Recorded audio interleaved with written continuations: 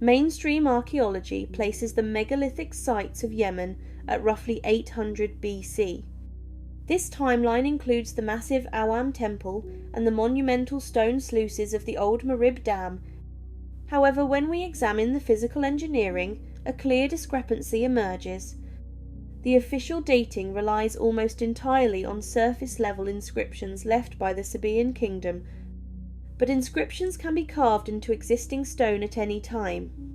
As researchers, we must look past the surface and analyse the raw stratigraphy and the mortarless joints themselves. To build a solid baseline, we will start at a heavily excavated site called Barakish. An Italian archaeological team recently brought in heavy equipment to drill beneath the lowest visible foundation of the Barakesh temple. They expected to quickly hit undisturbed bedrock to confirm the site was built on the surface. Instead, their drill bit plunged 15 feet down into the earth, and what they struck completely alters the accepted timeline. Let us examine the hard stratigraphic record at Barakesh. Between 1989 AD and 2008 AD, an Italian archaeological mission conducted extensive excavations here. Their goal was to find the bedrock to establish the exact origin of the site.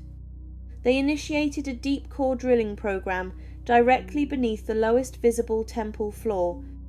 According to the basic laws of stratigraphy, the deeper you dig, the further back in time you go. They expected to hit undisturbed virgin soil within a few feet. Instead, their equipment drilled down 5 meters or roughly 15 foot and never struck natural earth. As the drill bit chewed through the ground, it encountered layer after layer of massive dressed limestone blocks. The megalithic foundation just kept going down into the dark. They eventually reached the absolute physical limit of their heavy drilling equipment, and they still had not found the bottom of the stonework. The lead archaeologist actually noted in his reports that the visible temple we see today is essentially floating on superficial levels. Now consider the official carbon dating. The team found a fire pit sandwiched between a dry stone wall and a later mud brick wall located outside the main temple. They carbon dated the ash, and it returned a date of 1270 BC. Mainstream history uses this single data point to define the origin of the entire site, but apply basic geological logic to that stratigraphy. That fire pit was found in the upper excavated layers. If a superficial debris layer near the surface dates to 1270 BC, then what about the thousands of tons of mortarless stone masonry extending more than 15 foot beneath it? It defies all scientific logic to suggest they were built at the same time. The sheer volume and depth of the buried stone proves that an unknown builder culture laid those subterranean foundations thousands of years prior. Later civilizations simply arrived at the site, built their own mud brick structures on top of the ruins and left their ash behind. And if the towering walls of Barakesh are merely sitting on top of an ancient buried system, it forces us to look down the road at the far larger Awam temple and ask what is truly hiding beneath its floorboards. When we move from Barakesh to the massive Awam temple, we see a similar pattern of physical evidence. This site spans over 5,100 square meters, and the official dating places its construction at 800 BC.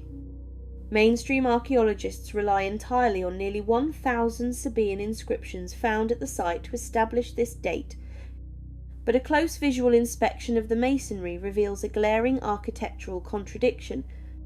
There is a drastic break in the quality of construction that points directly to a massive reuse of the site. The lowest levels of the temple feature a foundation of basalt and massive limestone blocks that are perfectly dressed. These megalithic stones fit together seamlessly without a single drop of mortar. Yet as you look higher up the walls, the construction quality plummets. The upper sections and the surrounding enclosures are built using much smaller rough stones and crude mud brick. It is in these inferior upper layers and on superficial slabs that the majority of the Sabaean inscriptions from 800 BC are found. We must view this through the lens of structural engineering. A civilization capable of cutting and moving multi-ton blocks of limestone with precision does not suddenly forget how to build and switch to stacking mud bricks on the exact same wall. The drastic shift in craftsmanship is the physical signature of two completely different time periods. The logical conclusion is that the Sabaeans in 800 BC did not build the core of the Awam temple. They simply discovered a spectacular megalithic ruin, repaired the crumbling upper walls with their own inferior methods, and carved their names into the stone to claim it as their own. The true builders of the mortarless basalt and limestone foundation remain a mystery lost to a much older era. But the identity of those original builders might just be hidden in plain sight, carved directly into the oldest stones of the temple. Let us look at the artistic evidence etched into the oldest stones of the Awam temple. The mainstream timeline asserts that the Sabaean culture built this site around 800 BC to worship their chief god Almakar. The symbol of Almakar is the bull, and indeed, archaeologists found over a dozen bronze and marble bull statues scattered around the temple grounds. But there is a glaring inconsistency. When you examine the original mortarless stone architecture, such as the massive false window panels, you will not find a single bull. Instead, the original builders intricately carved motifs of the ibex into the core stonework. This is a critical detail. In the ancient Near East, the ibex was a dominant cultural and religious symbol from roughly 5200 BC until about 3000 BC. After 3000 BC, its prominence faded significantly. It is highly illogical that a bull-worshipping culture in 800 BC would carve an obsolete symbol into the most important structural elements of their holiest temple. The physical evidence strongly suggests that the original stonemasons belonged to that much older ibex era, predating the Sabaean arrival by thousands of years. The Sabaeans simply brought their bull statues and placed them inside a prehistoric structure they had claimed. This brings us to our final piece of the puzzle, the old Marib Dam. Located just west of the temples, this was one of the greatest engineering feats of antiquity. It featured a massive earth and stone wall spanning 600 metres. The dam utilised colossal stone sluice gates, built with the exact same mortarless dressed limestone technique found at the deepest levels of Awam and Marrakesh. Yet mainstream history dates this dam to 800 BC based solely on Sabaean repair inscriptions found on the surface. But let us apply basic logistical reasoning. A civilization capable of quarrying, transporting and assembling the thousands of tons of megalithic stone at Marrakesh and Awam required a massive workforce. That workforce required an immense and reliable food supply in the middle of a harsh desert. The Marib Dam transformed 25,000 acres of arid land into a lush agricultural oasis. It is the life support system of the entire region.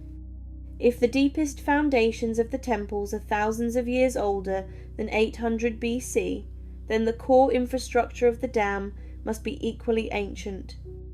The original dam was not built by the Sabaeans. It was constructed concurrently with the megalithic temples to sustain the very builders who laid those impossible stones. When we step back and look at all this physical evidence, a completely new picture of history emerges. The bottomless foundations of Marrakesh, the drastic shift in masonry at the Awam temple, the ancient ibex motifs, and the immense scale of the old Marib Dam, all point to a forgotten era of megalithic engineering.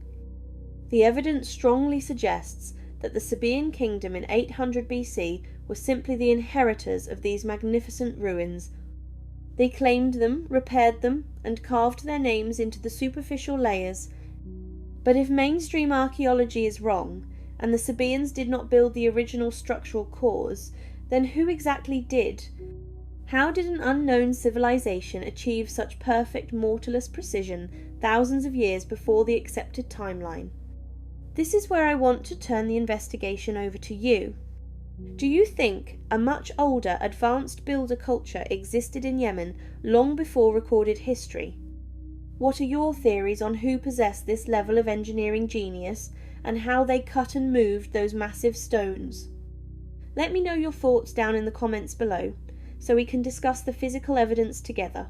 In March of 1993, a small robot the size of a shoebox climbed 63 meters up a shaft inside the Great Pyramid of Giza. It was made of aluminum. It carried a camera. It had been built in a workshop in Munich by a German engineer named Rudolf Gantenbrink. And what it found at the end of the shaft was a door.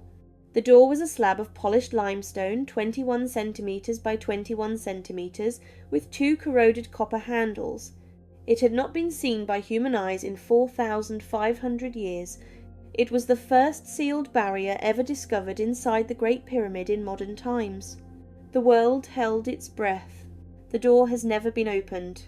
And it is only one of 6 mysteries about the pyramids that even after 50 years of excavation, scanning and argument remain unresolved. Tonight we are going to walk through all 6. We will look at what mainstream archaeology says. We will look at what the alternative researchers say. And we will look at the moments where the official answer has, for whatever reason, fallen short of the question.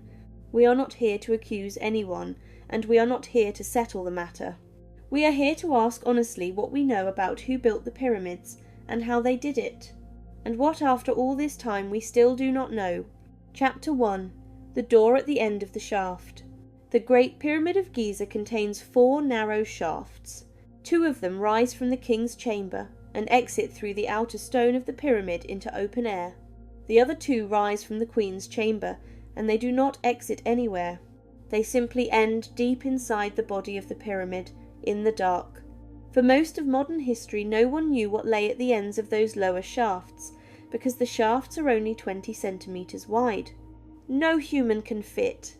The mystery sat undisturbed for thousands of years, until a German engineer built a robot small enough to climb into them. Mainstream Egyptology has a careful explanation for the shafts. They are ritual passages. The theory goes for the soul of the deceased king to ascend after death. They mirror the religious geography of the afterlife, as the ancient Egyptians understood it. The doors at the end are blocking stones, perhaps placed during construction to prevent rubble from falling down, perhaps symbolic seals to be passed only by the soul. The alternative researchers, beginning with Robert Bauval in the 1990s, point to something stranger. The southern shaft of the king's chamber, when its angle is extended into the sky, points almost directly at the central star of Orion's belt at the time the pyramid was built. The southern shaft of the Queen's chamber in the same calculation points at Sirius. These were the most sacred stars in Egyptian religion. To Bauval and to those who followed him, the shafts were not symbolic. They were astronomical instruments aligned to the precise hour of a sacred event, and the doors at their ends concealed something deliberate. Whatever the truth, no one has opened the door Gantenbrink found. In 2002, a National Geographic team drilled a small hole through it and pushed a fibre optic camera through. They saw 20 centimetres beyond another door. In 2011, the Jedi Project sent a snake camera deeper still and discovered red ochre hieroglyphic markings written in the small space between the 2 doors. The markings have never been fully translated. Dr. Zahi Hawass, the man who has overseen all access to the Great Pyramid for the better part of 50 years, has stated repeatedly that the blocking stones are normal construction features. Gantenbrink, after the discovery, was told to pack his equipment and leave Egypt within a week. His permit was never renewed. The door is still closed. That is one shaft. There are also questions about what lies beneath the most famous statue in the world. Chapter 2. The hollow ground beneath the Sphinx. The Great Sphinx of Giza was carved from a single outcrop of limestone bedrock. Its body lies inside a deep enclosure, a kind of stone pit with vertical walls rising on every side, and those walls, when one looks at them closely, are scarred in a way that has confused geologists for more than 30 years. The mainstream explanation is that the marks are the result of wind and sand abrasion over millennia, combined with salt crystallization, where groundwater rises through the limestone, evaporates, and leaves crystals that fracture the stone from within. This kind of weathering is real, and it is happening even today. Conservators see fresh flakes shedding from the Sphinx every year. But in 1990, an American geologist named Robert Schoch, a professor at Boston University with a doctorate from Yale, visited the Sphinx at the invitation of the alternative researcher. Within hours he changed his mind. The vertical fissures in the enclosure walls, he concluded, were not the work of wind or salt. They were the work of heavy sustained rainfall. And heavy sustained rainfall has not fallen on the Giza Plateau for at least 7,000 years. Schoch's conclusion, presented at the Geological Society of America in 1991, was that the oldest portions of the Sphinx must date to between 9,000 and 5,000 years before the Common Era at the end of the Kunte. Last wet period in North African climate. That would make the Sphinx at least twice as old as the mainstream date, and would place its construction in a time when, according to current archaeology, no civilization on Earth was capable of carving it. Mainstream Egyptology has answered Schoch carefully. The geology, they say, can be explained by other mechanisms. The Sphinx fits stratigraphically into the broader Khafre complex. The limestone from the enclosure was used in nearby buildings dated firmly to the 4th dynasty, but there is more under the Sphinx than just the question of its age. In the 1970s, a team from the Stanford Research Institute used early ground-penetrating radar around the monument and reported anomalies. In the 1990s, a Japanese team from Waseda University identified what they described as a possible cavity, 2.5 to 3 meters underground south of the Sphinx, and a groove on the body extending beneath it. 3 tunnels in or near the Sphinx have been documented and confirmed by Egyptologists themselves. In 1999, Dr. Hawass drained and fully explored a flooded subterranean tomb west of the Sphinx known as the Osiris Shaft. He reported nothing unusual and announced that the matter was closed. The other anomaly sites, the ones near the Sphinx's right paw, where the alternative researchers were most interested, have never been opened to outside investigation. The questions about the Sphinx's age were the same questions one alternative researcher tried to put to Dr. Hawass in person 10 years ago. Chapter 3. The Question of Age. How old is the Great Pyramid really? The mainstream answer is built on a substantial foundation. In 2013, a French archaeologist named Pierre Tallet was excavating a series of sealed storage caves on the Red Sea coast at a place called Wadi al-Jarf. Inside one of those caves he found scraps of papyrus. Hundreds of them. They turned out to be the oldest written documents ever recovered from ancient Egypt. Most of the papyri were the working logbooks of a low-ranking inspector named Mira. Mira's job was to lead a team of 40 men sail boats up the Nile to the limestone quarries at Tura, load the boats with cut stone and deliver them to a place he called the Horizon of Khufu, the construction site of the Great Pyramid. The papyri are dated to the 27th year of Khufu's reign, around 2560 before the Common Era. This is not an inscription written down later. It is a working document, an inventory list kept by a man with ink-stained fingers in the very years when the pyramid was rising. To mainstream Egyptology, the diary of Mira is the closest thing to a smoking gun. Egyptians built the Great Pyramid in the time of Khufu, using stone from Tura organised in teams. The alternative researchers, however, have not been quieted. Robert Bovall and Graham Hancock argue that the alignment of the 3 Giza pyramids mirrors the 3 stars of Orion's belt, only as those stars appeared in the sky in approximately 10,500 before the Common Era, 8,000 years before Khufu was born. The Sphinx water erosion hypothesis points the same direction. Their position is not that Egyptians did not build the pyramids.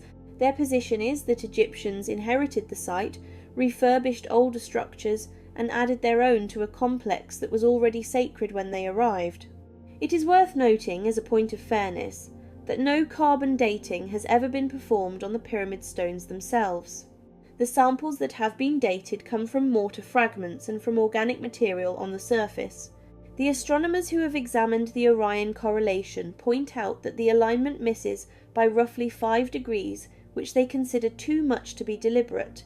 The argument is not closed. In April of 2015, the Manor House Hotel near the pyramids hosted what was billed as the first formal public debate between mainstream and alternative views of Egyptian history. Dr. Hawass had agreed to participate.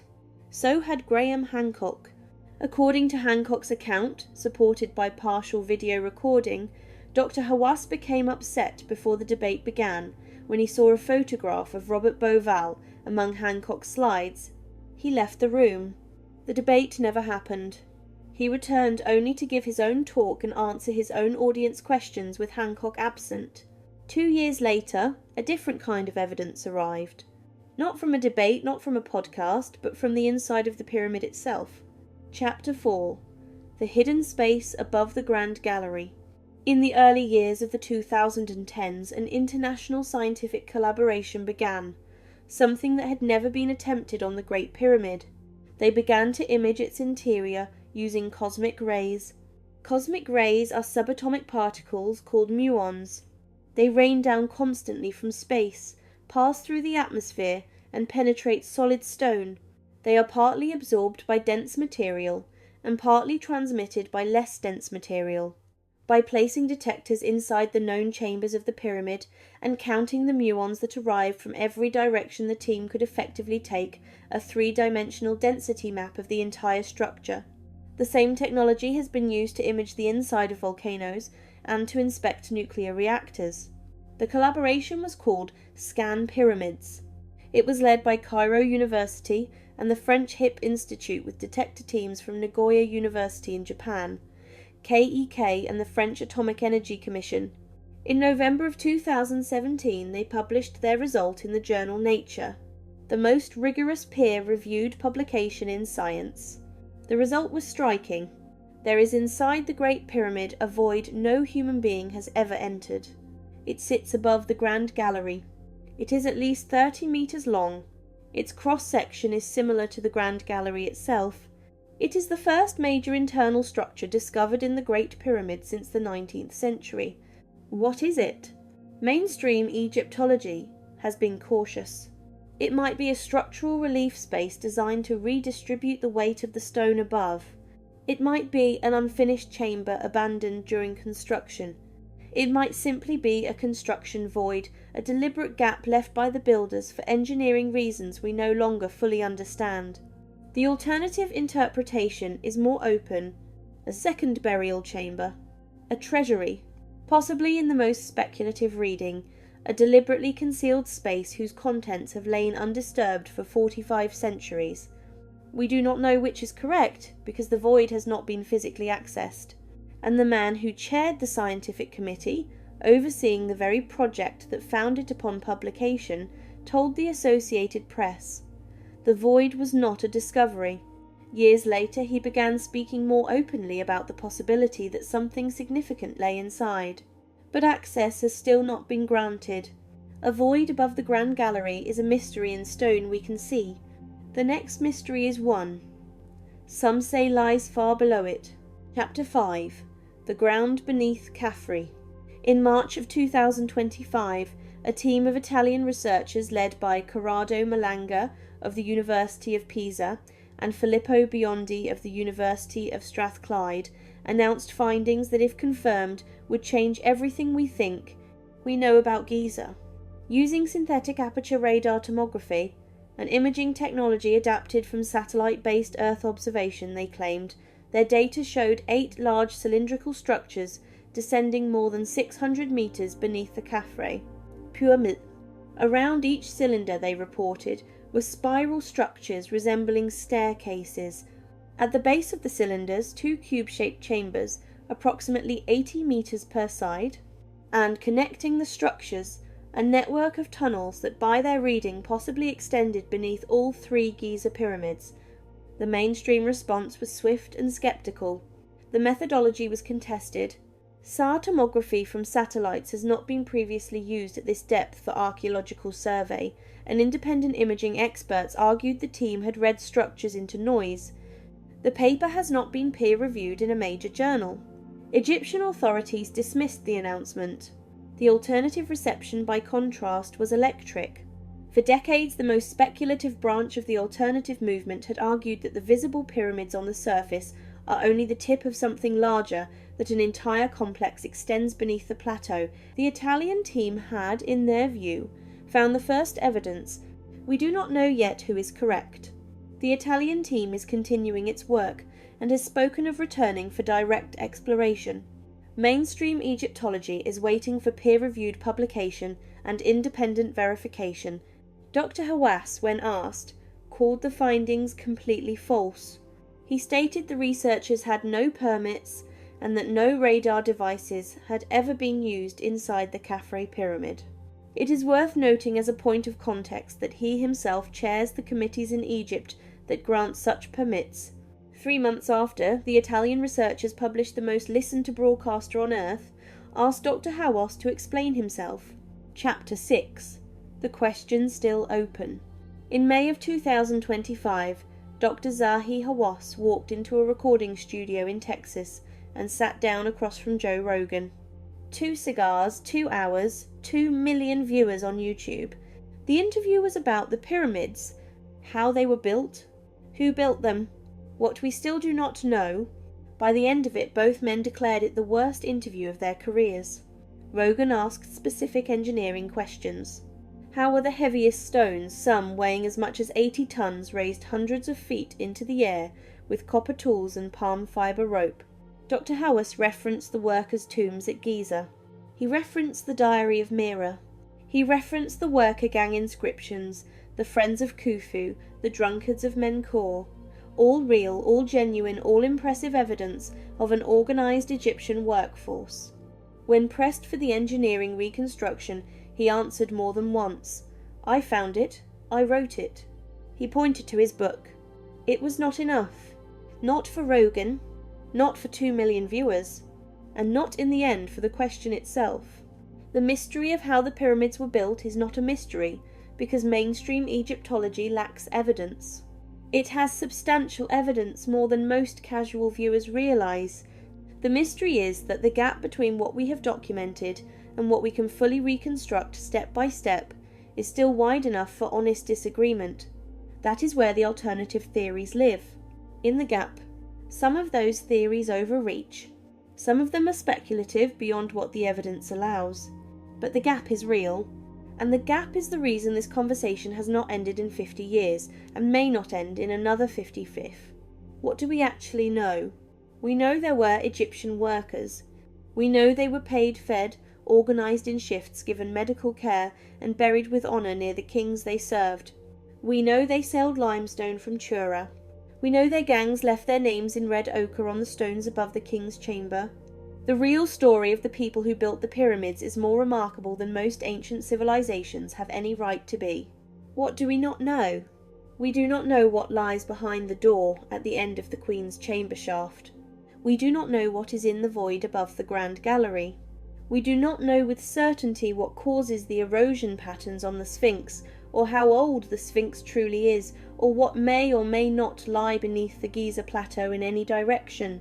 We do not know how exactly the heaviest stones were lifted. We can model it. We can speculate. We can reconstruct it on paper. We have not demonstrated it. Perhaps one day we will know. Perhaps a robot smaller than the one Gantenbrink built will pass through the next door. Perhaps a particle physics team will image the next void. Perhaps the underground claims will be confirmed or quietly disproven by direct excavation. Or perhaps the pyramids will keep some of their secrets.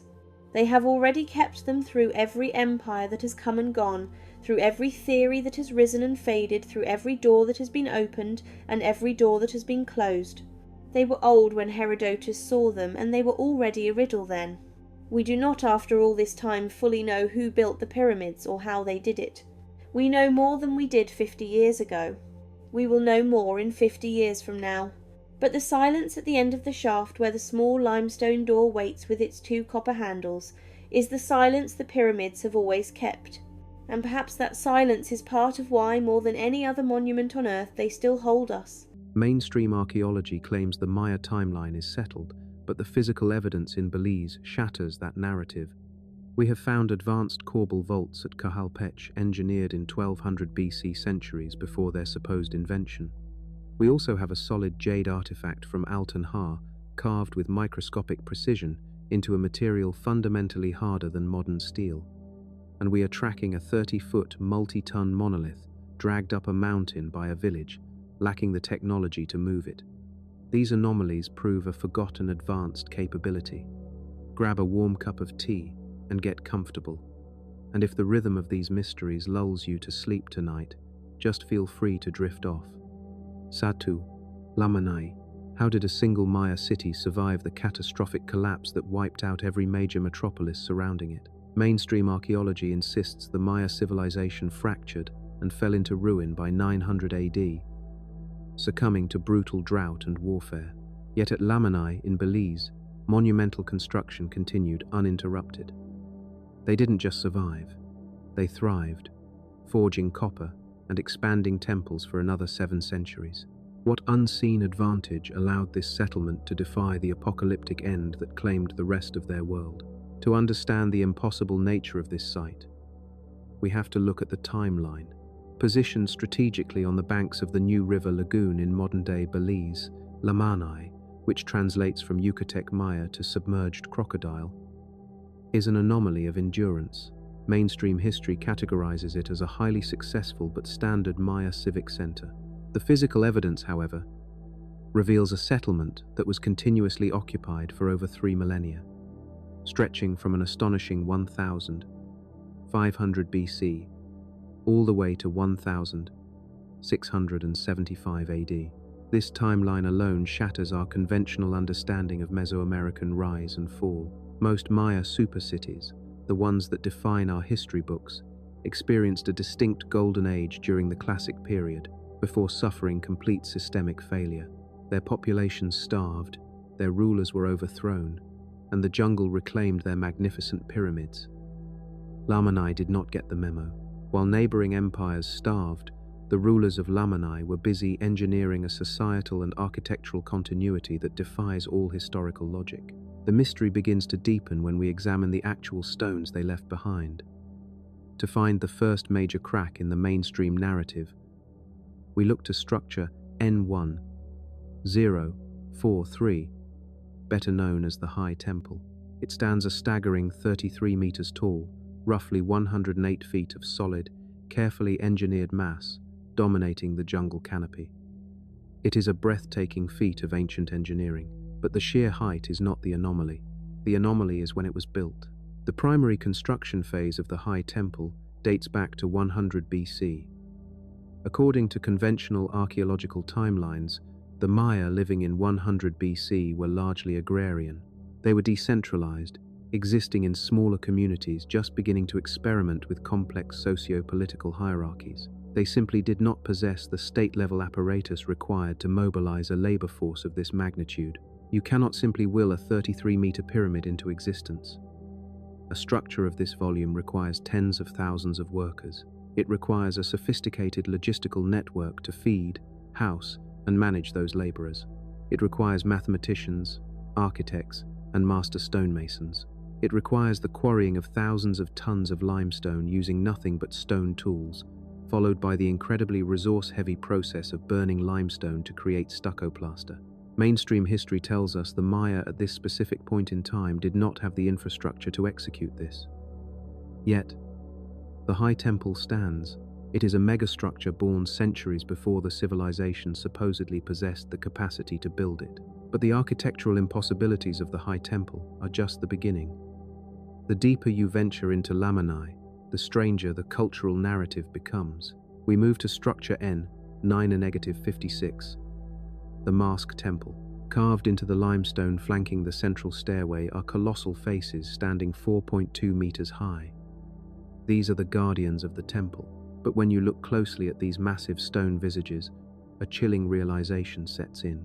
The facial features on these masks do not look Maya.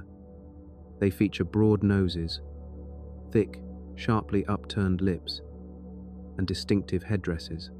To any art historian or archaeologist, these features are instantly recognizable. They are distinctly, unmistakably Olmec.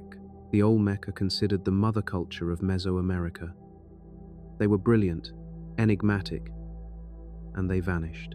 The orthodox timeline dictates that the Olmec civilization collapsed and faded from history around 400 BC. Furthermore, the Olmec heartland was located hundreds of miles away, isolated on the distant Gulf Coast of Mexico.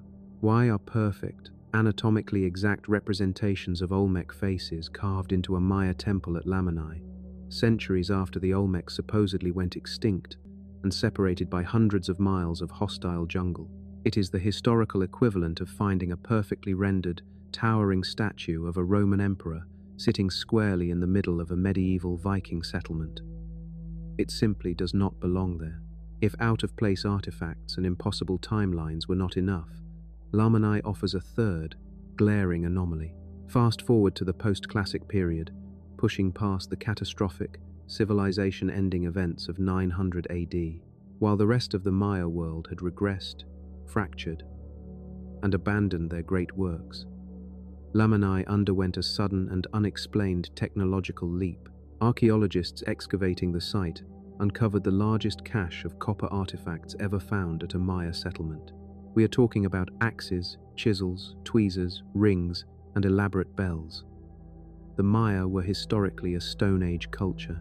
They achieved their greatest architectural triumphs using flint, obsidian, and jade. Metallurgy was virtually non-existent in the Maya lowlands.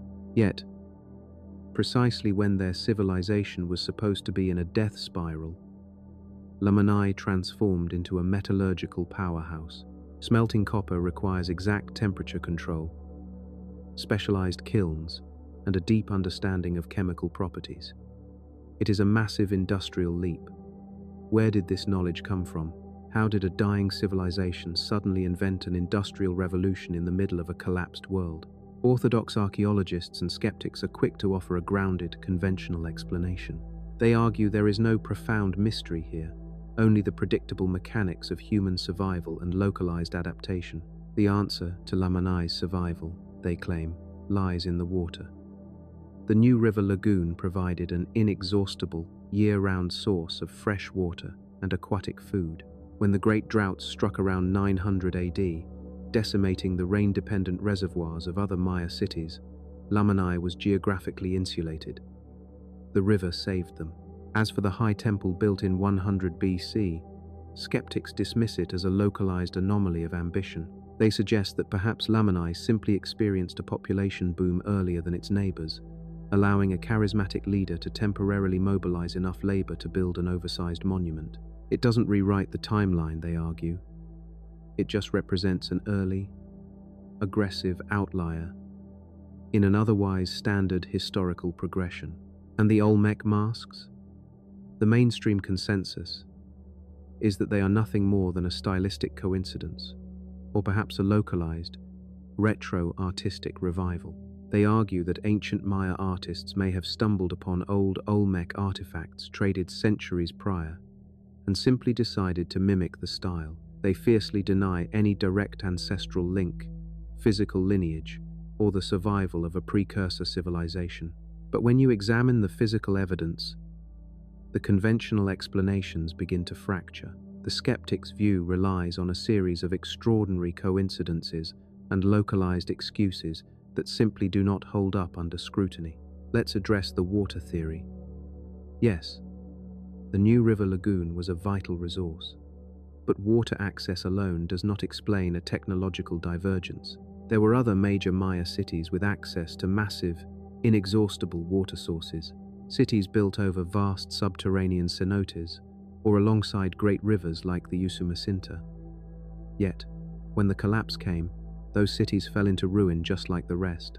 Water kept people alive, but it did not teach them how to forge metal. The sudden explosion of copper metallurgy at Lamani requires an influx of entirely new, specialized knowledge, not just a good fishing spot.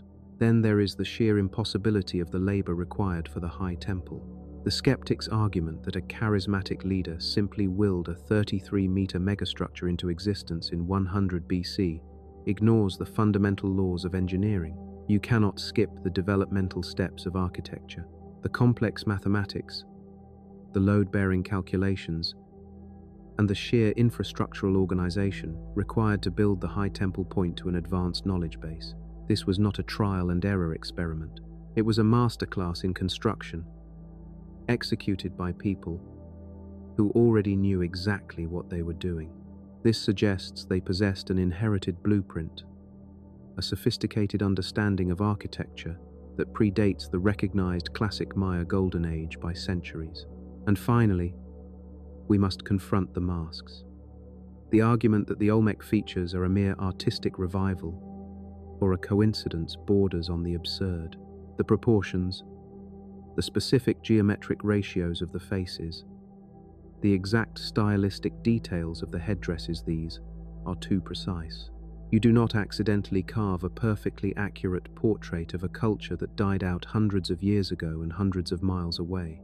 This level of sculptural precision suggests a direct physical lineage. It implies that Lamani was not just influenced by the Olmec, but perhaps founded, or at least guided, by the survivors of that much older, forgotten empire. It suggests that the knowledge of the mother culture did not vanish in 400 BC, but was secretly carried forward, preserved in the limestone of the masked temple. Lamani stands as a stone monument to historical defiance. It built too big, far too early. It engineered masterworks of architecture when it should have been living in huts. It carved the faces of ghosts into its temples. And when the end of the world came for the Maya, Lamani simply ignored the apocalypse, mastered the fire, and began forging metal. If this single city possessed the inherited blueprints of a far older civilization and mastered advanced technologies that allowed them to watch the rest of the Maya world burn from behind the safety of their lagoon, what other precursor secrets are still buried beneath the Belizean jungle? 2. Tsahalpech. How did a supposedly primitive lowland settlement construct a labyrinthine, vaulted acropolis centuries before mainstream archaeology says such architectural mastery was even possible? The sprawling complex of Cajalpech in Belize completely defies the accepted timeline of Maya development, featuring an intricate maze of interconnected plazas, precise corbel arches, and deeply buried elite architecture dating back to 1200 BC. This hilltop site forces a radical, uncomfortable re-evaluation of exactly who possessed advanced, master-level engineering knowledge during the early formative period. Overlooking the lush, winding expanse of the Makal River Valley in modern-day Belize, the imposing ruins of Cajalpech command the high ground. The name itself is a modern invention, translating roughly to the place of ticks in the local Maya language. It is a strangely humble and gritty moniker that violently contrasts with the sheer architectural majesty buried beneath the dense jungle canopy. Mainstream history recognizes this sprawling site as a highly exclusive, elite, palatial estate. It served as a formidable seat of power for a regional ruling family that effectively commanded the lucrative trade routes flowing through the Belize River Valley. The chronological timeline we are given by Orthodox historians paints a picture of one of the longest continuous occupation records in the entire Mesoamerican world. The first massive foundation stones were laid around 1200 BC, an ancient era when the vast majority of surrounding cultures were still living in scattered, egalitarian farming villages composed of simple wooden huts and thatched roofs. For over 2 millennia, this commanding hilltop center grew in wealth, density, and geopolitical influence, reaching its zenith before being mysteriously and abruptly abandoned to the encroaching forest around 900 AD. The conventional narrative tells us that these early settlers slowly evolved into a rigid ruling class, gradually building up their hilltop fortress generation by generation. It is presented as a neat, tidy story of slow, incremental human progress. It is a story of a civilization learning to crawl before it could walk, and walk before it could run. But when you strip away the topsoil, bypass the later additions, and look closely at the foundational bedrock of this site, that tidy narrative rapidly begins to unravel. The oldest stones of Cajalpech tell a vastly different story. They tell a story of an ancient people who seemingly skipped the learning curve altogether.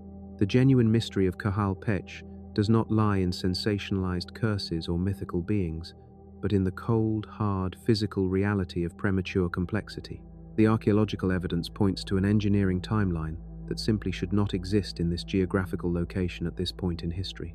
The most glaring and undeniable anomaly is the presence of sophisticated corbel vaulting. A true corbel arch is not a simple, intuitive structure. It requires highly precise load-bearing calculations, an intimate, mathematical understanding of tension and compression, and masterful masonry skills. The builders had to carve and precisely stack interlocking stones so that they gradually bridged a wide gap without collapsing inward under their own immense, crushing weight. Mainstream archaeology dictates a rigid rule. This specific architectural leap did not become widespread or perfected in the Maya lowlands until many centuries later during the Classic period. Yet, here at Kahal Pech, deep within the earliest layers of construction, we find these advanced, heavy vaults perfectly integrated into the architecture long before they were supposed to be invented. But the anomaly extends far beyond the vaults themselves. The central Acropolis is a breathtaking masterclass in spatial control and advanced urban planning that squarely belongs to a much later, significantly more advanced era. It is not a random, organic assortment of buildings constructed on a whim. It is a highly deliberate, labyrinthine complex, designed specifically to restrict physical access and psychologically control human movement. To walk through the core of Kahal Pech is to navigate an intentional maze of narrow, shadowed corridors, deeply hidden courtyards, and tightly packed, interlocking pyramidal structures. This is the calculated architecture of paranoia and absolute, centralized elite power. It is an environment engineered to make the visitor feel small, disoriented, and entirely subordinate to the rulers dwelling within. And yet, it was built by a society that was theoretically still in its developmental infancy. Furthermore, we must address the sheer logistical impossibility of the construction process itself. To achieve this unprecedented level of terracing, to artificially elevate the central Acropolis using massive retaining walls, and to pack such a high density of stone structures into a confined hilltop, required moving staggering amounts of limestone and mortar. We are talking about thousands of tons of raw material quarried, transported, cut, and laid with exacting precision. This monumental task was executed by a society that, according to the universally accepted historical timeline, had not yet developed the vast agricultural surplus or the massive population base traditionally thought necessary to fund, feed, and organize such colossal public works projects. They were building a fortress fit for an emperor, long before there was supposedly an empire to support him. The very foundations of Kahal Pech display a level of structural foresight and material mastery that actively defies the mainstream narrative of primitive, humble beginnings. They did not just build a village. They engineered a highly localized empire out of thin air. Confronted with this glaring architectural anomaly, mainstream archaeologists and orthodox historians offer a grounded, conventional explanation to dispel the mystery, the onion theory. They counter the profound anomaly of the site by pointing out that the ancient Maya were obsessive, relentless renovators. They very rarely tore down old buildings to start fresh. Instead, they simply built newer, larger, and more elaborate structures directly over the tops of the old ones, effectively encasing the older architecture like the layered skins of an onion. Through this specific lens, the skeptic's view argues that Kahal Pech was never initially master-planned by some anomalous group of ancient savants. Instead, they claim the staggering, labyrinthine complexity we see today is merely the completely accidental result of a blind, iterative process stretched over 2,000 years of continuous occupation. The narrow corridors and claustrophobic courtyards were not intentionally designed to be a psychological maze. They are simply the chaotic, unplanned byproduct of hundreds of years of ad hoc renovations, where new walls were clumsily crammed into whatever limited space was available on the hilltop. As for the impossibly early use of corbel vaulting, the conventional argument dismisses it as nothing more than localized trial and error. The skeptics argue the builders simply got lucky, figuring out the complex mechanics of the arch through centuries of minor, unrecorded collapses and persistent rebuilds, entirely independent of the broader regional timeline.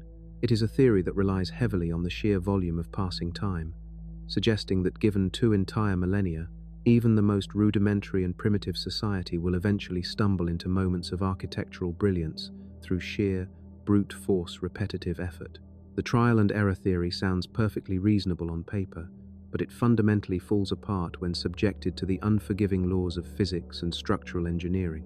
You cannot simply stack massive, multi-ton limestone pyramids and heavy vaulted temples on top of older, primitive, haphazard foundations without suffering catastrophic structural failure. The sheer, crushing weight of the massive later additions from the Classic period would have instantly pulverized any weak, experimental, or purely ad hoc base. Therefore, the absolute earliest iterations of Kahal Pech could not have been clumsy, trial and error experiments built by lucky amateurs.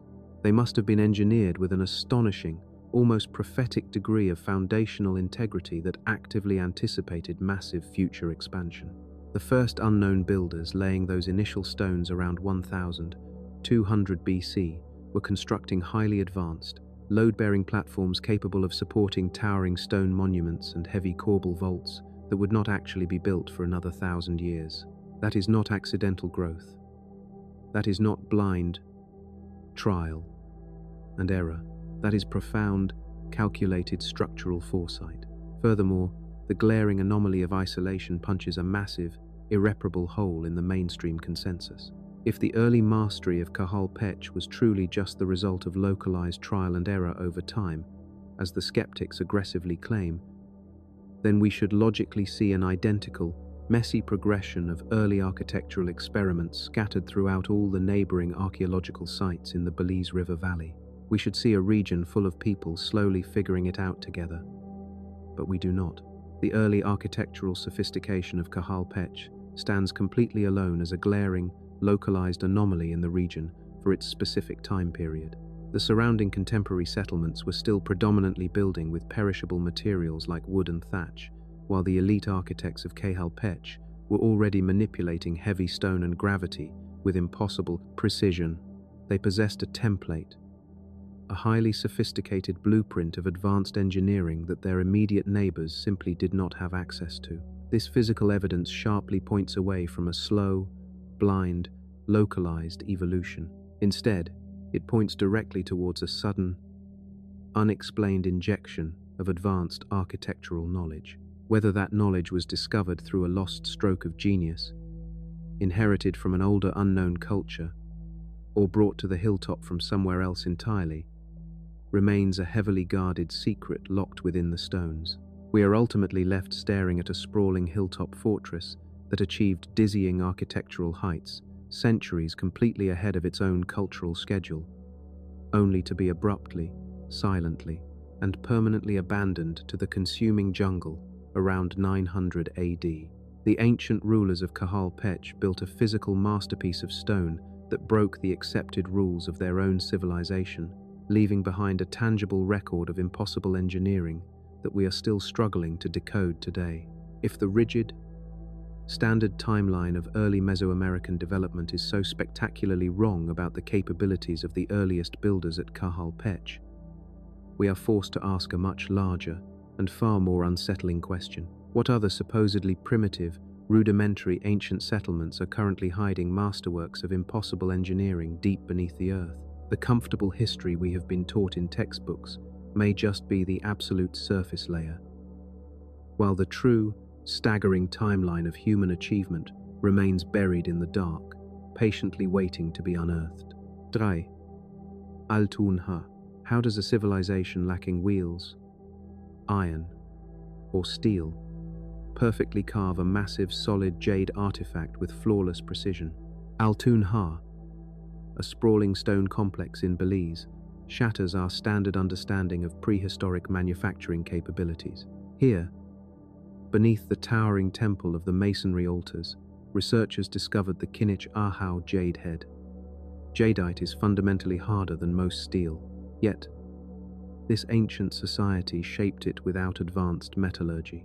The sheer volume of impossible artifacts found here continually challenges our historical timelines. To comprehend the magnitude of this anomaly, we have to look at the reality of Altun Ha, known to the ancient Maya as a name we have lost to time, and to us as rockstone water. This was not a quiet, isolated religious outpost. It was an economic powerhouse. Settled as early as 900 BC, the city evolved into a densely populated, hyper-wealthy trade hub. It reached its absolute architectural and cultural zenith during the Classic period, spanning from 250 AD to 900 AD. Positioned strategically in modern-day Belize, just miles from the Caribbean coast, it acted as a vital artery. It pumped marine resources, exotic goods, and immense wealth deep into the interior of the vast Maya Empire. The physical footprint of Altun Ha is staggering. The central core alone features over 500 massive structures spread across 2 primary plazas. Every single temple, plaza, and residence was constructed through raw human endurance. This was a civilization operating entirely without beasts of burden. They had no horses. They had no oxen. They had no wheeled carts. Every limestone block, weighing several tons, was quarried by hand, dragged through the oppressive jungle heat, and hoisted into place using nothing but ropes, timber, and the brute force of thousands of workers. The city was a testament to centralized power and unyielding human will. But the true mystery of Altun Ha is not found in the sheer tonnage of its limestone pyramids. The true mystery was buried deep inside them. Dominating the skyline of the city is structure B4, known today as the Temple of the Masonry Altars. Standing 54 feet above the plaza floor, it is a formidable mountain of stone. For decades, archaeologists excavated its exterior, mapping its staircases and ceremonial platforms. But when they finally penetrated the reinforced crypts hidden deep within the core of the pyramid, they found something that broke the boundaries of conventional history. In 1968, inside Tomb B47, Dr. David Pendergast unearthed the Kinich Ahau. It is a solid jade rendering of the Maya sun god, weighing exactly 975 pounds and standing nearly 6 inches tall. It remains the largest single carved jade object ever discovered in the entire history of the Maya civilization. But its size is not what confounds material scientists and engineers. It is the material itself. Jadeite is an incredibly punishing stone. It possesses a tightly interlocked crystalline structure that makes it highly resistant to fracturing, shattering, and carving. On the Mohs scale of mineral hardness, jadeite ranks between 6.5 and 7.0. To put that into perspective, standard structural steel sits around a 5 or 5.5. Jadeite is fundamentally harder than the metals we use today to build skyscrapers. The Maya of 900 AD did not possess tungsten carbide. They did not have high-carbon steel chisels. They did not have laser cutters or diamond-tipped rotary drills. Their metallurgical inventory was largely limited to soft metals like copper and gold, which would instantly blunt and deform the moment they struck the surface of the jade block. Yet, the Kinich Ahau head is not just a rough, crude shape. It is a masterpiece of three-dimensional engineering. The artifact features perfectly smooth, highly polished surfaces. It has deep, intricate indentations forming the sun god's crossed eyes, complex headdress, and pronounced fangs. Carving this material requires a tooling methodology that involves applying abrasives harder than the jade itself, alongside immense, controlled mechanical pressure. Without modern machinery, creating something of this magnitude and precision borders on the impossible. Faced with this paradox, mainstream archaeology provides a grounded, terrestrial explanation. The conventional consensus argues that no lost advanced technology is required to explain the jade head. The answer, they claim, is not found in the sophistication of the tools, but in the currency of time. The accepted theory is a process known as string sawing. According to this model, Maya artisans would take thick cords of agave plant fibers, or perhaps use rudimentary wooden bow drills. They would coat these wooden or fibrous tools in water and a highly abrasive slurry made from crushed quartz or garnet sand. Quartz has a Mohs hardness of 7, matching or slightly exceeding the jadeite. By meticulously rubbing these abrasive-coated strings back and forth across the raw jade boulder, the artisans could slowly, microscopically grind away the stone. It is an exercise in unimaginable patience. Archaeologists propose that this process would take thousands upon thousands of hours.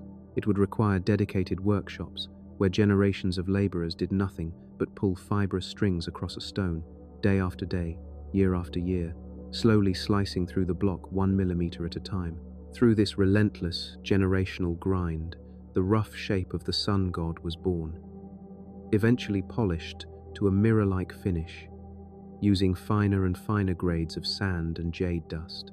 It is a beautifully simple explanation, but when scrutinized by modern sculptors and mechanical engineers, the string sawing theory begins to fracture.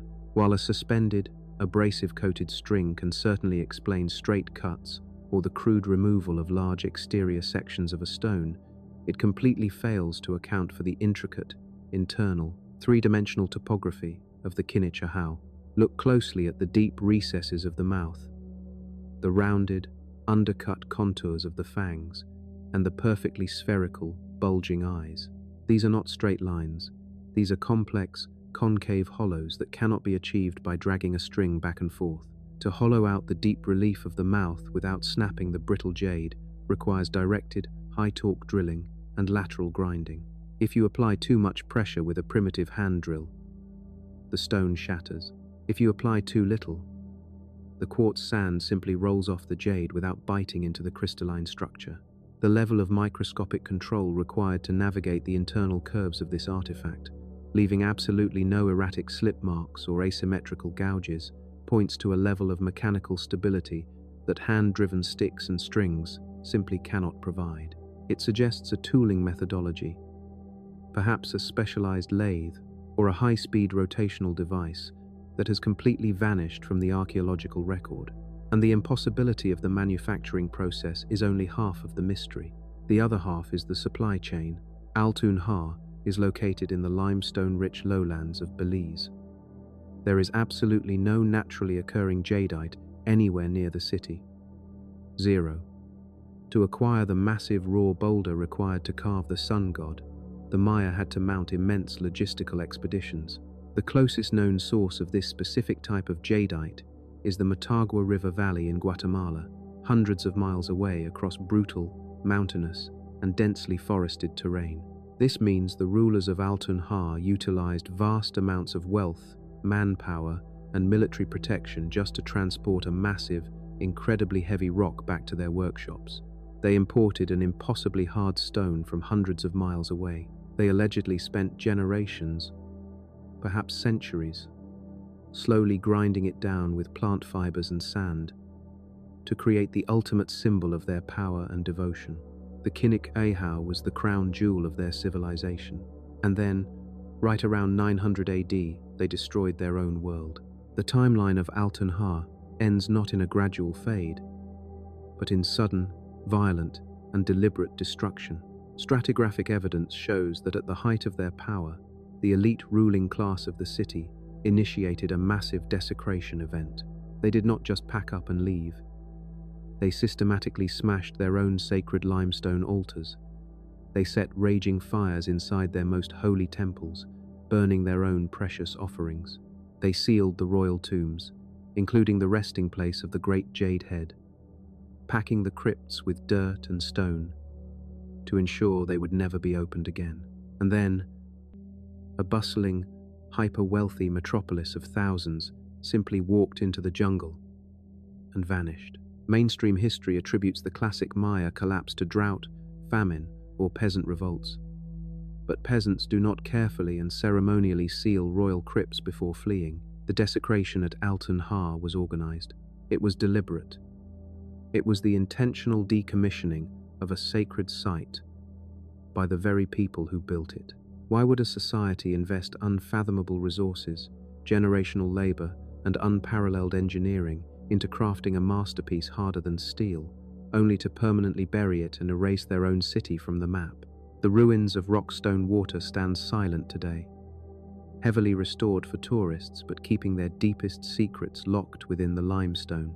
The Kinich Ahau Jadehead sits behind climate-controlled glass, a perfectly polished anomaly, staring back at us with crossed eyes. It is a physical contradiction.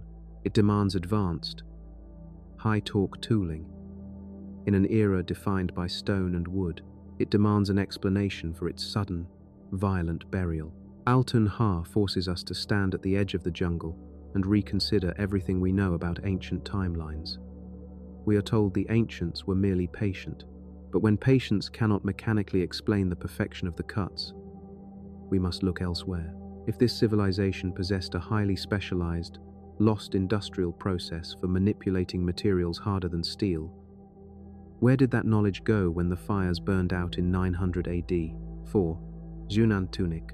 How does a civilization build its most magnificent, towering monument at the exact moment its society is violently collapsing into ruin? At Unexplained in Belize, the massive pyramid known as El Castillo rises 130 feet above the jungle canopy. It is a stunning feat of limestone engineering and intricate stucco artistry. Yet, archaeological dating reveals its most elaborate additions were constructed between 800 AD and 900 AD, a time when the surrounding Maya world was rapidly disintegrating. To truly understand the profound depth of this paradox, we have to look at the ground beneath the monument and the history carved into its stones. Nestled deeply within the lush, winding Mopan River Valley in western Belize, the sprawling ruins of Unexplained stretch across a meticulously leveled limestone ridge. The earliest markers of human settlement here trace all the way back to 1000 BC.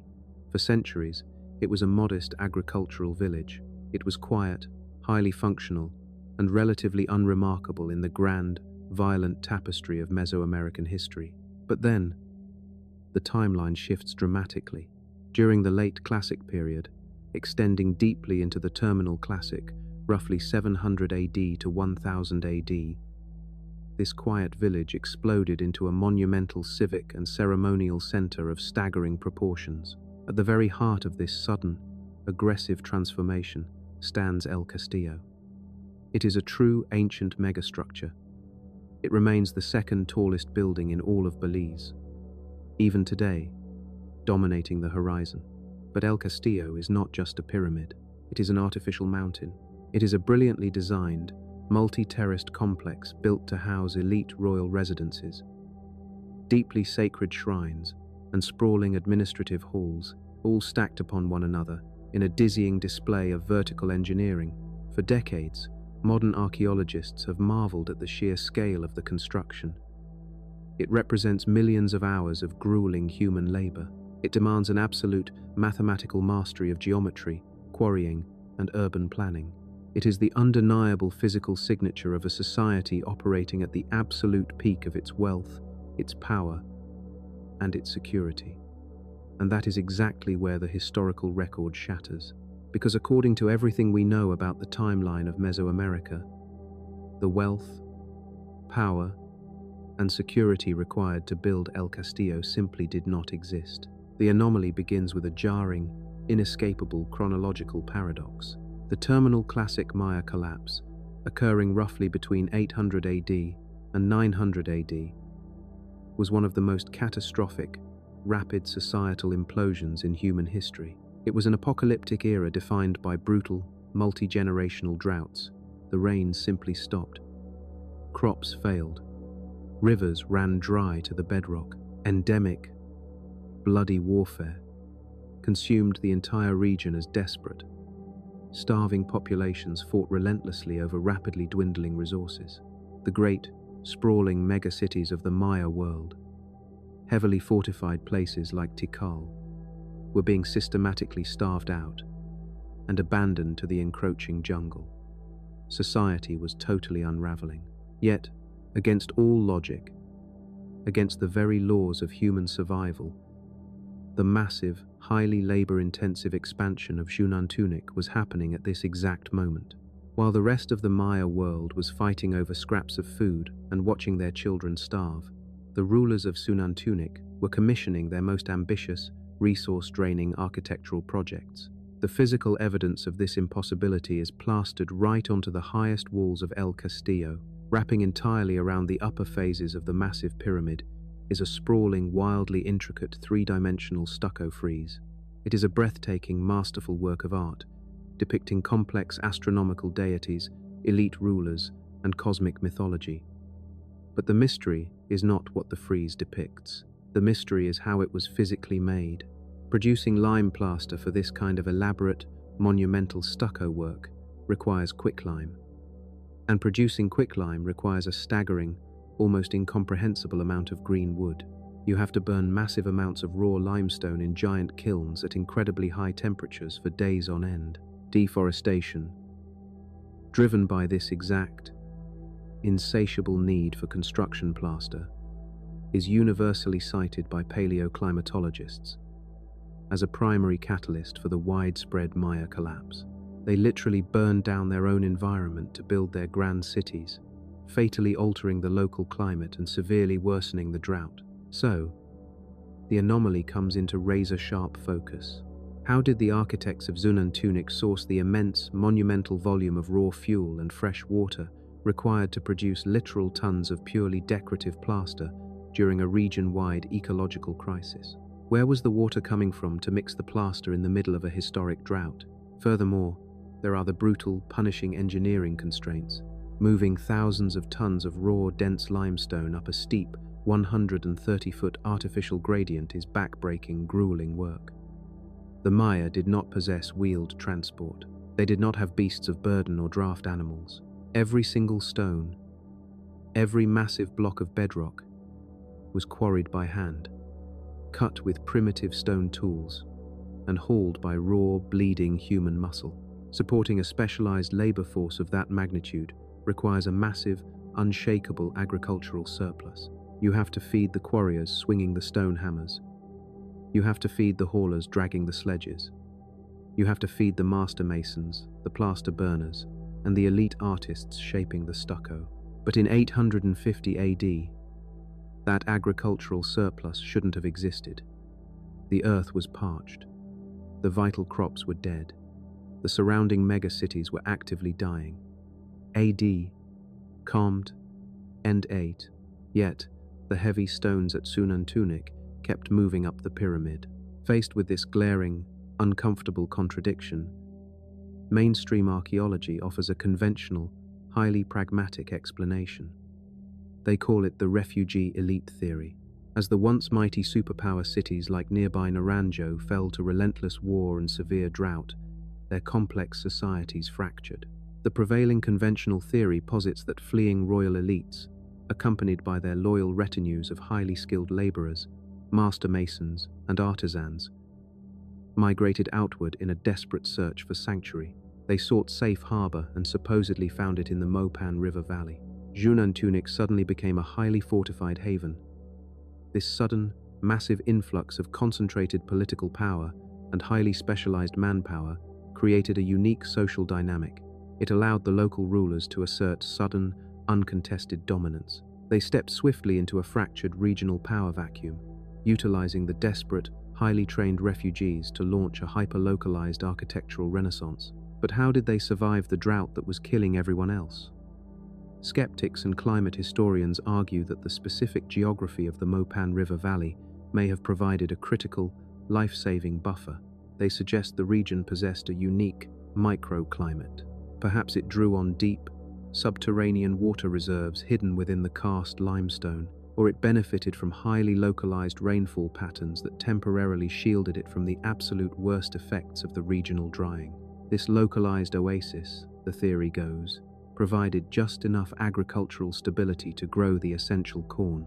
That corn allowed for the continued burning of limestone and the feeding of a massive, heavily conscripted corvée labor force. It paints a vivid, albeit dark, picture of an opportunistic elite ruthlessly exploiting a localized geographical advantage while the rest of their civilization literally burned to the ground around them. It is a neat, incredibly logical explanation on paper. But when you examine the physical evidence left behind on the heavy stones of El Castillo, the mainstream narrative begins to rapidly unravel. The refugee elite theory is fundamentally flawed by the cold, unforgiving math of agriculture. An influx of refugees, regardless of their high social status or incredible masonry skills, requires more food, not less. Paleoclimatic data, carefully extracted from ancient stalagmites in nearby cave systems, leaves absolutely no room for debate. It confirms that the absolute worst droughts in 2,000 years hit this exact region right between 800 AD and 900 AD. The environmental devastation was absolute and inescapable. Attempting to feed thousands of extra mouths, laborers hauling multi-ton rocks and burning massive ancient forests simply to build a decorative frieze defies basic human survival logic. People who are starving to death do not meticulously carve intricate astronomical deities. They do not haul heavy rock to build massive monuments to kings who cannot feed them. Then, there is the undeniable, brutal math of the plaster itself. It takes roughly 5 tons of fresh, green wood to produce a single ton of quicklime.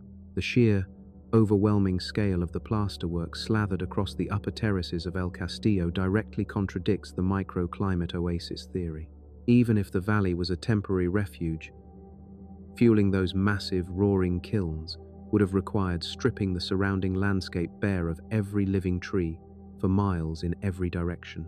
They would have actively, rapidly accelerated their own localized ecological collapse, utterly destroying the very microclimate that supposedly saved them.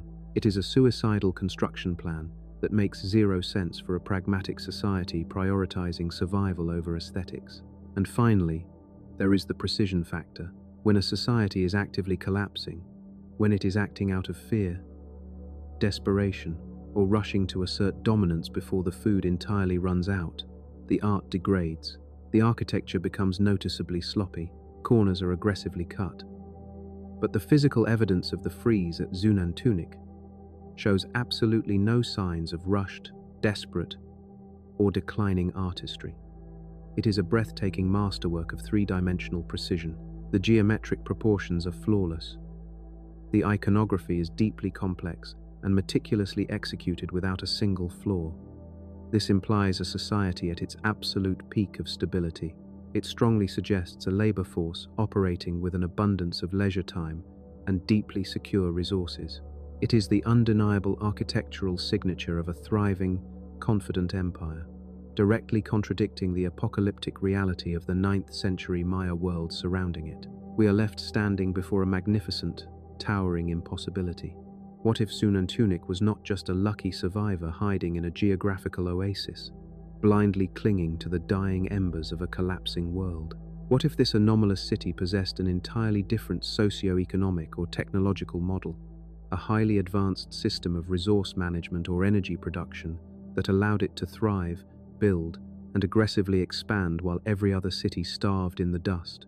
Did the visionary builders of El Castillo hold a fundamental, world-altering secret to societal resilience? And if they did, what happened to that vital knowledge when the city finally, inevitably, fell completely silent around 1000 AD?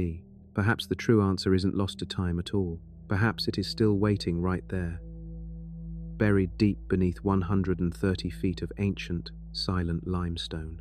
Sink, Nimli Punit. How does a minor, peripheral outpost erect the second tallest stone monument in the entire Maya world, using nothing but stone tools and human labor? At Nimli Punit in Belize, a small ridge settlement supposedly carved and raised a 30-foot, multi-ton slab of fragile limestone called Stela 14. Mainstream archaeology claims simple ropes and wooden rollers accomplished this feat, but dragging a massive, brittle monolith up steep, rugged terrain without it shattering defies the logistical capabilities of this population. We are looking at the foothills of the rugged Maya Mountains in the Toledo district of present-day Belize. Here lies Nimli Punit. It is not a household name. When we think of the great engineering triumphs of Mesoamerica, our minds immediately gravitate toward the sprawling, urban megacenters. We picture the towering pyramids of Tikal, the vast astronomical observatories of Chichen Itza, or the intricate, winding aqueducts of Palenque. These were the absolute capitals of empires, commanding resources, vast trade networks, and populations numbering in the tens or even hundreds of thousands. Nimli Punit was nothing of the sort. The period from 400 AD to 800 AD was a time of immense cultural and architectural flourishing across the region. But this monumental wealth was not distributed equally. Thriving primarily within this window, Nimli Punit was a modest, secondary settlement. It was a provincial outpost, perched precariously on a natural ridge, far removed from the epicenters of geopolitical power. The name itself, Nimli Punit, translates to the Big Hat in the local Kekchi Maya language, a modern moniker referencing the elaborate, oversized headdress worn by a ruler depicted on one of its ancient carvings. By all conventional historical metrics, this site should be entirely unremarkable. It should feature standard, small-scale regional architecture, reflective of its limited population and minor status. Yet, when excavators began clearing the dense jungle overgrowth from the south group of the ruins, they discovered a plaza that defied expectations. This modest ridge settlement housed a staggering concentration of 26 distinct stone monuments. For a site of this size and relative insignificance, that number is highly anomalous. But it is not just the sheer quantity of these carved stones that puzzles historians and structural engineers alike.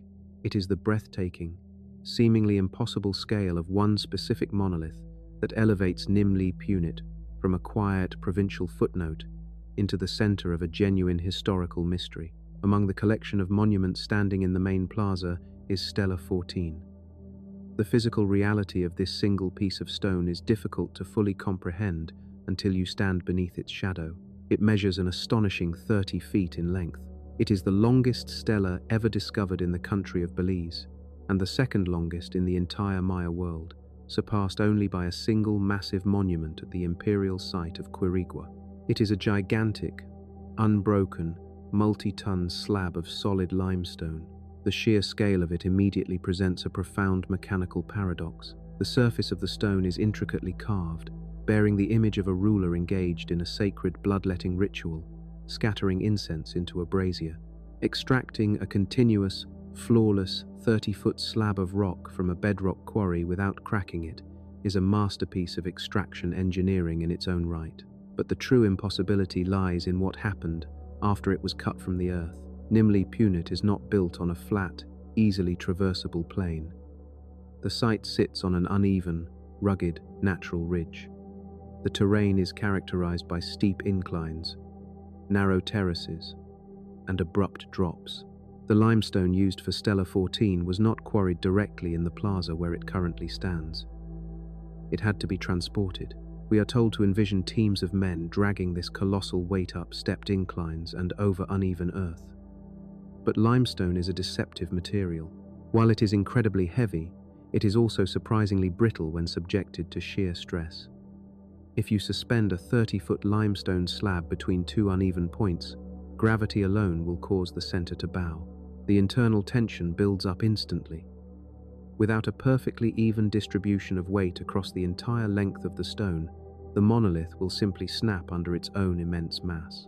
Furthermore, a clumsy journey over grinding wooden logs would have inevitably crushed or severely degraded the fine, intricate carvings beneath the crushing weight of the stone itself.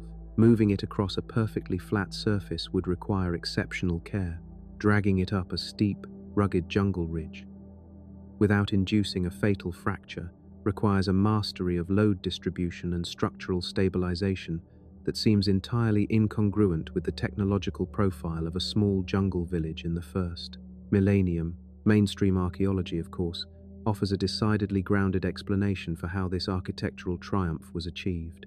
The conventional view strips away the mystery and replaces it with time, infinite patience, and raw brute physical force. According to this established narrative, there are no lost technologies or advanced mechanical principles at play here. The mechanics were primitive, but undeniably effective. Archaeologists theorize that the builders of Nimli Punit utilized simple physics: massive earthen ramps, heavy wooden A-frames, wooden log rollers, and thick ropes woven from tough, fibrous jungle vines. Furthermore, they rely heavily on what is known as the soft stone theory. When limestone is freshly cut from the earth, it retains a very high moisture content. This subterranean water makes the rock relatively soft and pliable. Experts argue that this moisture made the stone remarkably easy to carve with simple chert and obsidian tools before it hardened in the sun. Because the stone was somewhat forgiving, the community could afford to slowly and carefully inch the monument along a track of lubricated wooden logs. The prevailing explanation suggests that the rulers of Nimli Punit simply commanded every able-bodied person in the surrounding agricultural areas to abandon their fields temporarily. By rallying hundreds of laborers, they could generate enough raw, collective pulling power to haul the monolith up the ridge. Once it reached the plaza, laborers would dig a deep pit, build a massive compacted dirt ramp, and slowly slide the base of the stela into the hole, using ropes and wooden levers to pull the 30-foot top upright. It is a story of sheer human willpower and collective sweat playing out over a period of many agonizing months. This mainstream explanation sounds perfectly logical on paper, but when you apply the strict laws of physics and the actual, boots-on-the-ground logistics of the site, severe cracks begin to form in the conventional narrative. Let us start by examining the soft stone theory. It is entirely true that fresh, wet limestone is easier to carve. However, that same moisture content makes the stone significantly weaker in terms of tensile strength. If the 30-foot slab was softer and wetter, it would be far more susceptible to snapping when subjected to the unequal leverage required to drag it over logs or tilt it upright. Imagine lifting a 30-foot plank of wet, heavy clay. The moment the fulcrum shifts even slightly off-center, the material shears in half. The act of sliding the base into a pit and pulling the top with ropes creates an immense, concentrated bending moment on the center of the stone. A wet limestone slab of that extraordinary length should have fractured the moment it was lifted past a 45-degree angle. Then, there is the inescapable paradox of population. Nimli Punit simply did not have the tens of thousands of citizens that megacities commanded. A peripheral outpost of a few thousand people, including women, children, and the elderly, cannot easily spare a massive, highly coordinated labor force of young men without risking immediate agricultural collapse and starvation. But more importantly, moving and erecting Stela 14 is not a matter of simply adding more people to the ropes. The ridge of Nimli Punit is not a smooth, graded slope. It is a natural formation riddled with limestone outcroppings and dents. Navigating a 30-foot solid block through this environment requires turning it, pivoting it, and constantly adjusting its center of mass. In this scenario, raw brute force is the absolute enemy of brittle stone. If 200 men are pulling a 30-foot monolith and one side pulls slightly faster than the other, or if one log roller catches on a rock, the resulting torque rips the stone apart. The lift requires absolute, flawless synchronization. It requires an advanced understanding of the center of gravity, load-bearing physics, and structural dampening. Every single pull, every single shift in the terrain had to be calculated perfectly. How did a minor village execute a flawless mechanical feat that would challenge modern engineers equipped with steel cables, computerized sensors, and hydraulic cranes? This is the lingering paradox of Nimli Punit. We are left staring at a staggering achievement of megalithic engineering that simply does not belong in the environment where it was found. It is an architectural masterpiece executed by a community that, according to the history books, lacked the resources, the manpower, and the technology to achieve it. The existence of Stela 14 forces us to reconsider what we actually know about the capabilities of these ancient cultures. Around 800 AD, this small, isolated ridge settlement flawlessly maneuvered and erected an impossible monolith that rivaled the greatest empires of their age. The sheer physical evidence standing vertically in the Belizean jungle proves that it happened, but the mechanics of how it was done remain entirely out of our grasp. If a minor outpost could conquer the strict laws of physics to manipulate multi-ton, brittle stone over steep terrain, what lost lifting technologies, hidden mechanical principles, or forgotten knowledge did they possess that we have yet to uncover? Across Tajikistan's mountains and valleys stand fortresses with official dates, official builders, and official explanations, but beneath their walls, time does not behave as expected. Why do sites labelled medieval rest on foundations that appear far older? Why do strategic locations show centuries of use without clear beginnings? Why do fortresses emerge fully formed, as if their earlier phases were erased? And if these places were rebuilt again and again, what came before the first walls we recognise?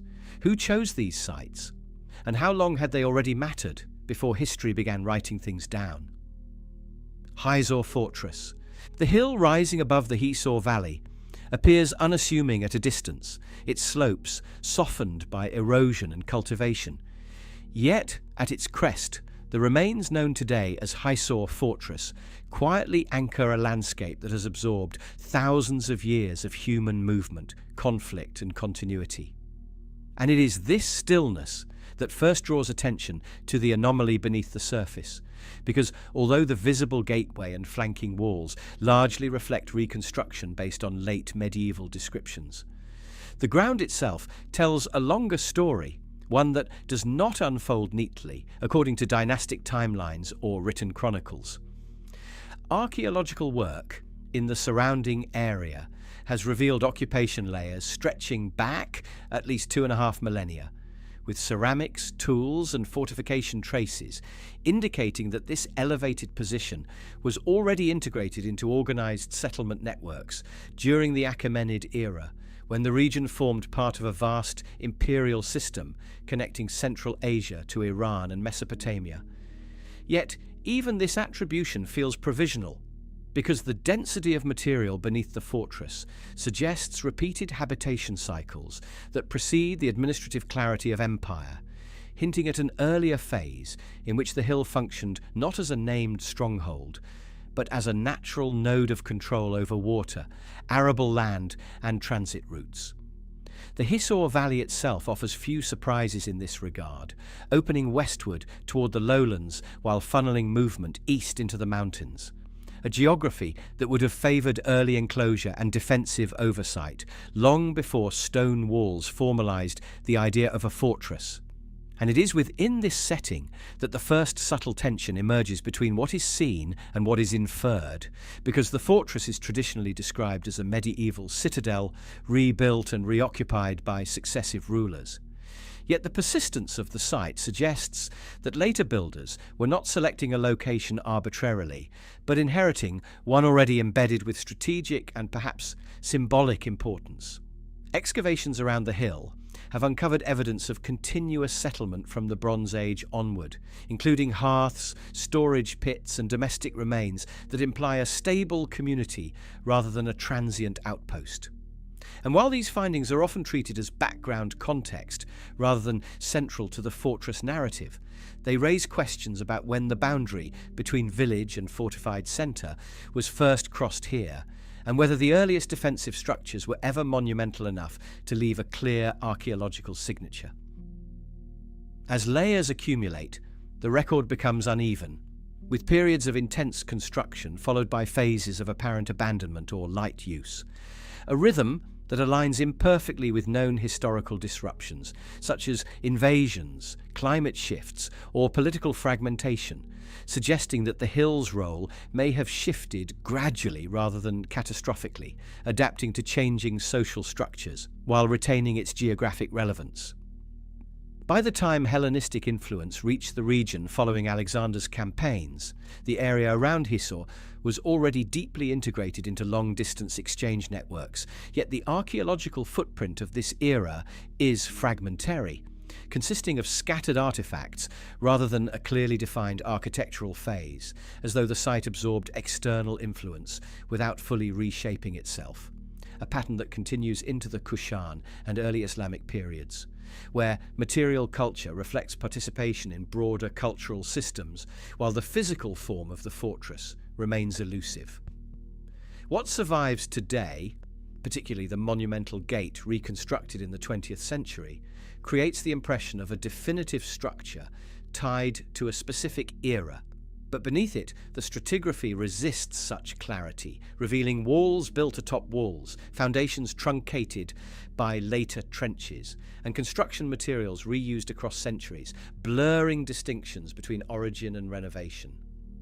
This layering complicates efforts to assign a precise moment of foundation, because each phase appears to rely on the remnants of the previous one, suggesting that the idea of fortifying this hill may predate the technologies and political organizations usually associated with fortress construction. Some researchers have noted that the earliest defensive elements at Hisor may have consisted of earthen embankments reinforced with timber, a form of fortification that leaves limited traces once eroded, which could explain the apparent gap between early occupation and later monumental architecture.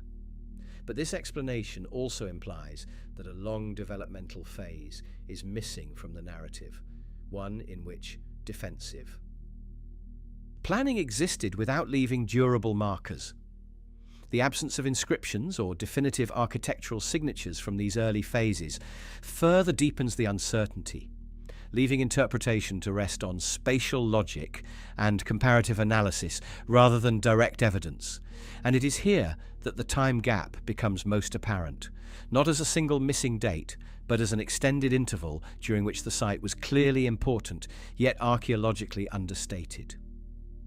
Medieval sources describe Hisor as a significant administrative and military centre, and its repeated destruction by earthquakes and warfare, followed by reconstruction, reinforces the idea of resilience. But these accounts begin long after the hill's strategic value was established, effectively compressing centuries of earlier use into a vague prehistory that receives little attention beyond cursory acknowledgement. Even modern reconstruction, intended to visualize the fortress for contemporary audiences, inadvertently reinforces this compression by privileging the most visually coherent phase, while smoothing over the complexity beneath, turning a multi-layered palimpsest into a seemingly singular monument. When the site is viewed instead as a long-lived focal point, whose function evolved gradually from settlement hub to fortified centre, the gaps in the record begin to feel less like absences and more like indicators of continuity operating below the threshold of monumental expression. A reminder that not all power structures announce themselves with stone walls. The prehistoric dimension of Hisor may therefore lie not in a dramatic lost civilization, but in the slow accumulation of choices made by successive communities responding to the same landscape constraints, each reinforcing the hill's role without necessarily transforming its appearance in ways that survive archaeologically. In this sense, the fortress does not conceal a single hidden origin, but a prolonged gestation, a span of time during which the logic of defense, control, and settlement coalesced incrementally, leaving behind a record that resists linear storytelling and invites a more patient reading. Standing above the valley today, the reconstructed gate frames not only the horizon, but also the unresolved depth beneath it, where centuries blur together and the line between prehistory and history remains deliberately indistinct, suggesting that the true measure of Hisor Fortress is not how old its walls appear, but how long the hill itself has quietly structured human presence in this part of Central Asia, waiting for its earliest chapters to be read, not as an introduction abruptly cut short, but as an ongoing prelude whose full extent has yet to be clearly defined. Yamchun Fortress. High above the Wakhan corridor, where the mountains of the Pamirs narrow human movement into a thin ribbon of river, pasture and sky, the remains known as Yamchun Fortress occupy a ridge so exposed and austere that the idea of long-term habitation seems at first improbable. Yet it is precisely this improbability that draws attention to the depth of time embedded in the site, because the fortress does not merely overlook the corridor, but appears to grow out of it, its stone foundations merging with bedrock in a way that suggests continuity rather than imposition. Traditionally attributed to the early medieval period and often linked to Sasanian defensive systems guarding the eastern reaches of Iranian influence, Yamchun is usually described as a frontier stronghold built to control trade, monitor movement and signal authority in an environment where political boundaries were fluid and often contested. But this explanation, while plausible, only partially accounts for the complexity revealed by its construction and setting.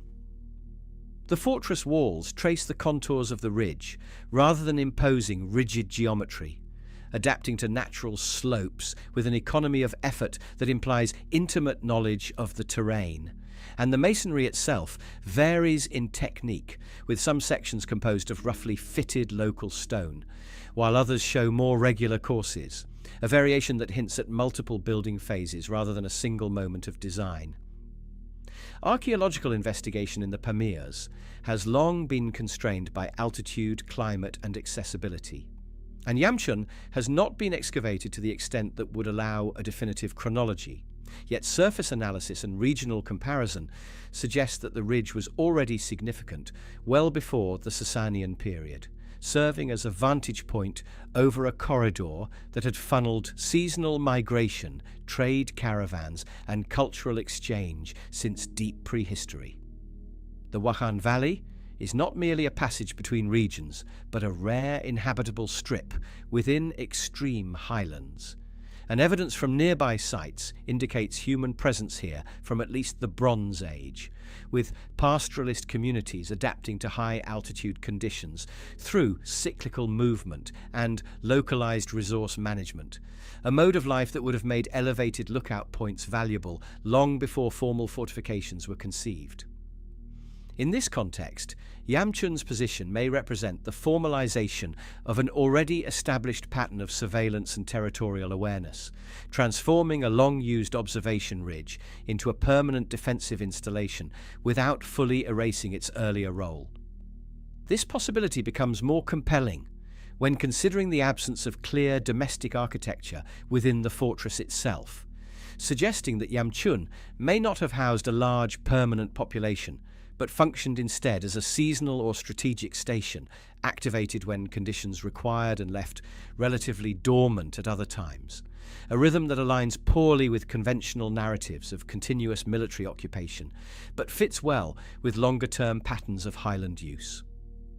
The walls, now eroded and fragmented, enclose an area larger than would be necessary for a small garrison, raising questions about whether the enclosure once incorporated auxiliary functions such as storage, refuge for surrounding communities, or symbolic demarcation of controlled space rather than purely martial defense.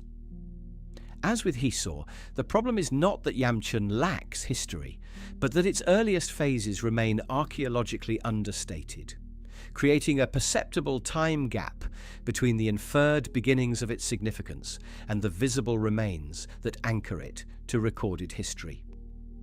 The Sasanian attribution rests largely on stylistic parallels and regional defensive logic rather than direct dating evidence, and while this does not invalidate the association, it leaves open the possibility that the fortress represents a culmination rather than an origin, the final stone expression of a much older tradition of landscape control.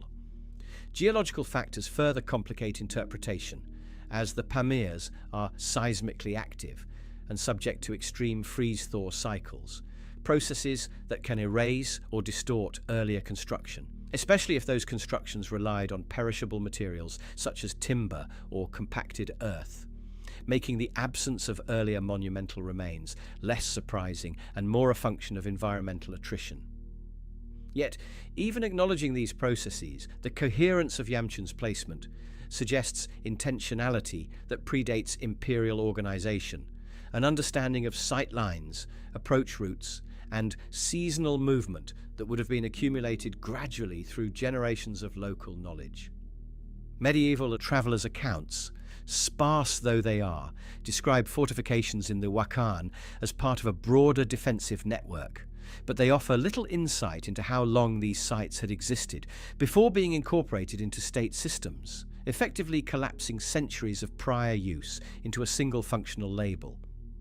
Modern interpretations often inherit this compression, treating Yamchun as a static monument tied to a specific political moment, when its physical form instead records adaptation and reuse, a sequence of adjustments responding to shifting needs rather than a single strategic blueprint.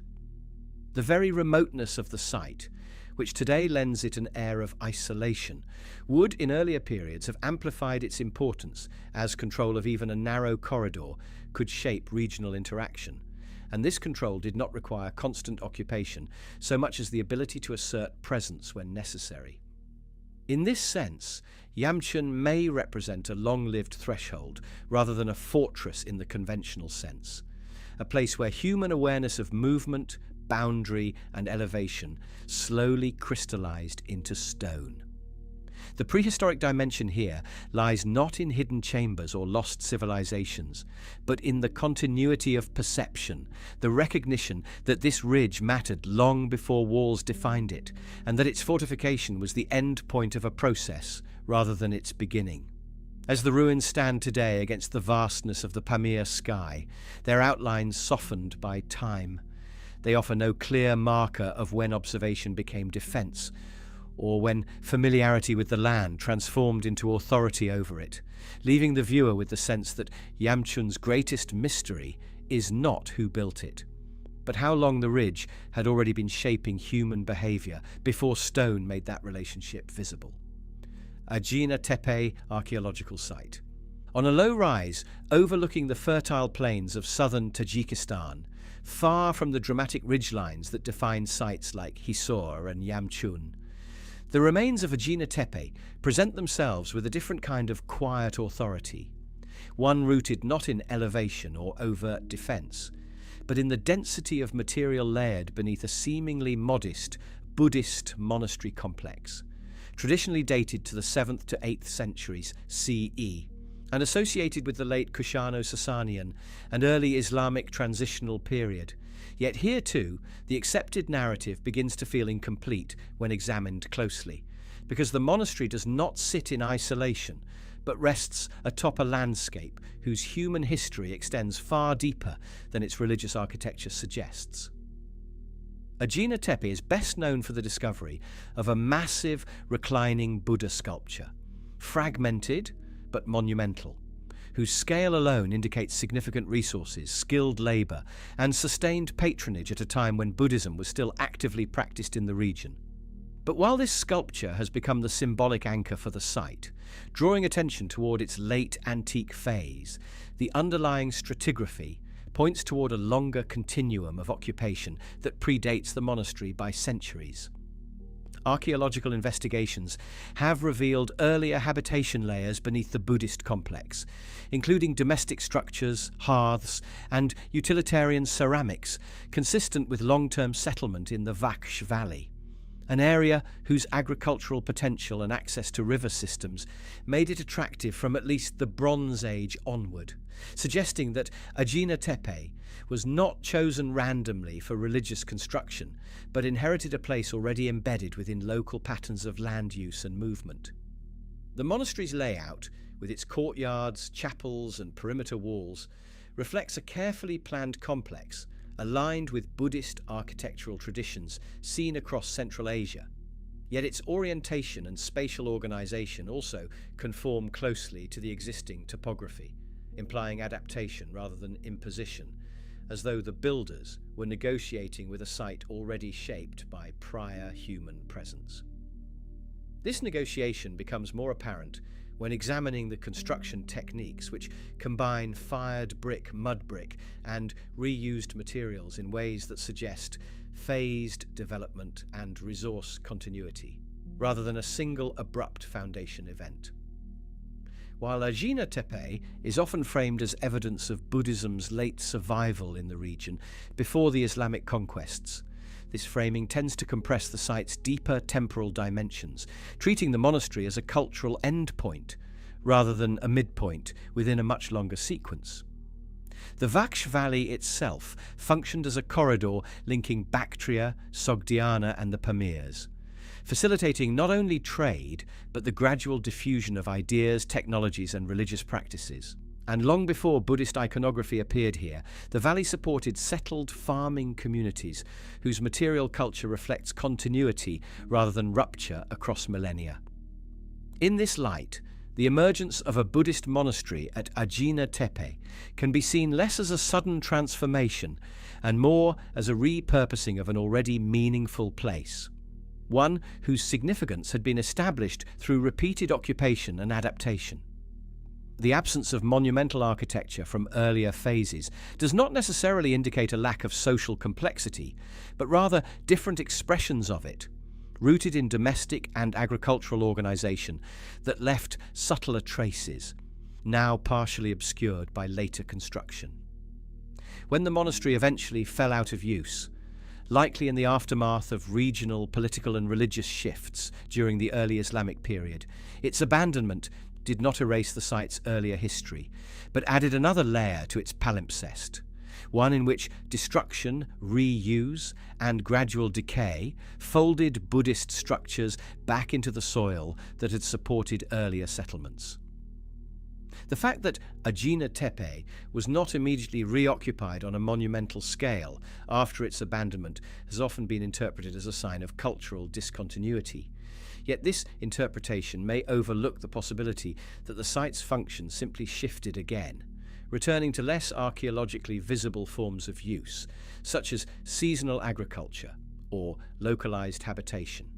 In this sense, the perceived gap between prehistoric settlement and Buddhist monumentality mirrors the gap observed between the monastery's decline and later historical silence, both gaps shaped as much by archaeological visibility as by actual abandonment.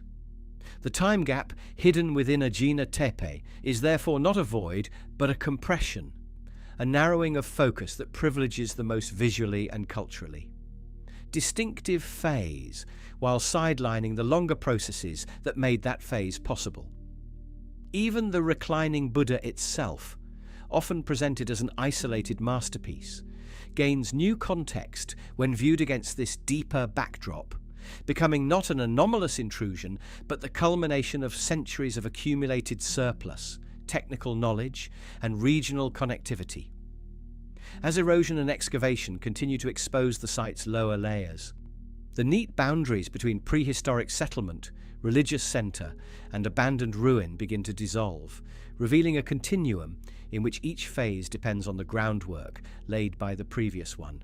Standing among the low walls and fragmentary sculptures today, it becomes difficult to draw a clear line between the moment when Ajina Tepe became sacred and the much earlier moment when it first became useful, inhabited, and familiar. And this ambiguity is precisely where the site's quiet mystery resides. Rather than marking the sudden arrival or disappearance of belief systems, Ajina Tepe seems to record the slower rhythm of human adaptation in the Vaksh Valley, where places are reused, reinterpreted, and reinscribed, with new meanings over long spans of time, leaving behind not a single story, but a layered record in which prehistory and history overlap so closely that separating them becomes less an act of discovery than a matter of perspective, suggesting that what lies hidden here is not a lost chapter, but the length of the book itself, extending far beyond the pages most often read. Mug Tepe, fortress ruins, rising above the surrounding plains of northern Tajikistan as a modest, weathered elevation rather than an imposing citadel. The ruins known as Mug Tepe occupy a position that at first seems unremarkable, yet this apparent simplicity masks one of the most instructive examples of how time compresses itself within Central Asian fortresses, because Mug Tepe is simultaneously well documented and deeply unresolved, its historical clarity in one moment throwing its deeper chronology into sharper uncertainty. The site is most commonly associated with the early 8th century CE, when it served as a refuge during the Arab conquest of Sogdiana, famously linked to the last Sogdian ruler, Divashtich, whose resistance ended here amid siege and collapse. And this dramatic episode, preserved through written sources and reinforced by archaeological finds such as documents, weapons, and domestic objects, has come to dominate the narrative of the site. Yet Mug Tepe did not rise suddenly in response to invasion, nor was it conceived as an emergency fortress built from nothing. Rather, its ability to function as a defensive refuge depended on a much longer sequence of occupation, planning, and landscape familiarity that predates its final historical role by centuries. Archaeological investigations reveal that Mug Tepe was fortified well before the 8th century, with earlier construction phases incorporating mud brick walls, terraces, and structural foundations that indicate a settlement of enduring importance rather than a temporary stronghold. And the hill itself appears to have been shaped and reshaped repeatedly, its slopes cut, levelled and reinforced in ways that suggest long-term investment rather than reactive improvisation. The surrounding Zeravshan Valley was one of the most densely populated and economically active regions of ancient Central Asia, supporting irrigated agriculture, trade networks, and urban centres from at least the first millennium BCE. And within this context, Mug Tepe's elevation would have offered both oversight and symbolic presence, marking authority in a landscape already thick with human activity. Long before the Sogdian documents were hidden within its walls, the hill likely functioned as a local administrative or defensive node, perhaps subordinate to larger urban centres, but essential in maintaining control over nearby routes and resources, a role that would have evolved gradually as political structures shifted, without necessarily erasing earlier forms of use. The material record supports this continuity, as ceramics and construction techniques beneath the well-dated Sogdian layers point toward occupation extending back into antiquity, though these earlier phases are often summarized rather than explored in detail, overshadowed by the clarity of the site's final act. This imbalance creates a subtle distortion, giving the impression that Mug Tepe's significance was brief and exceptional, when in fact its final siege represents the culmination of a long trajectory rather than its defining moment. The fortress layout itself reinforces this interpretation, as its defences are adapted to the contours of the hill rather than imposed through rigid geometry, a sign that builders were working within an inherited framework shaped by earlier modifications, and that each new phase was constrained by what already existed. The reuse of materials is particularly telling, with mud brick walls rebuilt atop earlier foundations, and domestic spaces repurposed as storage or defensive zones, indicating a fluid boundary between civilian and military functions that likely existed long before the site became a last refuge. Even the famous archive discovered at Mug Tepe, while invaluable for understanding Sogdian administration, offers indirect evidence of this deeper continuity, because the very existence of written documents stored and protected here implies an established bureaucratic tradition rooted in a stable settlement history, not an ad hoc stronghold assembled under duress. Environmental factors also play a role in obscuring the earliest phases, as erosion, agriculture, and later activity have truncated lower layers, selectively preserving the most recent occupation, while thinning the deeper record, creating the illusion of a sharp beginning where none may have existed.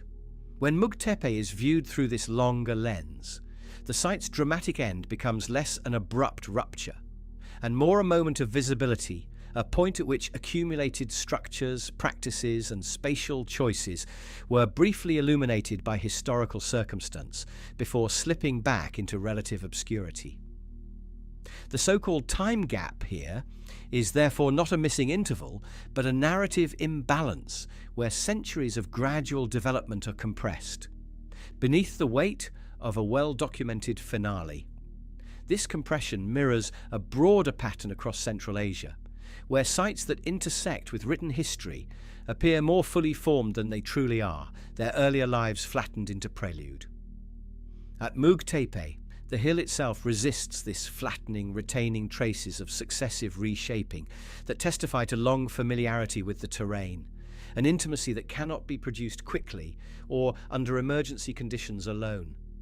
The fortress's final destruction did not erase this deeper past, but sealed it, burying earlier layers beneath collapse and abandonment, allowing them to persist silently until excavation reopened the sequence. Standing at the site today, with only low walls and earthworks interrupting the horizon, it becomes clear that Mug Tepe's importance lies not only in what happened there at the end of Sogdian independence, but in how that moment depended on generations of prior occupation, planning, and adaptation that remain only partially visible. The prehistoric dimension of Mug Tepe does not announce itself through monumental remains or dramatic artifacts, but through the continuity of place, the repeated decision to invest labour in the same hill across centuries, suggesting that long before history recorded its final stand, the site had already fulfilled its purpose many times over, shaping and being shaped by human presence in ways that defy simple chronological boundaries, and leave the impression that what is hidden here is not an unknown beginning, but the sheer length of time required to make such an ending possible. Hulbuk Fortress Ruins. Set within the rolling foothills of southern Tajikistan, where the mountains soften into arable land and long river valleys encourage continuity rather than isolation, the remains of Hulbuk Fortress present a final and quietly revealing chapter in the sequence of sites that trace Tajikistan's hidden time gap. Because here, the visibility of medieval sophistication sits uneasily atop a foundation whose deeper origins remain only partially resolved.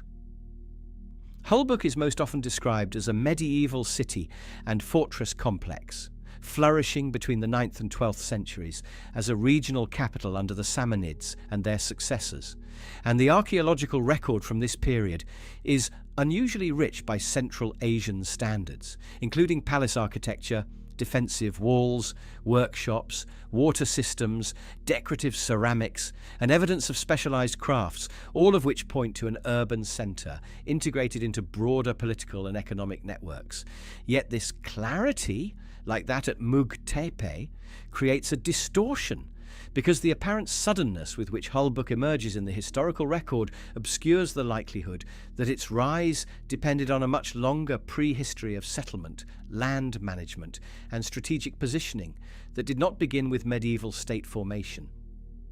The site occupies a gently elevated zone overlooking fertile plains and access routes that link the Vaksh and Panj river systems, a location whose advantages would have been evident long before fortification walls formalized control, and survey work in the surrounding area has identified traces of habitation extending back into antiquity, including ceramics and domestic remains consistent with long-term rural settlement from at least the early 1st millennium BCE.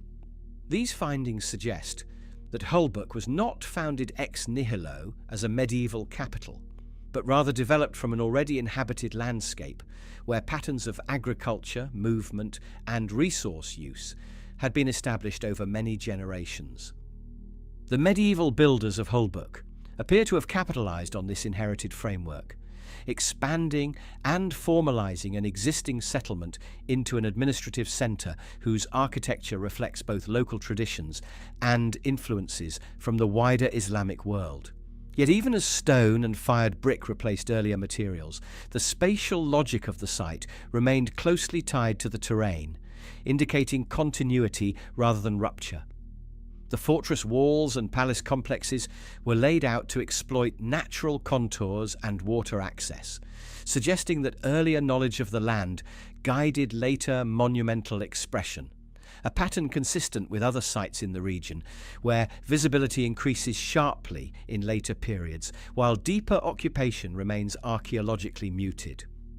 Excavations at Hulbuk have revealed multiple construction phases within the medieval period itself, including rebuilding after earthquakes and political disruptions, and this cyclical pattern of damage and renewal mirrors the longer-term rhythm, likely at work beneath the medieval layers, where earlier structures may have been built, eroded, and rebuilt without leaving the durable traces that survive today.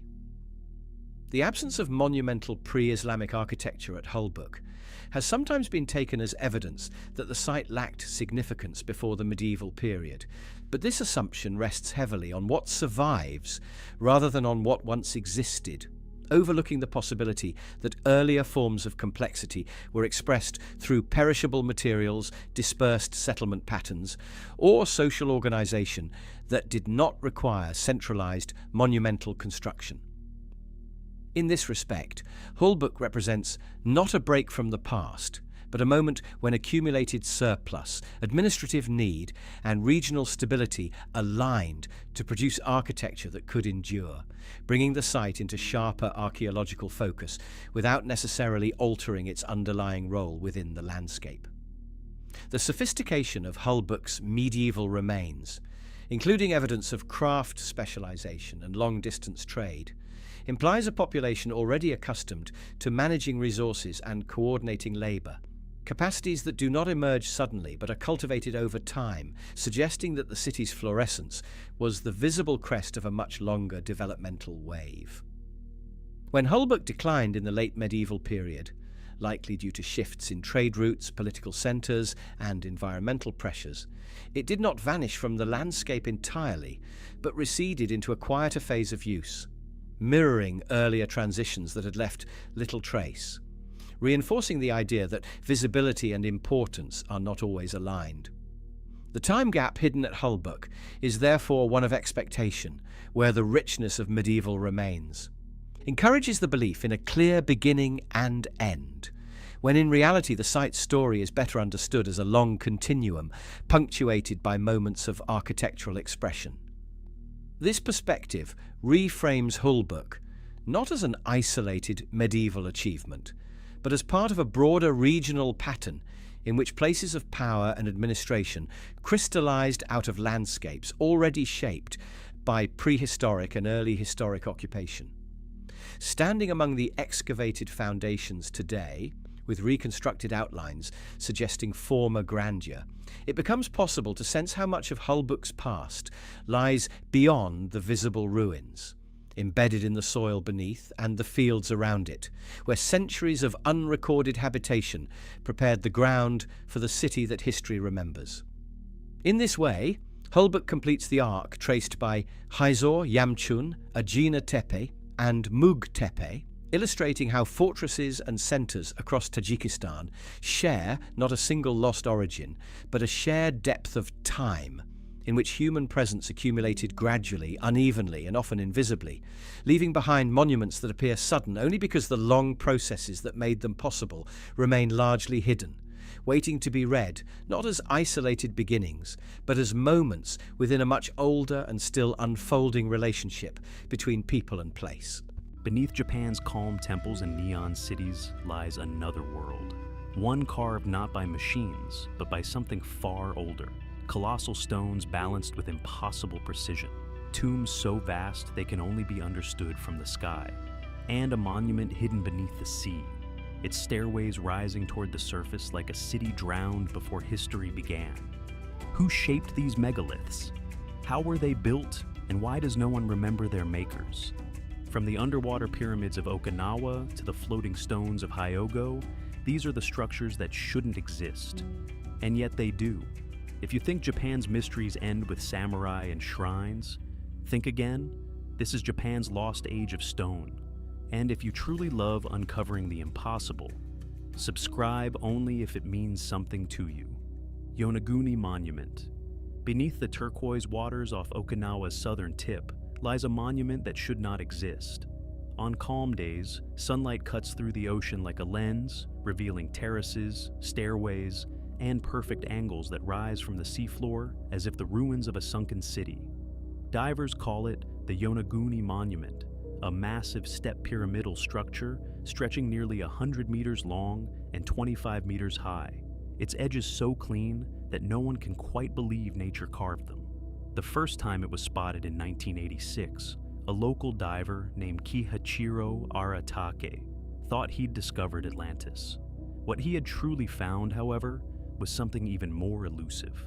The thin line between geology and human history blurred into stone. The monument begins like a temple, broad stone platforms, corridors, and what looks like a ceremonial staircase, each aligned almost perfectly with the cardinal directions. But this isn't limestone easily shaped by water. It's sandstone, dense and layered, resisting erosion. Across its surface, divers have traced what appear to be pathways, plinths, and even a massive face carved into the rock, gazing endlessly into the sea.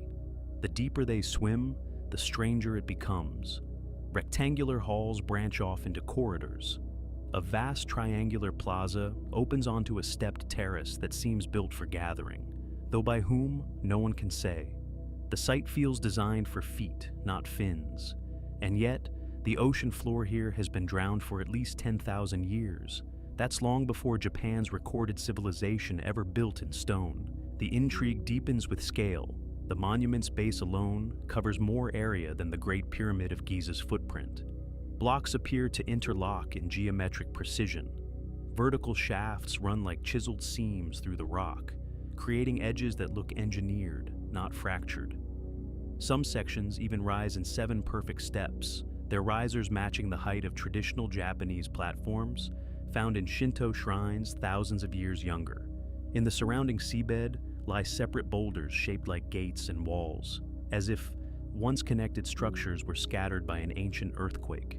When marine geologists began mapping Yonaguni in the 1990s, they found its symmetry unsettling: right angles, straight corridors, and near flat pavements layered at consistent intervals. To see it from above is to witness an entire landscape of deliberate order sunken beneath chaos. And yet, every diver who descends there describes the same sensation. It feels built. The evidence, however, is as divided as the seabed itself. One school of thought, led by Professor Masaki Kimura of the University of the Ryukyus, insists the monument is man-made, the remains of a prehistoric culture wiped out at the end of the last ice age.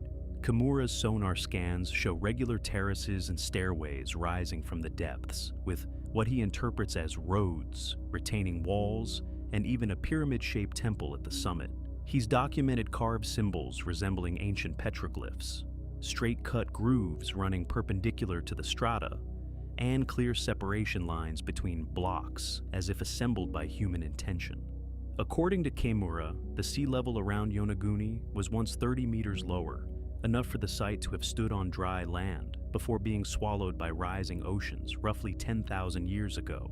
That would make it one of the oldest and largest man-made stone structures on Earth, contemporary with the final days of the Ice Age and predating the pyramids by millennia. But mainstream geology remains skeptical. Sandstone naturally forms along horizontal bedding planes.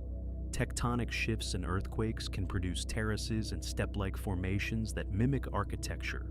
To many geologists, Yonaguni's stairways are fractures, its plazas eroded shelves, its walls merely bedding planes fractured at right angles by pressure and time. If Yonaguni is natural, why does it so precisely mirror architectural logic? Platforms for walking, corridors for passage, symmetry suggesting design. And if it is man-made, where are the tools, the debris, the settlement traces of a people capable of moving millions of tons of rock underwater? The currents around Yonaguni are fierce. No fragile evidence survives long. What remains are angles too stubborn to dismiss, and a pattern of geometry that nature rarely repeats at this scale. Even skeptics admit that parts of the structure may have been modified by human hands, perhaps an ancient cliff sanctuary later submerged, blending natural formation with human enhancement. Others propose that the monument could be a sacred site, intentionally carved into the rock long before the rise of the Jomon people, built by a culture erased by the flood myths echoed across Asia. Could Yonaguni be the remnant of Mu, the legendary Pacific continent said to have vanished beneath the waves, Japan's own Atlantis? Some theorists connect its alignment to other underwater ruins in nearby islands, suggesting an entire coastal civilization once spanned Okinawa before sea levels rose. Others tie it to myths of Ryugu-jo, the dragon palace beneath the sea, a home of gods and immortals visited by mortals who return to the surface to find centuries have passed. Perhaps such myths were born from memory, faint cultural echoes of a drowned world remembered in stories. Even conservative archaeologists concede that Japan's prehistoric cultures were more advanced than once believed. The Jomon, long seen as simple hunter-gatherers, built stone circles, practiced early pottery, and understood astronomy. If they could align stars and seasons, might they have also shaped cliffs into monuments for the sea itself? As the currents sweep across the terraces of Yonaguni, the truth remains out of reach, buried under pressure and salt.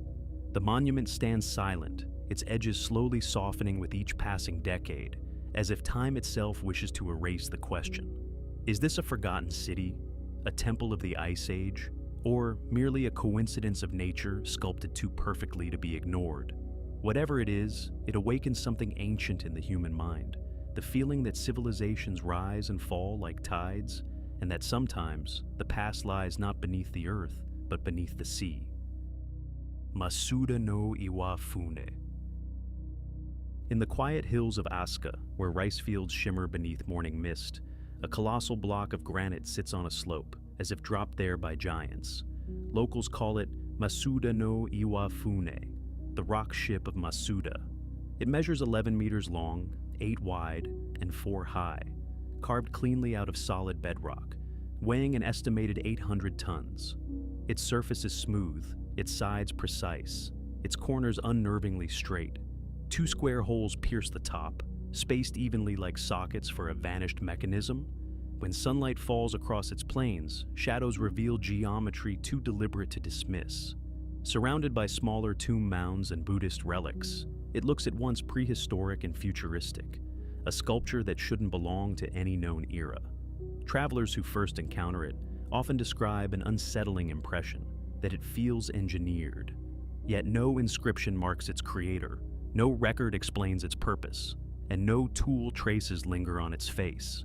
It stands alone, too large to move, too perfect to ignore. The Aska region was Japan's first political heartland, a cradle of temples, imperial tombs, and early stonework dating back more than a millennium before Nara became the capital. But nothing else here resembles Masuda no Iwafune. Ordinary Kofun tombs are rounded earthen mounds or chambers built from piled boulders. This, by contrast, is a single monolith carved directly from the living mountain, as if someone began building a vessel from stone and simply abandoned it mid-voyage. The precision of its angles evokes machining, not chisel work. 2 channels run along the top, meeting at the twin square holes like conduits for something mechanical, water, light, or alignment. Its name, the Stone Ship, may come from legends that it was meant to carry the spirits of the dead toward the heavens. Yet the vessel never left port. Instead, it rests on the hillside, staring west toward the setting sun, as if awaiting orders that never came. Evidence points in conflicting directions. Archaeologists note that the rock's surface shows signs of deliberate leveling, horizontal and vertical planes cut to tolerances rare for the 7th century. The 2 square depressions are precisely 1.5 meters deep and equally spaced, with clean internal edges suggesting metal tools. Nearby lies the Ishibutai Kofun, built from massive slabs that required hundreds of workers to move, implying that Aska's stonemasons already commanded enormous skill. Some researchers propose that Masuda no Iwafune was an unfinished tomb, perhaps the core of a Kofun chamber left incomplete when its patron died. Others argue it could have served as an astronomical platform, the twin sockets used to mount wooden siding poles for tracking solstices or the moon's standstill. Measurements show that its long axis aligns roughly east-west, and the slope beneath it faces due south, suggestive, though not definitive. The site's proximity to other ritual structures adds further mystery. Carved Buddhist reliefs, turtle-shaped stones, and what appear to be half-completed pillars scatter the hillsides, hinting at a broader complex of experiments in stone that were suddenly halted. If this was a tomb, why carve it from bedrock, instead of assembling movable blocks like every other Kofun? Why the pair of square holes instead of a burial chamber or entrance passage? And if it was an astronomical device, why no similar examples anywhere else in Japan? The sheer effort to cut and smooth 800 tons of granite would have demanded months of organized labor. Yet no inscription or legend honors a builder or emperor connected to it. Its flat upper surface shows no erosion from centuries of rain, suggesting either a protective coating, long gone, or a precision so fine that water slides off without pooling. Around its base, the terrain has shifted, but the monolith itself remains unmoved, as if locked into the earth by purpose. Local folklore whispers that the stone came from the heavens, a fragment of a celestial ship that descended to teach early people the art of carving mountains. Others say it hides a secret beneath, a sealed chamber or power source from the gods. Archaeologists smile politely, yet none can fully explain the object's presence. Ancient astronaut theorists claim it's a relic of lost technology, the base of a machine used to measure or generate energy through magnetic resonance. They point to the twin holes as sockets for conductive rods or crystal pillars, comparing it to myths of heavenly ships that guided kings in early Japanese lore. More grounded researchers imagine it as a surveying monument, a calibration block used to align the valley's kofun with celestial directions. The problem is scale. It's far larger than necessary for such a function, and there are no tool marks or quarry remnants around it. Its creation remains as abrupt as its abandonment. In a landscape where every other stone bears religious symbolism or funerary use, this one stands mute, a puzzle too massive to move or erase. Even its material defies easy study. The granite is of local origin, but shows no signs of being split or transported, meaning it was shaped entirely in situ, cut from the mountain itself with uncanny symmetry. Today, moss creeps along its base and wildflowers grow in its cracks, but the stone's upper planes remain astonishingly sharp. Tourists climb its steps, unaware that the flat top they stand on might once have been a ritual surface aligned with stars or solstices. Drones that film from above reveal its ship-like silhouette gliding through green hills, frozen mid-voyage.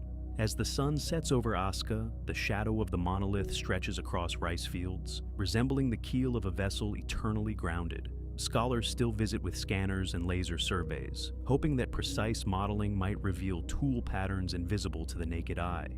Yet the results only confirm the same paradox. Every angle suggests intention, every detail resists explanation. Perhaps that is its secret, that Masuda no Iwafune was never meant to move, but to remind. To remind that Japan's mastery of stone began not with temples, but with questions carved into granite.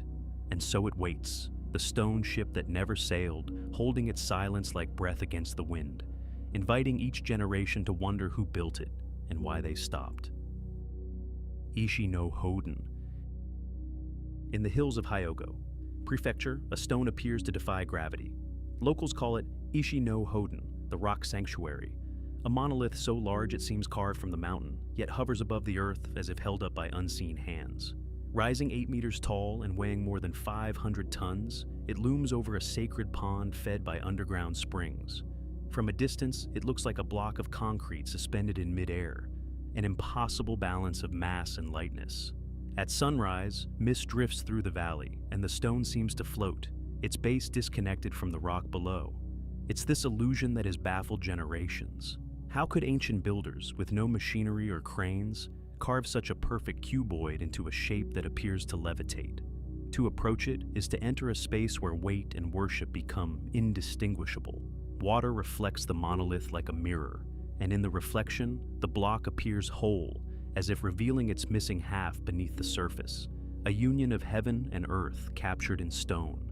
The monolith is carved on all sides except the very bottom, leaving a narrow bridge of untouched bedrock that connects it to the hill behind, invisible from the main view, giving the uncanny illusion that it floats freely above water. Its corners are sharp, its face is smooth, its symmetry unnerving. The surrounding walls bear tool marks so evenly spaced that they seem machined. No joints, no assembly. The entire form has been sculpted from a single piece of granite. Local Shinto tradition claims the stone is the dwelling place of the deity Oshaiko Jinja, a god of creation and stone craftsmanship. The pond below, believed bottomless, is said to cleanse the spirit of anyone who gazes upon their reflection. Priests once performed purification rites here before entering the nearby shrine. Yet the monument's exact purpose predates all written record. No inscription explains who carved it or why such an immense effort was spent shaping a block that was never moved. It stands as though halfway through becoming a temple, a structure interrupted between quarry and shrine, frozen in transition. Archaeological surveys confirm that the entire block was hewn from native tuff stone, using an unknown combination of chiseling and abrasion. The technique required removing thousands of tons of rock, yet no quarry debris remains in the area. The surfaces are finished with precision unusual for Japan's proto-historic period, showing intersecting grooves that form nearly perfect right angles. Radiocarbon dating of associated soil layers suggests the carving predates the Heian era by centuries, possibly aligning with the Asuka or even earlier Kofun periods, the same mysterious era that produced the Masuda no Iwafune. A small shrine now sits beside it, dwarfed by its presence, as if later generations merely adopted what they could not explain. During rainy seasons, the water beneath rises, completing the illusion that the stone hovers entirely above the pond. Locals call it the floating stone of the gods, and in aerial photographs, it looks like a monolithic cube descending from the mountain, too deliberate to be natural, too ancient to be modern. Geologists insist the floating effect is a visual trick, the narrow bedrock connection cleverly hidden from view.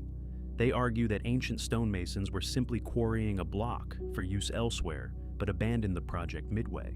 But this explanation falters against several details. The base plane is not a random fracture, but a polished concave surface, intentionally shaped to reflect water and light. The alignment of the cube's faces corresponds roughly to cardinal directions, as though intended to interact with celestial movement. Why carve a block so perfectly and then stop, leaving it tethered to the mountain by a sliver? Why polish the reflection pool beneath, if it were mere quarry waste? And why build a shrine on the site centuries later, claiming it as divine dwelling? Even today, no quarry in Japan shows the same precision or geometry. It is as if the entire mountain was once a sacred workshop, a place where stone was shaped not only by hand, but by intention, perhaps to mirror the heavens above. Some propose that Ishi no Hoden was designed as an earth-sky altar, its hovering illusion symbolizing the boundary between the material and spiritual worlds. The pond below may have represented the primordial sea from which creation arose, making the stone the axis mundi, the center point of divine connection.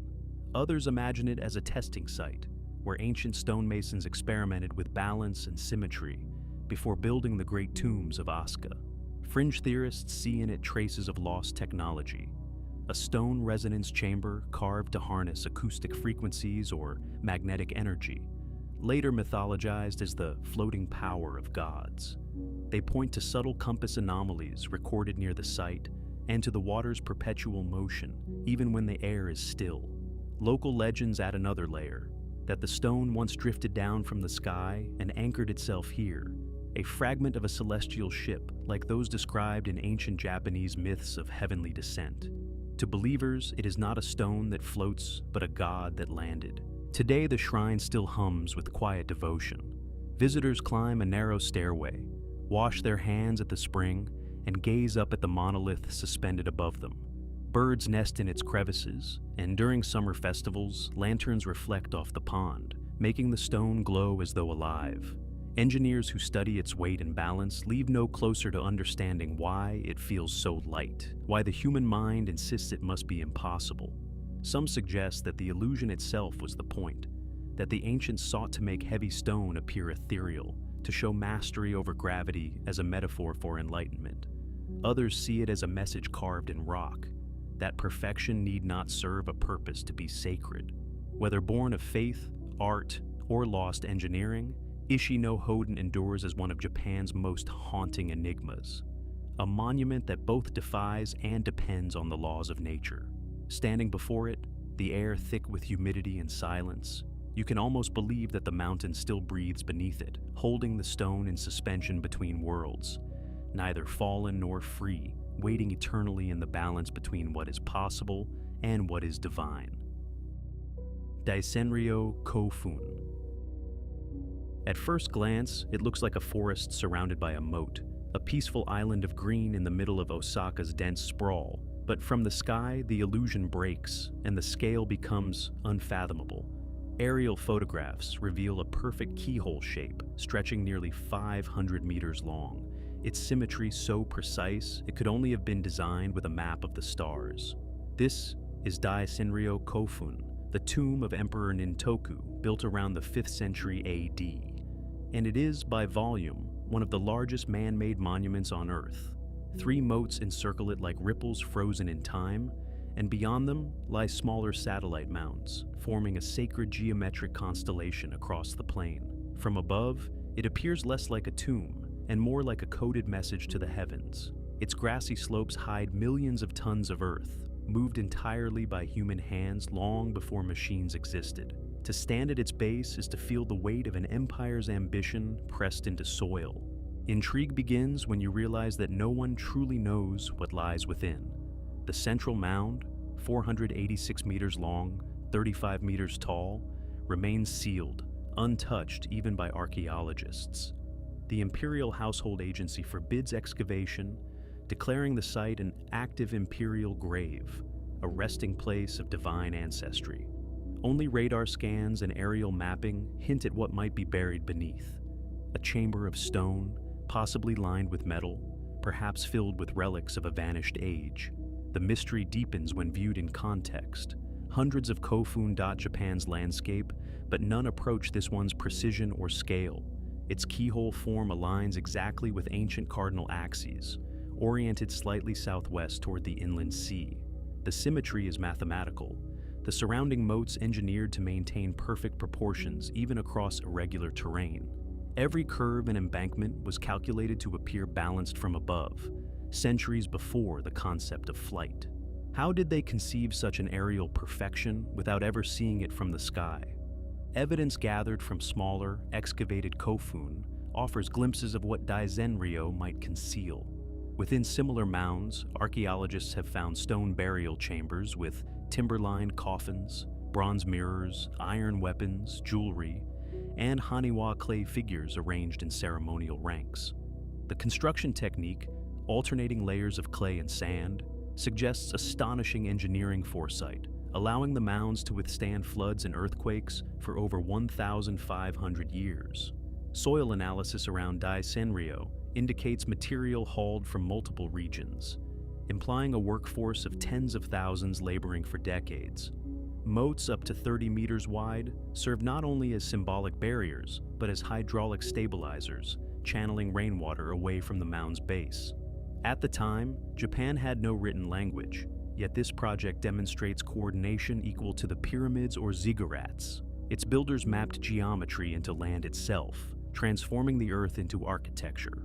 Official chronicles name Emperor Nintoku as its occupant, but the dating remains uncertain. Some scholars argue it's earlier, predating centralized statehood. Others point out that the keyhole design appears nowhere else in the world, defying cross-cultural influence. If this form represented a key, what door was it meant to open? Some theorize the round portion symbolized heaven, the square front earth, together uniting cosmic dualities. A keyhole, unlocking the passage between realms. Yet, such interpretation falters when compared with the staggering resources needed to construct it. Why would a society pour such effort into burying a single man? And why preserve that geometry with such astronomical precision that satellites today still register it as nearly perfect? Even more puzzling, the monument's sheer invisibility from ground level. Its pattern can only be seen from above, a perspective its creators could never have witnessed. Was this precision purely aesthetic, or did it serve a purpose meant for eyes beyond human? Some researchers propose that Daizenryo Kofun was more than a tomb. It was a calendar of earth and sky, aligned to the solstices and lunar nodes, its moats reflecting seasonal constellations. Others detect acoustic properties in its surrounding berms, suggesting the layout could amplify ritual sounds or chants. Fringe historians whisper of geoglyphic intent, that the keyhole form mirrors certain stellar patterns visible during the 5th century, possibly representing Orion's belt or the Milky Way's intersection. There are also legends that the emperor entombed within was not merely royal, but divine, descended from celestial beings who guided the Yamato people in shaping their world according to heavenly templates. In these stories, the mound is not a grave, but a gateway, built to ensure communication between sky and earth. And then, there are stranger echoes. Old folk tales speaking of a king who built a hill to speak with the stars, who vanished when the heavens answered. Modern science approaches cautiously. Drone mapping confirms that Daizenryo's central axis aligns closely with the sunset of the winter solstice, though debate continues on whether this was intentional. Ground-penetrating radar detects multiple inner chambers, but no clear void large enough for a coffin. leading some to wonder if the real tomb lies elsewhere, and this immense shape serves another function entirely.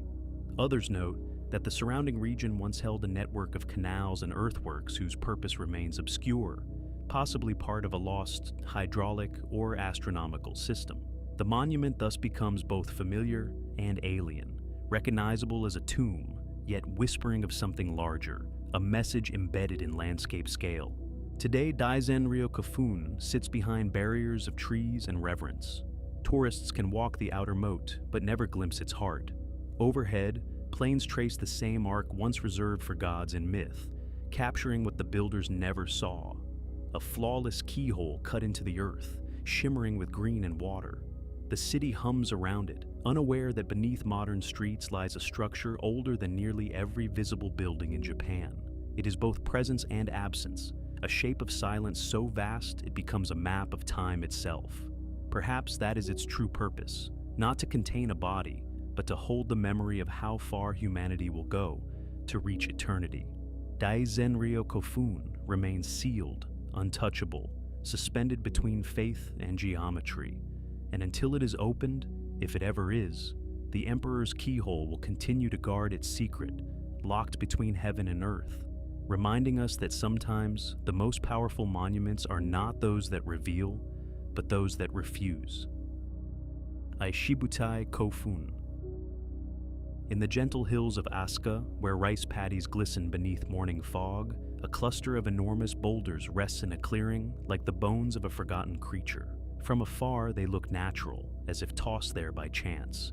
But step closer, and geometry emerges, capstones balanced with uncanny precision, upright supports aligned like walls, an entrance passage carved to lead the living into silence. This is Ishibutai Kofun, the stone stage tomb, one of Japan's oldest and most remarkable megalithic chambers. Each slab weighs between 70 and 80 tons, hewn from local granite and stacked with such balance that not a single joint has shifted in over 14 centuries. The structure measures 19 meters long, 13 wide, and 7 high, an underground chamber large enough to stand inside, yet built entirely without mortar. When sunlight filters through the opening at dawn, it cuts a narrow beam through the darkness, illuminating the central stone floor as though the tomb itself remembers how to breathe light. Tradition attributes the tomb to Soga no Umako, a powerful statesman of the 6th century who brought Buddhism to Japan. Chronicles describe his wealth, his rebellion, and his mysterious death, but none mention a tomb of this scale. Archaeologists identified the site only in the 20th century, and the sheer size of its components startled even modern engineers. The roof stone alone weighs an estimated 77 tons, and yet it rests on 3 supports so finely leveled that daylight seeps evenly through the cracks. There are no tool marks obvious enough to explain the precision, and no written records detailing how such mass was moved across uneven terrain. The site lies at the heart of the ancient Asuka Plain, a region scattered with early temples, carved reliefs, and the nearby Masuda no Iwafune. It's as though this valley once hosted a civilization obsessed with stone, carving, balancing, and perfecting it not merely as construction, but as communication. Evidence suggests the chamber once lay buried under an earthen mound more than 15 meters high, now eroded away. Inside, archaeologists found fragments of wooden coffins, copper nails, and clay haniwa figures, confirming its funerary purpose. The internal layout, a long entrance corridor leading to a main chamber, resembles early Korean tombs, hinting at cultural exchange across the sea. Yet, even among such parallels, Ishibutai stands apart. The stone's interlocking shapes reveal an understanding of mechanical stability, centuries ahead of its time. There are no binding materials, no wedges, only gravity and perfect fit. Soil studies show that the chamber remained watertight for over 1,000 years, an engineering feat unmatched by most later tombs. The effort required to quarry, transport, and position such massive stones suggests hundreds of workers and advanced logistics, wooden sleds, rollers, and perhaps water-assisted hauling. Still, no nearby quarry bears visible extraction marks, leaving the source of the boulders uncertain. Were they dragged from kilometers away, Or were they remnants of an older megalithic landscape already here before the Aska builders arrived? If Ishibutai truly belongs to the 6th century, how did its builders achieve tolerances comparable to the Egyptian Old Kingdom or Neolithic Europe? Why would a political figure like Soga no Umako choose a tomb so distinct from his peers? A megalithic chamber when others favored simpler mounds? And why are there no inscriptions, carvings, or offerings linking it to Buddhism, despite his known devotion? Some scholars argue the tomb's lower section could predate the Aska period entirely, an ancient stone structure repurposed by later elites. Others note that its entrance aligns roughly east-west, mirroring solar rise and set rather than religious orientation, suggesting a cosmological design older than Buddhist symbolism. Even the name Ishibutai, stone stage, was coined much later, as locals believed the exposed structure resembled a platform for no plays. Its very survival may owe to coincidence. Erosion stripped away the mound, revealing what was meant to stay hidden, transforming a tomb into a monument. Some interpret the chamber as a gateway tomb, designed to echo the underworld passages described in Japan's earliest myths, where the dead emperor or ancestor traveled through stone corridors toward the realm of the gods. The interlocking blocks may have served symbolic as well as structural purpose, embodying permanence and cosmic order. Others look further back, linking the design to the megalithic culture of prehistoric Asia, suggesting Japan's earliest builders shared techniques or even direct contact with distant civilizations capable of monumental stonework. Fringe theories go further still, calling Ishibutai a remnant of a lost epoch, a site where sound, vibration, or magnetic resonance once played a role in ritual or preservation. Measurements inside the chamber reveal curious acoustic properties. A single clap echoes 3 times before fading, as if the chamber was tuned to a frequency beyond hearing. Was this intentional or coincidence born of geometry? The more precisely it's measured, the less random it appears. Today, Ishibute Kofun rests open to the air, its stones silvered by rain and lichen. Visitors walk freely into the chamber, tracing hands along the cold surfaces where once only priests and mourners entered. The light inside changes with the hour, warm gold at dawn, cool blue by dusk, creating the sensation of time moving around the stones rather than through them. Tourists whisper without knowing why. Standing within, one feels not enclosed but suspended, as if the chamber itself is breathing through the cracks of its capstones. Archaeologists have mapped, scanned, and dated, but no explanation quite matches the emotional gravity it exerts. Was it a tomb, a temple, or something in between? Perhaps the truth is that the builders saw no distinction, that in stone, the boundary between life and afterlife could be crossed by architecture alone.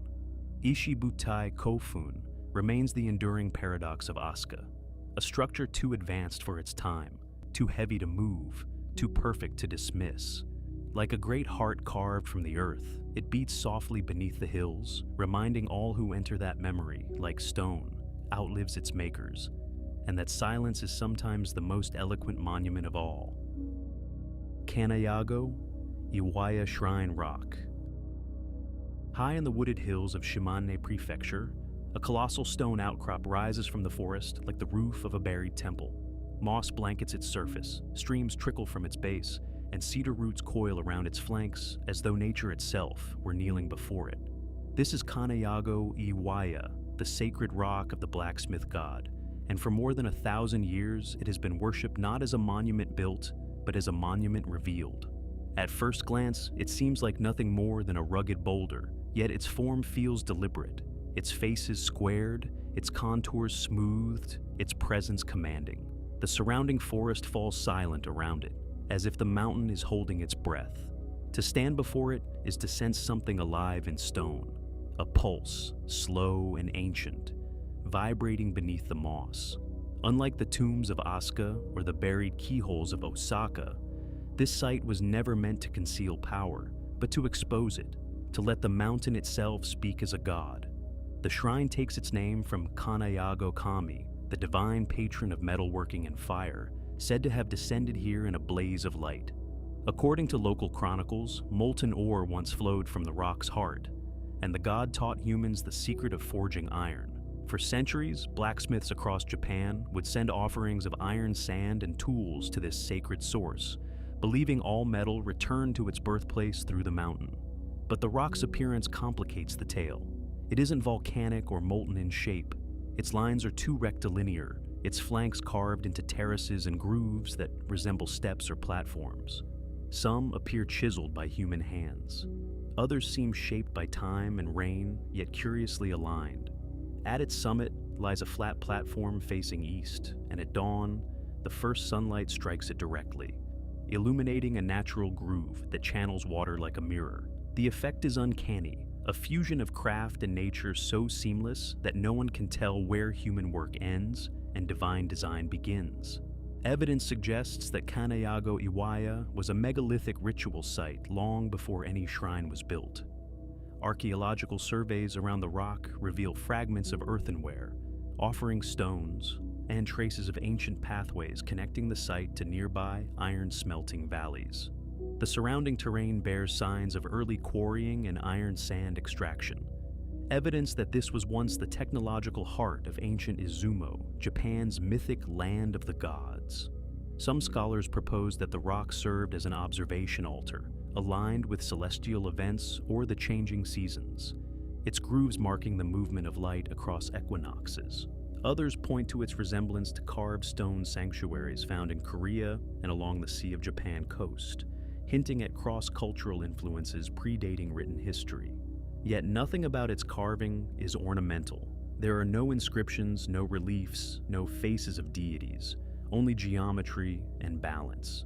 The rock stands as if shaped by principle alone, embodying a truth the builders never needed to explain, that sacredness is not placed upon stone, but drawn from within it. If it was merely natural, why the terraces cut into its face? If it was man-made, why no tool marks, no quarry remnants, no structure built atop it? Its sheer mass makes any carving attempt extraordinary. Hundreds of tons of granite exposed on a steep slope, yet every line appears purposeful. Geologists note that erosion alone could not have produced the straight edges visible from the eastern path. And if this was a shrine to metal, where are the foundries or furnaces that legends describe? None have been discovered, and yet the local soil is rich in magnetite and hematite, the same ores used in ancient iron smelting. Perhaps the god's molten fire was not literal but symbolic, the energy that transforms earth to metal, stone to spirit. The mystery only deepens when night falls. Visitors report hearing faint metallic echoes when the wind passes through crevices in the rock, a ringing like distant hammer strikes. Scientists explain it as acoustics. Pilgrims call it the breath of Kanayago Kami. To some, Kanayago Iwaya represents Japan's earliest expression of living geology, a belief that the divine inhabits natural forms without need for human intervention. Others imagine a deeper connection, that the site once marked an ancient foundry where early metallurgists aligned their furnaces with celestial markers, blending science and spirituality. The carved terraces may have served as working platforms for smelters or astronomers alike. Esoteric historians propose that the rock was part of a network of energy nodes across Japan, megalithic points of geomagnetic balance linking Izumo's mythic landscape with other sacred mountains. Even the shrine's later structures, built modestly beside the stone, seem to acknowledge that architecture could never compete with its magnitude. Pilgrims still come here with small iron offerings, touching the rock and listening for vibration. In folklore, it is said that those who hear a faint hum within the stone are granted insight into creation itself, a reminder that all transformation, whether of metal or spirit, begins with fire and patience. Today, the forest has reclaimed most of the approach trail. Sunlight filters through cedar branches, dappling the moss-green surface with gold. The rock's edges remain crisp despite centuries of rain, its terraces now cradling ferns instead of flame. Shinto priests occasionally sweep the area, leaving folded paper charms that flutter like white birds in the breeze. Tourists rarely find their way here. There are no signs, no ticket booths, no crowds. Only the hum of cicadas and the slow rhythm of dripping water. Those who do arrive often describe a strange calm, a sense that the air itself vibrates differently near the rock, as though tuned to an older frequency. Scientists call it suggestion. Believers call it presence. Standing there, you begin to understand why ancient builders might have seen stone not as material, but as message. Kanayago, Iwaya remains what it has always been, a dialogue between earth and eternity, a sanctuary shaped not to contain the gods, but to let them breathe. And in that breath, beneath layers of moss and myth, Japan's oldest craftsmanship still glows, the art of making the immovable feel alive. Yonago giant stones. Along the coast of Tottori Prefecture, where winds carve the dunes and the Japan Sea pounds the cliffs, colossal stones lie scattered across the hillsides as if left behind by titans. Farmers call them the Yonago giant stones, and no one knows who placed them, or if anyone ever did. Some stand upright like silent sentinels, others recline in half-buried slumber, their surfaces etched by centuries of rain and salt. The largest weighs dozens of tons, its sides almost squared, its face is weathered but purposeful. From afar they appear random, but climb among them, and patterns begin to reveal themselves. Alignments along ridges, pairs facing the horizon, and circles that frame the rising sun. Local legends say these stones are the petrified bodies of mountain gods who once walked to the sea, frozen in place when dawn broke. Others whisper that they mark the resting ground of spirits too ancient to name. Here, where ocean meets highland, the landscape itself feels like an unfinished sentence carved in granite. While most of Japan's megalithic wonders hide inland, tombs, sanctuaries, buried chambers, the Yonago stones stand in the open, exposed to storms and salt, as though deliberately placed to face the elements. From certain viewpoints, their silhouettes mirror the contours of distant mountains. From others, they appear arranged like a celestial diagram traced onto the earth. Surveyors have noted clusters oriented toward the summer solstice sunrise, echoing alignments found in prehistoric observatories across Eurasia.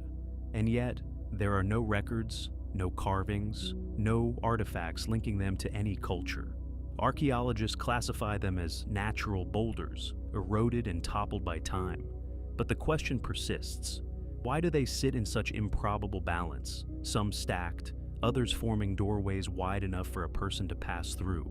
Were they shaped by hands, by earthquake, or by something else? An intelligence expressed through landscape rather than design? Geological studies confirm that the stones are composed of coarse granite uncommon to the immediate area. Their source likely lies kilometers inland, several bare shallow grooves and cup-like depressions that could be natural weathering, or could have been ground deliberately. Soil tests reveal charcoal traces nearby, suggesting ritual fires or ancient habitation. Local folklore ties the stones to the Izumo myth cycle, in which deities descended along this very coast to create the islands of Japan, shaping earth and sea with enormous tools of stone. In this narrative, each boulder becomes a remnant of divine labor, a hammerhead, a pillar, a fallen wall of heaven. Some modern researchers have speculated that the site once functioned as a stone calendar, where priests or astronomers observed the shifting shadows between the monoliths to mark the passage of seasons. Others think it was a quarry abandoned mid-work, the blocks left behind as nature reclaimed them. Yet the surfaces of several stones are too smooth, too square to be purely random, as if sculpted just enough to suggest intention, but not enough to prove it. No tool marks, no inscriptions, no datable artifacts exist to confirm human involvement. The arrangement, though apparently geometric, could easily be coincidental, the result of landslides, erosion, and tectonic shifts. And yet the feeling of order refuses to vanish. Even skeptics admit the grouping evokes deliberate placement. If they were quarry remains, why is there no evidence of extraction beyond the immediate cluster? Why are there smaller stones arranged in concentric arcs, echoing circles found in Jomon period ritual sites hundreds of kilometers away? Satellite imagery reveals alignments not just to the sun, but to the nearby coastline's curvature, almost as though the entire bay were part of a larger pattern. Could it be that the Yonago builders, whoever they were, thought in scales too vast for modern archaeology to perceive? a sacred geometry written across hills and tides. Some folklorists believe the Yanago giants are earth anchors, boundary markers between the realm of humans and the realm of spirits beneath the sea. Others imagine them as the remains of a vanished civilization that understood stone in ways we have forgotten. In these theories, the coast of Tartary once held a megalithic port city, its temples and terraces long swallowed by waves, leaving only the heaviest fragments behind. Ancient astronaut writers stretch further, calling them navigational beacons or vibration nodes aligned with Yonaguni far to the south, part of a prehistoric network of energy sites that mapped the Pacific Rim. The same theories note the magnetic anomalies recorded near some stones, compasses that waver, animals that avoid resting nearby. Whether electromagnetic coincidence or mythic imagination, the effect is real. People feel watched here, as if the stones remember. And perhaps they do in the geological sense, storing centuries of wind, thunder, and prayer in the silent patience of granite. Today, the Yonago giant stones are nearly forgotten, tucked behind farms and cedar forests where only locals and a few curious travelers venture. Moss softens their edges, and tall grass hides the gaps between them. The air smells of sea salt and pine. Sometimes fishermen leave offerings, coins, folded paper charms, or a splash of sake poured at the base of the tallest stone, thanking the spirits for calm waters. When storms roll in, lightning often strikes the same boulder repeatedly, splitting the sky in silver veins while leaving the stone untouched. Photographers who capture that instant say it looks as if the gods are reminding the land who its true architects are. Standing among these monoliths at dusk, the sea roaring beyond, you feel suspended between past and myth, between a Japan of emperors and a Japan of giants. The stones neither confirm nor deny their origins. They simply are, immense, unmoved, breathing slowly with the tide. Perhaps that is the point. Not every monument was built to be understood. Some were left to be felt. And in the hush after the wind, when the waves fall silent, the Yonago stones seem almost to turn toward you, as if remembering that they too were once alive. Taketomi Megalith. South of Okinawa, across turquoise waters and coral shallows, lies a small island of coral sand and silence, Taketomi. At first glance, it feels untouched by time. Narrow stone paths, low houses with red-tiled roofs, and guardian Shisa lions perched on walls to ward off spirits. But hidden beyond the village, where jungle vines crawl over limestone ridges, rises a formation few visitors ever find. A massive stone slab balanced atop two natural pillars, forming what locals call the Taketomi megalith. To the untrained eye, it seems natural, a quirk of erosion. Yet its placement is almost impossibly symmetrical, its horizontal capstone perfectly aligned with the horizon. At sunset, the light threads through the gap beneath, casting a blade of gold across the forest floor, a spectacle that occurs only twice a year at the equinox. No record mentions its builders, no shrine claims it. It stands in silence, an altar of stone and light, older than legend and younger than the sea. The capstone points directly toward the neighboring island of Iriomote, and beyond that, to the azimuth of the setting equinox sun. Some researchers who have studied Okinawa's prehistoric sites note that other megalithic stones in the Yaeyama archipelago share this same orientation, forming a chain of markers that could once have served navigators or astronomer priests. Local elders tell of an era before calendars, when fishermen and farmers watched the sun pass through these stone gates to mark the changing of seasons, the times to plant, to harvest, to pray. But the scale of the Taketomi megalith surpasses anything practical. The capstone measures over 6 meters across and weighs an estimated 100 tons, yet rests in perfect balance upon 2 smaller supports. Erosion alone cannot explain the gap's symmetry, nor the smoothness of the bearing surfaces. It looks placed, as if ancient hands once lifted the sky itself onto pillars of stone. Beneath the formation, archaeologists have found fragments of coral tools and pottery shards dating to the late Jomon period, nearly 3,000 years ago, long before Okinawa's written history. The stone itself, however, predates human settlement by millions of years. a limestone reef if erased from the seafloor by tectonic uplift. Somewhere in between nature and human lies the mystery. Whether ancient builders merely selected and refined what nature had begun, or whether they somehow engineered a monument of their own. Similar structures exist across the Pacific, capstones and dolmens aligned with solstices, but none this far south in Japan. The site's isolation has preserved it from disturbance.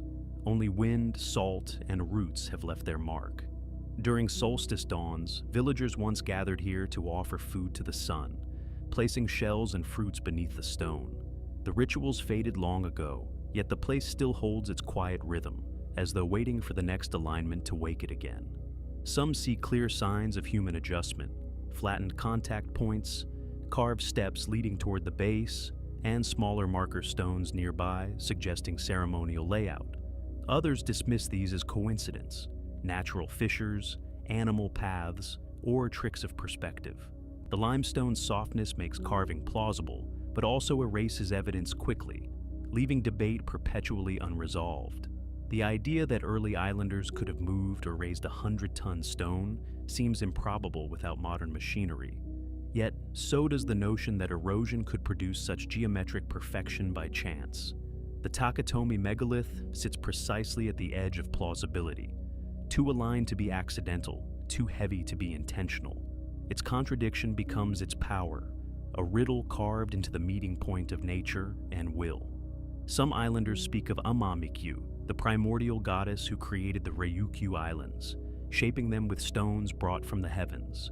Others connect the megalith to star worship, claiming that when the Pleiades rise above the horizon, their reflection can be seen framed exactly within the stone's aperture, a cosmic mirror linking sea, sky, and earth. Scholars of comparative mythology note similar traditions across Polynesia, where stone gates and slabs acted as solar portals, aligning with celestial events to honor creation deities.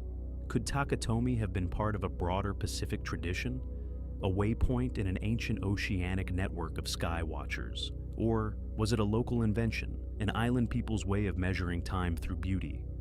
A few fringe theorists imagine it as an ancient energy site, one node in a chain connecting Yonaguni's underwater monument to the northern stone sanctuaries of Honshu. Whether or not that's true, the idea feels fitting, a final southern echo of Japan's prehistoric genius for carving meaning from stone. Today, the Takatomi megalith sleeps beneath banyan trees and orchids, visited only by those who know where to look. The air hums with cicadas, and the ocean glimmers faintly through the trees beyond. When the sun lowers to the horizon, its light enters the stone gate, painting the interior gold for just a few minutes before vanishing. Birds fall silent, and the world holds its breath. It feels like watching a thought older than language, a geometry of faith etched into landscape. The villagers still call it the place where the sun rests. Children sometimes play near it, unaware that they are tracing shadows once used to count the heavens. Archaeologists still debate, tourists still search for proof, but the stone remains unchanged. It neither claims nor denies its makers. It simply continues its conversation with the sky, one equinox at a time. And perhaps that is the real secret of Japan's megaliths. They are not monuments to what was, but to what still endures, the dialogue between human curiosity and the ancient patience of the earth. As night falls over Takatomi and the first stars bloom above the sea, the stone silhouette becomes a dark horizon within itself, a gate that once framed the sun, now framing eternity.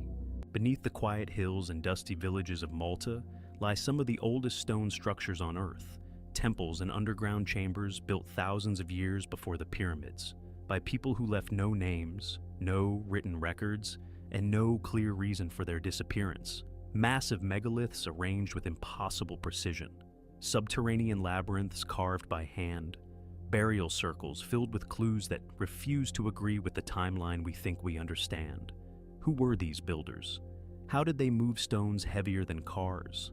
And why did their entire world vanish without a trace? The answers may be hidden in the lost megaliths of Malta, and their secrets are only beginning to surface.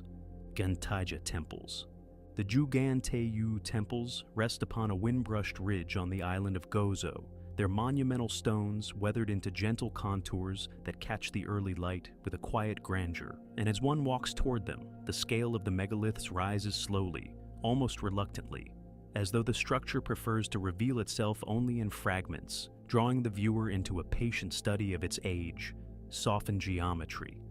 And it is this first impression, these towering limestone slabs arranged in curving forms older than nearly all known architecture, that invites the mind to settle into a slower rhythm, one shaped by a time when human communities left few written traces and expressed their intent through stone alone, leaving scholars to read meaning in the arrangement of apses, altars, and thresholds rather than in any preserved language. At first glance, the external wall seems almost haphazard, stones of irregular size stacked and braced together, but closer inspection reveals a deliberate shaping, with certain blocks positioned to guide the eye along a subtle ripple of curvature that would have formed a protective outer barrier around the inner chambers. And even this early feature hints at a community capable of mobilizing significant labor to carve, transport, and align megaliths that in some cases weigh dozens of tons, a logistical achievement that continues to raise questions about the techniques and coordination needed to move such massive forms across uneven terrain. Within the complex, the rounded rooms offer a sense of enclosure that softens the severe exterior, and the walls' gentle inward lean suggests they once supported a roof, an architectural choice that reshapes our sense of the site, not as an open-air arrangement, but as a sheltered interior where sound, ritual movement, and the play of low light might have carried particular significance. And archaeological excavations have revealed small niches, carved blocks, and remnants of offerings, animal bones, shells, and fragments of figurines that speak of ceremonial practices deeply rooted in cycles of life, fertility, and renewal, though the exact nature of these rites remains elusive and subject to interpretation rather than certainty. As excavators traced soil layers and studied pottery sequences, it became clear that the people who built Jugan Te Ya were part of a long-lived tradition, stretching back centuries before the temple reached its final form. And yet, the settlement patterns associated with the builders appear surprisingly modest, as though the monumental effort devoted to these structures did not reflect a stratified society, but rather a communal one in which knowledge of quarrying, shaping, and building circulated among extended groups working with steady purpose across generations, though this inference is challenged by the fact that no written record survives to confirm whether such cooperation emerged from shared belief or from leadership that left no personal imprint. The massive upright referred to as the megalith facade demonstrates another layer of complexity, for its weathered surface, though heavily eroded, hints at deliberate smoothing, and the way it frames the entrance creates a threshold that archaeologists have long considered purposeful, perhaps marking a transition between the ordinary realm and a more sacred interior. But debates endure over whether the temple's plan was meant to evoke a symbolic body, a kind of architectural metaphor, or whether its shapes simply follow practical lines of structural stability, with curves absorbing the stresses of heavy stonework more effectively than the sharp corners would, on an island prone to seasonal storms and subtle seismic shifts. Radiocarbon analysis and comparison with nearby sites suggest the builders flourished during a long period of relative isolation, when contact with external cultures was limited and the island's communities developed unique architectural and artistic traditions. Yet even this narrative is complicated by similarities to other Mediterranean structures whose timelines intersect in ways that raise questions about diffusion, innovation, and the movement of ideas across sea routes that may have been more active than once assumed. And it is this interplay between isolation and connection that continues to intrigue researchers, as the Jugan Te Ya temples stand both as deeply local expressions and as part of a broader prehistoric conversation.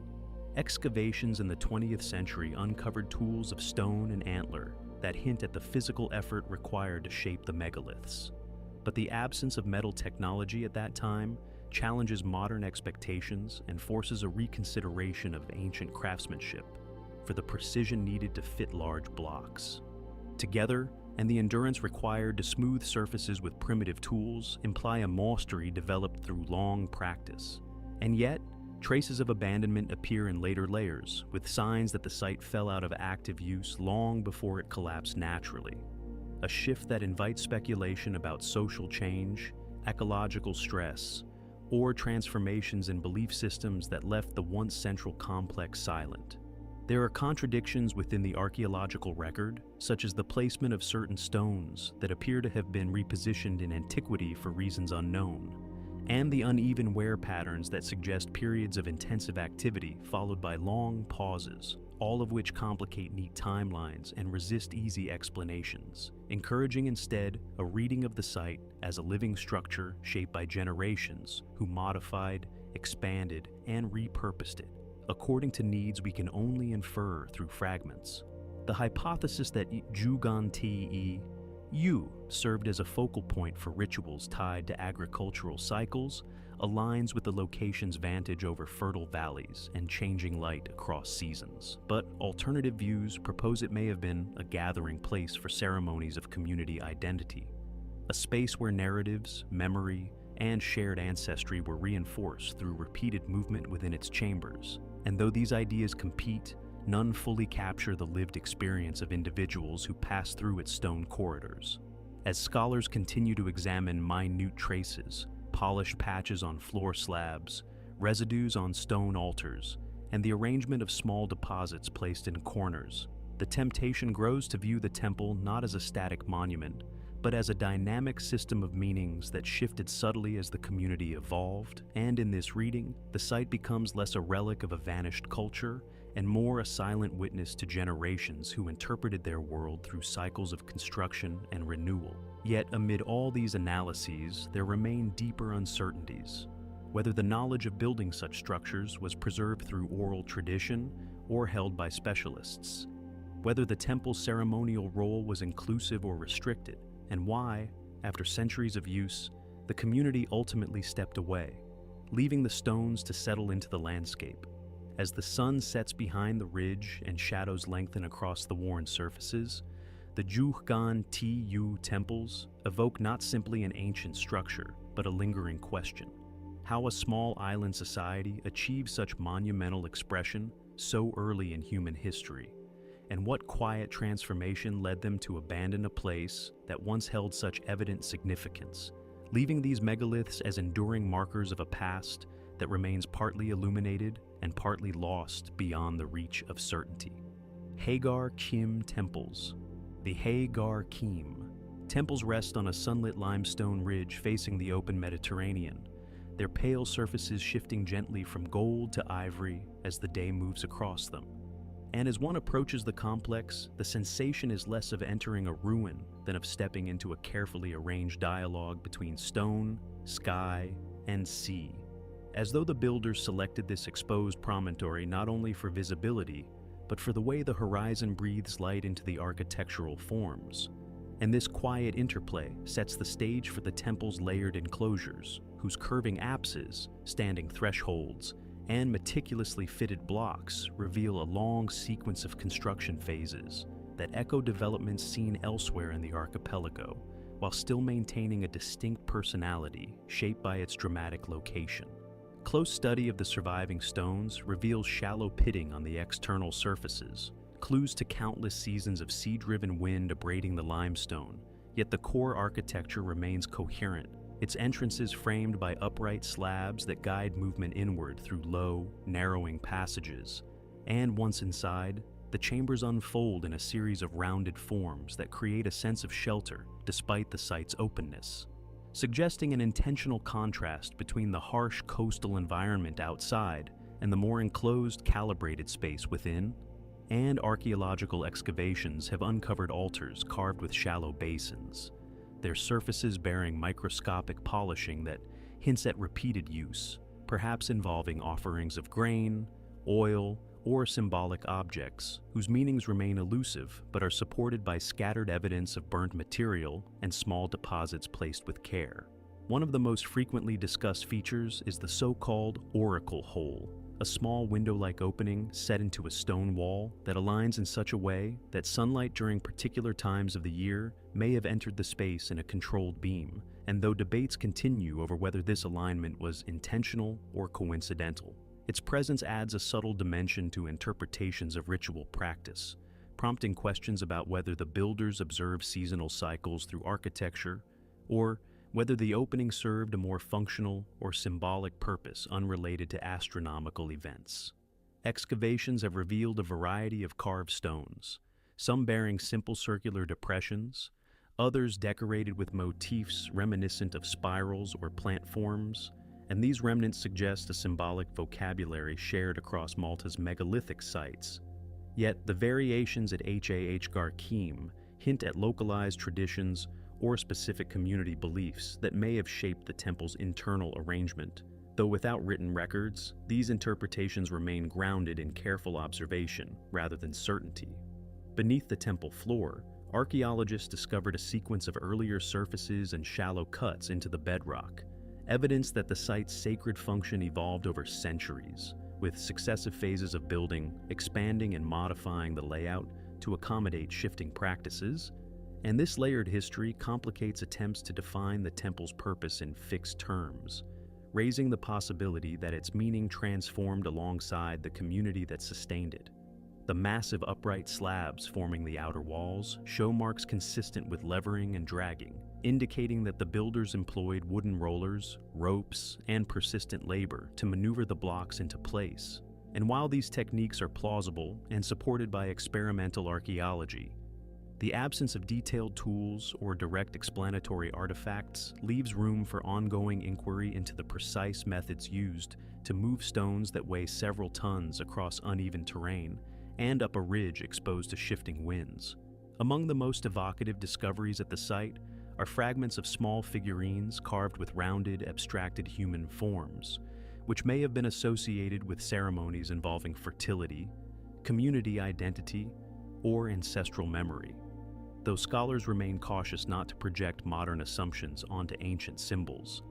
And the presence of these figures within the temple's stratigraphy suggests that certain rites might have invited participants to interact with objects imbued with shared meaning, their placement in niches or near altars indicating a deliberate arrangement that carried emotional or spiritual weight within the community. Geological studies of the temple's foundation reveal that the structure sits on a layer of soft, Globigerina limestone, prone to erosion yet workable enough for ancient builders to carve and shape with stone and bone tools. And this geological context shapes interpretations of the temple's long term.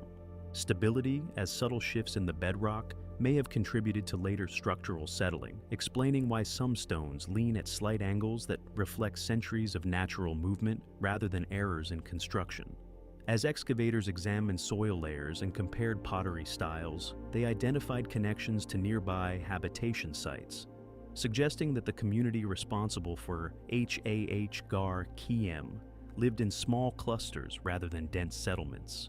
And this pattern invites speculation about how such modest populations manage the labor required for monumental construction, a puzzle that continues to spark debate among researchers who propose models ranging from communal seasonal labor to small groups of skilled specialists traveling between sites. Contradictions emerge within the archaeological interpretation, such as sharp differences in wear patterns across certain stones and unexplained asymmetries in chamber arrangements that do not align cleanly with known construction phases, hinting at either unrecognized modifications or functions that have left no surviving trace. And these inconsistencies resist easy categorization, encouraging scholars to view the temple not as a fully understood architectural plan, but as a living structure shaped by multiple generations whose priorities, resources, and beliefs shifted subtly over time. Environmental studies suggest that the landscape around Garkim during its period of use may have been more wooded and fertile than today, with vegetation patterns that could have influenced the way the temple's location was perceived. And this possibility reframes the temple not as an exposed outpost, but as a central gathering point within a dynamic environment that has since transformed through millennia of natural and human-driven change. As interpretations multiply, some researchers emphasize the temple's visual orientation toward the sea, proposing that the builders integrated the horizon into ceremonial practice, while others argue that internal spatial relationships and the movement of participants through curved chambers played a more significant role in shaping ritual experience. Yet, both views acknowledge the careful thought embedded in the architecture, a testament to a culture that expressed its worldview through stone rather than text.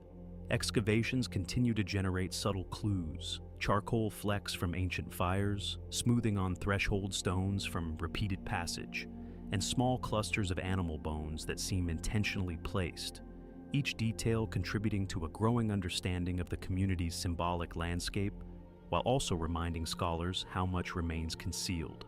And as the sun lowers into the Mediterranean, casting long shadows across the temple's weathered surfaces, the Wach Gar Keem temples evoke a lingering sense of transition, as though the structure itself stands between the known and the unknown, offering fragments that hint at a complex ceremonial world while withholding the full narrative of the people who shaped these stones, leaving the site as both a testament to ancient craftsmanship and an enduring mystery that stretches quietly across the centuries. Menestra temples. The Mu and Mai Dra temples rest on a terraced slope overlooking the southeastern coast of Malta, their weathered stones arranged in a deliberate pattern that blends the precision of an ancient plan with the slow distortions of time. And as one approaches the complex, the interplay of three distinct temple structures becomes apparent, each offset slightly from the next, as though they were built in thoughtful succession, forming a cluster of curved chambers that suggest both continuity and innovation within the island's long, megalithic tradition.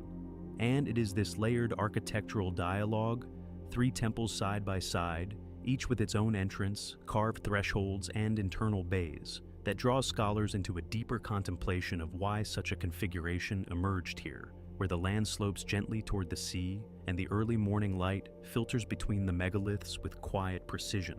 The orientation of the South Temple, perhaps the most studied of the three, has long been noted for its alignment with the rising sun during the equinoxes and solstices. And while some interpret this alignment as intentional, a reflection of ritual practices centered on seasonal cycles, others caution that the structure's current form may not entirely preserve its original arrangement, as weathering, collapse, and ancient modifications complicate attempts to reconstruct precise astronomical functions. Yet the possibility of intentional alignment persists, supported by the narrow entrance doorway through which sunlight passes in a controlled beam on certain mornings, illuminating parts of the chamber in a way that suggests an interplay between architecture and celestial rhythm, even if the full meaning remains obscured by millennia of change. Excavations across the site have revealed carefully paved floors, upright orthostats, and a variety of architectural details, small niches, curved apses, and stone altars that mirror features seen at other Maltese megalithic structures, while also displaying subtle variations, such as differences in the thickness of wall slabs and the arrangement of inner bays, differences that may reflect evolving ceremonial practices or shifts in community priorities over time. In certain chambers, archaeologists uncovered traces of worked stone tools, pottery fragments, and small patches of compacted earth that seem to have been deliberately smoothed, suggesting repeated movement or ritual activity, while other areas contain depressions carved into stone surfaces whose purpose remains uncertain, possibly functioning as libation points, symbolic markers, or practical features related to the structure's construction. And these enigmatic details contribute to the sense that Mu Nawaya Dra was not a static monument, but a dynamic space shaped by ongoing engagement throughout its long life. The varying sizes and weights of the megaliths indicate a sophisticated understanding of how to balance massive uprights with carefully shaped horizontal slabs. And though the exact methods used to move such heavy stones remain a subject of investigation, experimental archaeology has demonstrated that coordinated groups using wooden levers, ropes, and stone rollers could have achieved the necessary movements, a process that underscores the communal effort behind the complex's creation, while also raising questions about how such knowledge was transmitted across generations. Soil analysis around the site suggests that during the period of the temple's construction and use, the surrounding landscape may have supported terraces for cultivation, with views extending across a coastline that likely appeared similar to today's, though with subtle variations in vegetation and accessibility. And this environmental context helps frame interpretations of the temple as a gathering place for ceremonies tied to agricultural cycles, seasonal transitions, or local identity, even if the specific rituals remain difficult to reconstruct.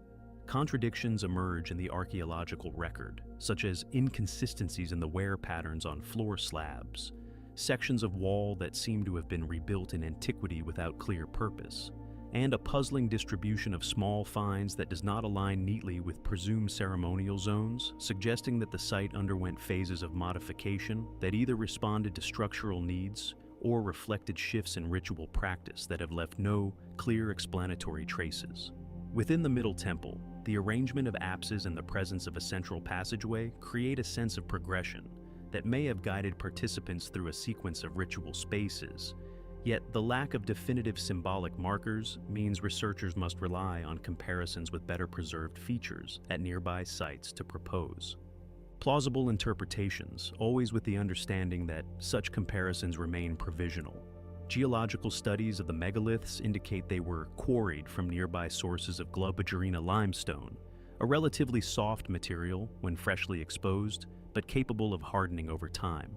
And this property may have facilitated the carving of intricate details that have since eroded under centuries of exposure, leaving behind softened contours that hint at but no longer fully reveal the original craftsmanship. Excavations beneath certain floor sections uncovered earlier layers of compacted earth and small stone arrangements that predate the main construction phases, suggesting that the location held significance even before the temples were erected. A clue that deepens the mystery of why this particular slope became a focal point for such sustained architectural investment. Pottery fragments found within the site's stratigraphy reflect stylistic changes over centuries, providing insights into the community's evolving cultural expressions.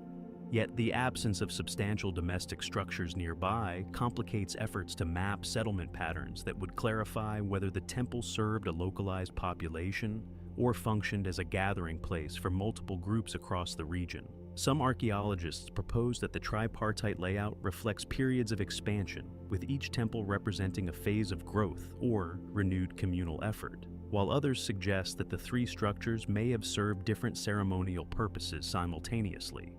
Though without textual evidence, such interpretations remain grounded in spatial analysis rather than definitive historical accounts. As with other Maltese megalithic sites, the absence of burials within the main chambers raises questions about whether the complex functioned primarily as a ceremonial center rather than a funerary one, though nearby caves and smaller structures with human remains complicate any strict division between ritual and burial practices within the broader prehistoric landscape. Over time, the site experienced natural degradation, ancient collapse events, and possible episodes of disuse, leaving archaeologists to piece together a narrative from fragmentary evidence that only partially survives the passage of millennia. And as the day wanes and the low sun catches the edges of the megaliths, casting long shadows across the paved floors, the three temples of Mu'nuwedra evoke a lingering tension between knowledge and uncertainty, offering glimpses of a sophisticated architectural tradition shaped by people whose worldview can be sensed through stone but never fully reconstructed, leaving the complex as both a testament to ancient ingenuity and an enduring reminder of how much remains beyond the reach of the modern eye. Hypogeum of Hal Saflieni. The Hypogeum of Hal Saflieni lies hidden beneath an unassuming street in Paula, its entrance marked today by modern structures that give little hint of the immense subterranean world carved by human hands thousands of years ago. And descending into this labyrinth is like stepping into a carefully sculpted silence where every curve, chamber, and shadowed recess seems shaped with a patient precision that transcends the simplicity of the tools known to its builders. And as the narrow passage leads downward, the air cools and the light softens, revealing a descending sequence of chambers carved from the island's soft limestone, their surfaces smooth to a degree that suggests deliberate shaping for purposes beyond mere practicality, perhaps reflecting a ritual sensibility that embraced darkness, echo, and the slow transition between levels as elements of a deeper ceremonial experience. The upper chambers appear simpler, their walls bearing signs of early excavation, but deeper levels, particularly the so-called middle level, display a complexity that has captured scholarly attention for over a century, with architectural features that mimic the above-ground megalithic temples, carved lintels, corbelled impressions, and shallow niches that echo the forms of structures built on the surface, as though the underground space was conceived as a counterpart to the island's grand stone monuments. Within these inner chambers, red ochre patterns appear faintly on some walls, curving lines, spirals, and clusters of dots whose meanings remain elusive but suggest symbolic or ritual intent, traces of a visual language expressed through pigment and a form rather than text. And their presence deep in the subterranean environment adds a layer of mystery to interpretations of how light was used in this space, whether through torches, lamps, or reflective surfaces that may once have illuminated these designs during ceremonies now lost to time.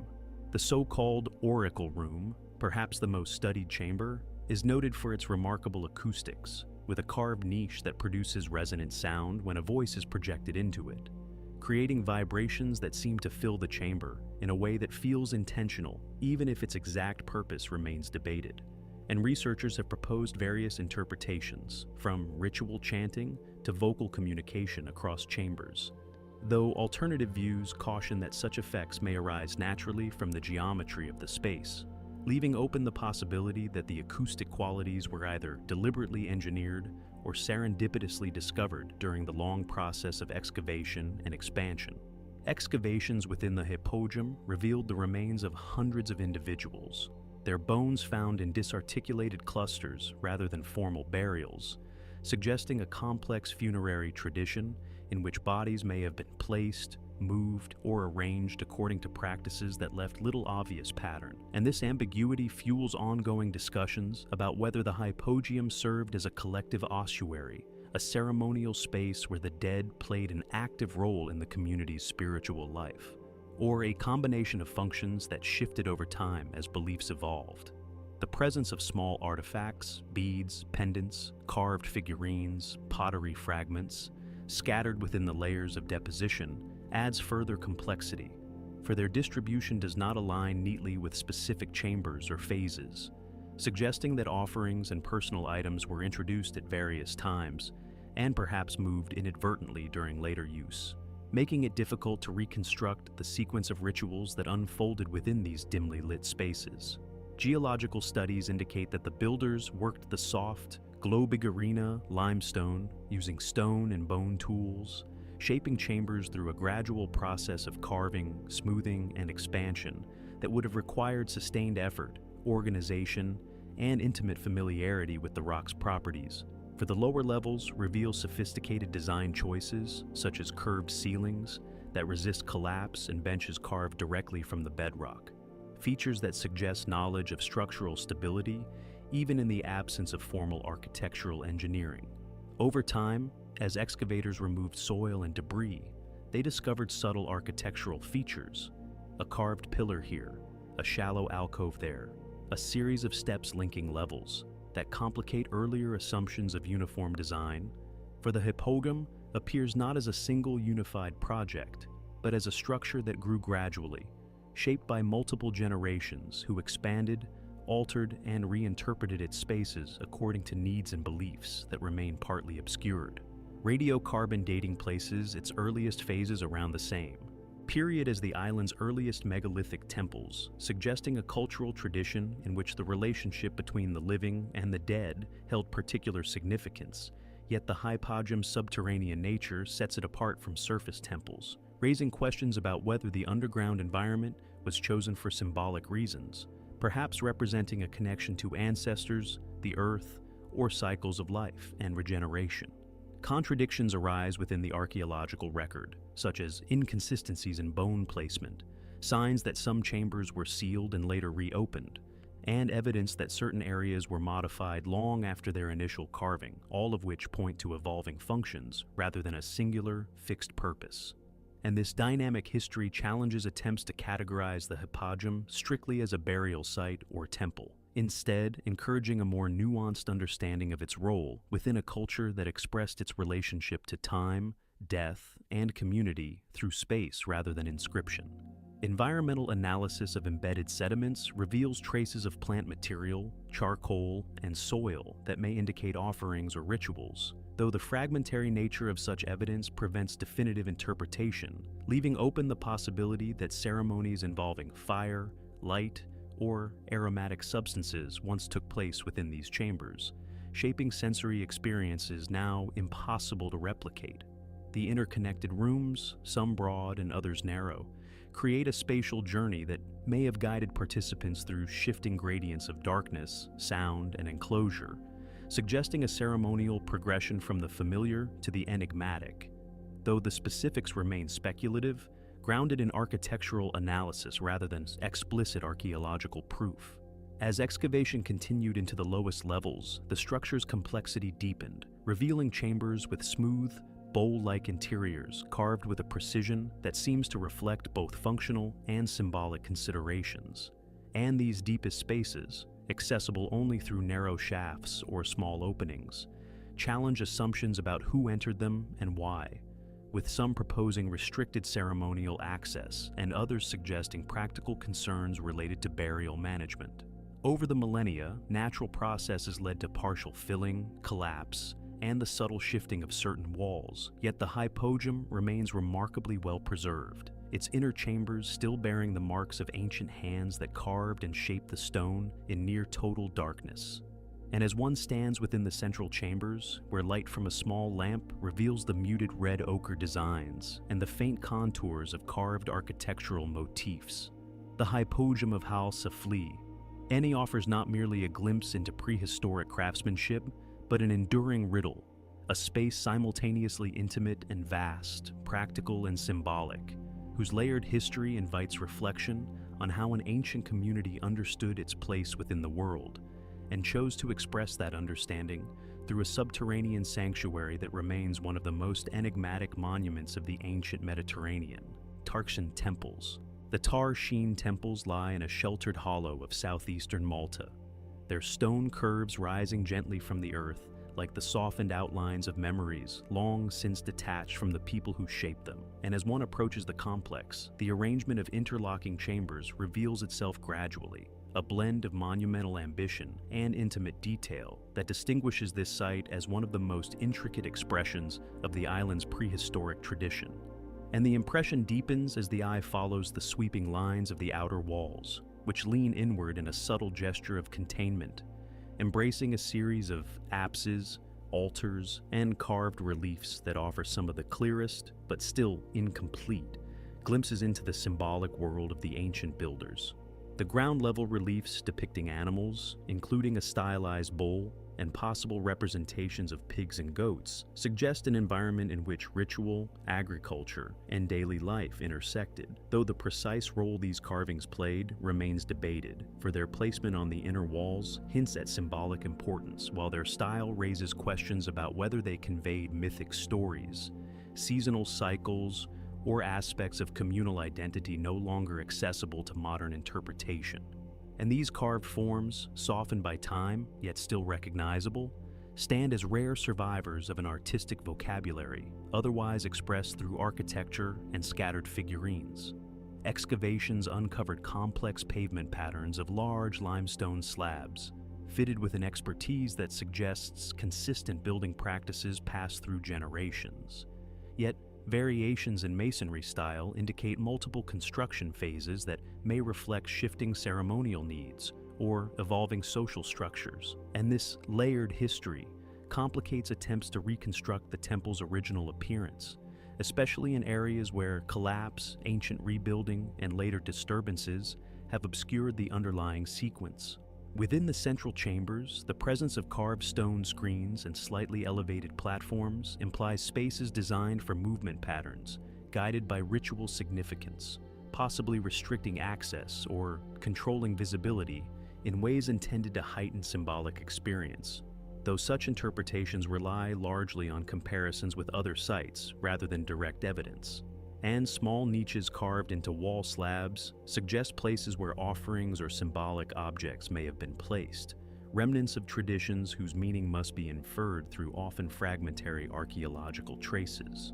One of the most striking features discovered at Tar-Sheen was the large stone statue fragments, massive legs and lower torso, of what may once have been a monumental anthropomorphic figure, whose original height remains uncertain, but whose scale suggests a presence meant to evoke powerful, perhaps protective, symbolism. And while the identity or purpose of this statue remains unknown, its discovery adds a dimension of grandeur to the temple's conceptual world, suggesting that the community's rituals may have included engagement with representations of deities, ancestors, or symbolic entities now largely erased from the record. The floors of certain chambers bear shallow circular depressions carved into the stone, interpreted variously as sockets for wooden posts, ceremonial basins, or practical features of construction. Yet no interpretation fully accounts for their irregular distribution or variation in depth, leaving this detail as one of many small puzzles that complicate attempts to impose definitive meaning on the site's complex arrangement. Stratigraphic analysis reveals layers of soil and debris accumulated through centuries of use, abandonment, and later reoccupation. And within these layers, archaeologists found pottery fragments, animal bones, and small objects that paint a picture of rituals involving food offerings, feasting, or symbolic deposition. Though the lack of written records prevents certainty about the emotional or spiritual context in which these activities took place, geological studies of the limestone indicate that the builders selected stone with care, choosing blocks whose grain and texture were suited to carving and structural function, and the presence of worked surfaces with subtle curvature suggests a sophisticated understanding of how to create smooth transitions between architectural elements. An understanding that appears almost intuitive, developed through repeated engagement with the landscape's materials rather than formal engineering principles. Contradictions in the site's layout, such as abrupt transitions between chambers, asymmetrical apses, and walls that seem to have been reshaped in antiquity, hint at interventions that occurred long after initial construction, perhaps reflecting changes in ritual practice or a response to structural concerns. And these inconsistencies invite caution in assuming a single, unified plan behind the temple's evolution. Environmental clues embedded in soil deposits, charcoal flecks, botanical remains, and animal bones suggest that rituals may have involved controlled fires, food preparation, or symbolic offerings. And though these traces do not provide clear narratives, they indicate a complex relationship between ceremony and daily life, where the temple functioned not as an isolated sacred structure, but as a place integrated into the rhythms of the community. Over time, erosion, natural collapse, and human activity altered the site's appearance, and modern reconstructions based on early excavations, some of them conducted before contemporary archaeological standards, complicate the effort to distinguish original features from later interventions, prompting ongoing debate among researchers about how best to interpret the temple's spatial logic. The presence of cremated human remains in certain layers suggests that burial practices may have been incorporated into the temple's functions during later periods, though whether this represented a shift in symbolic meaning or a practical adaptation remains uncertain, adding another layer of ambiguity to the site's already complex history. As the afternoon light fades and shadows stretch through the rounded chambers, the tar-sheen temples evoke a sense of accumulated time, their eroded carvings and softened edges testifying to centuries of ritual activity, gradual abandonment, and rediscovery. And standing within these ancient walls, one senses both the clarity of the craftsmanship and the opacity of its underlying purpose. The structure offers abundant clues but few answers, inviting speculation grounded in cautious interpretation rather than definitive claims. And as researchers continue to study the site's micro-traces, tool marks on stone, microscopic wear patterns, and subtle shifts in architectural alignment, the temple remains a quiet enigma, revealing just enough to suggest a sophisticated ceremonial tradition while withholding the full story of the people who built and sustained it, leaving modern observers with a lingering sense of mystery that settles gently across the stone surfaces like the last light of day. Scorba temples.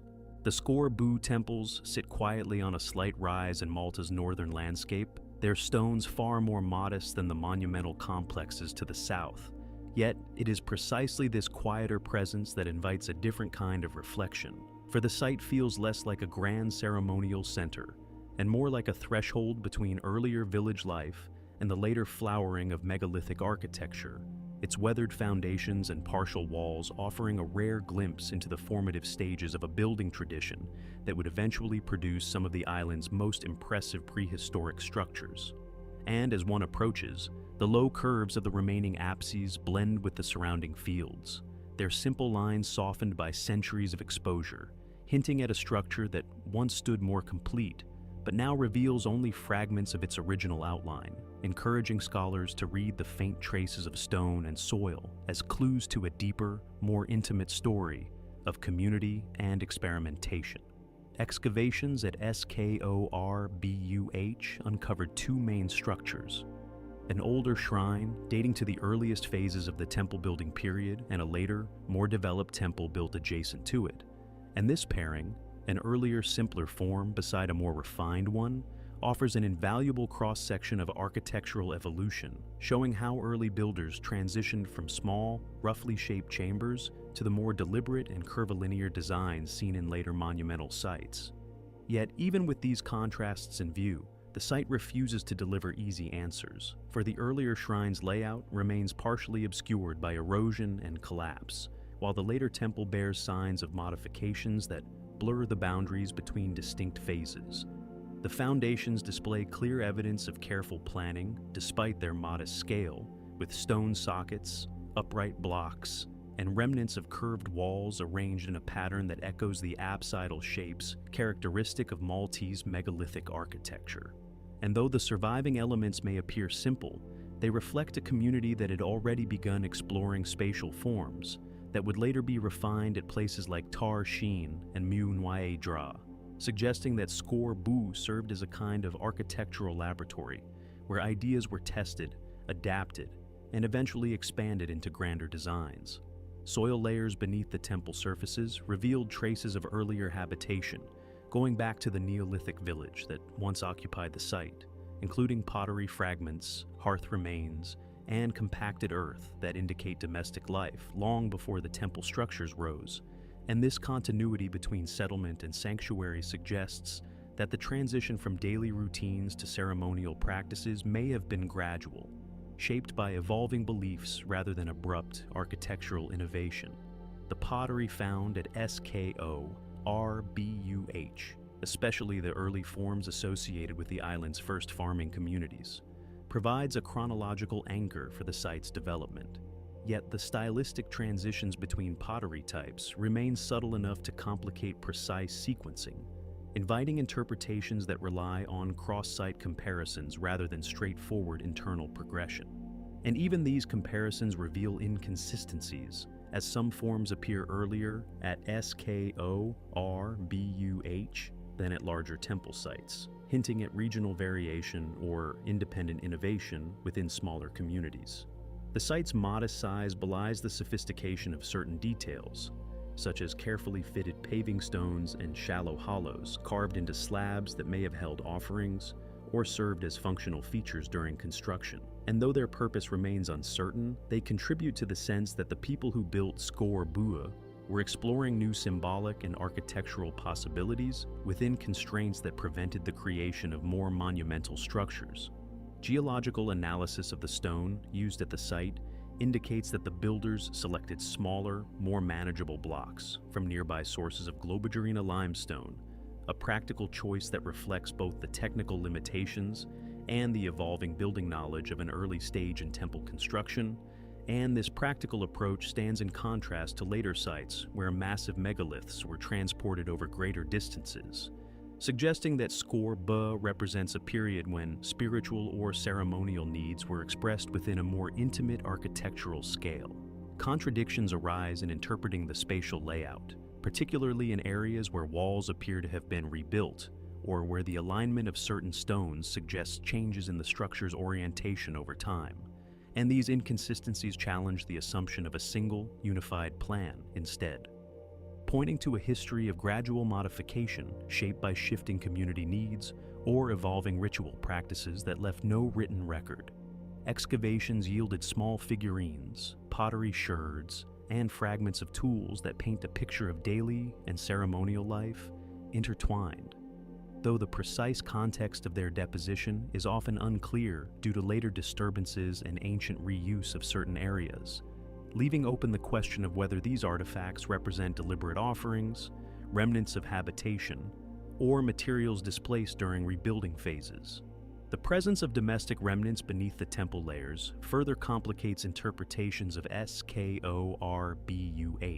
suggesting that the site may have held long-standing significance within the community, possibly serving as a place where everyday life gradually intertwined with ritual practice until the distinction between the two became blurred, reflecting a worldview in which sacred and domestic spaces overlapped more fluidly than in later periods.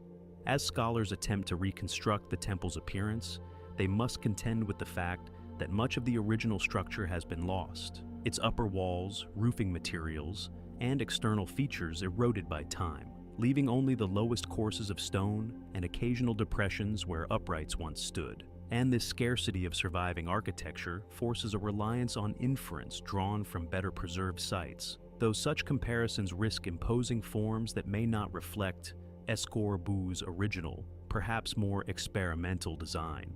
Environmental studies suggest that during the temple's period of use, the surrounding landscape may have been more wooded and fertile, providing resources for the community and shaping the setting in which rituals or gatherings may have occurred, though changes in vegetation and soil composition over millennia render these reconstructions tentative, grounded in pollen analysis rather than direct observation.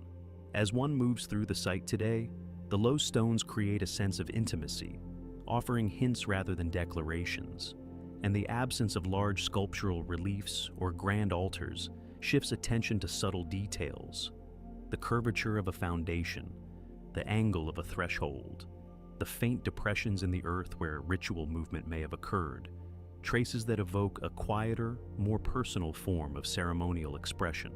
And as the sun lowers and the shadows lengthen across the low remains, Scorbu temples stand as a reminder that not all ancient mysteries announce themselves through monumental scale. Some whisper through fragments, inviting contemplation of the early steps taken by a community that would eventually shape some of the world's earliest megalithic architecture, leaving these modest stones as evidence of beginnings that remain partially visible and partially dissolved into the long, unrecorded passage of time.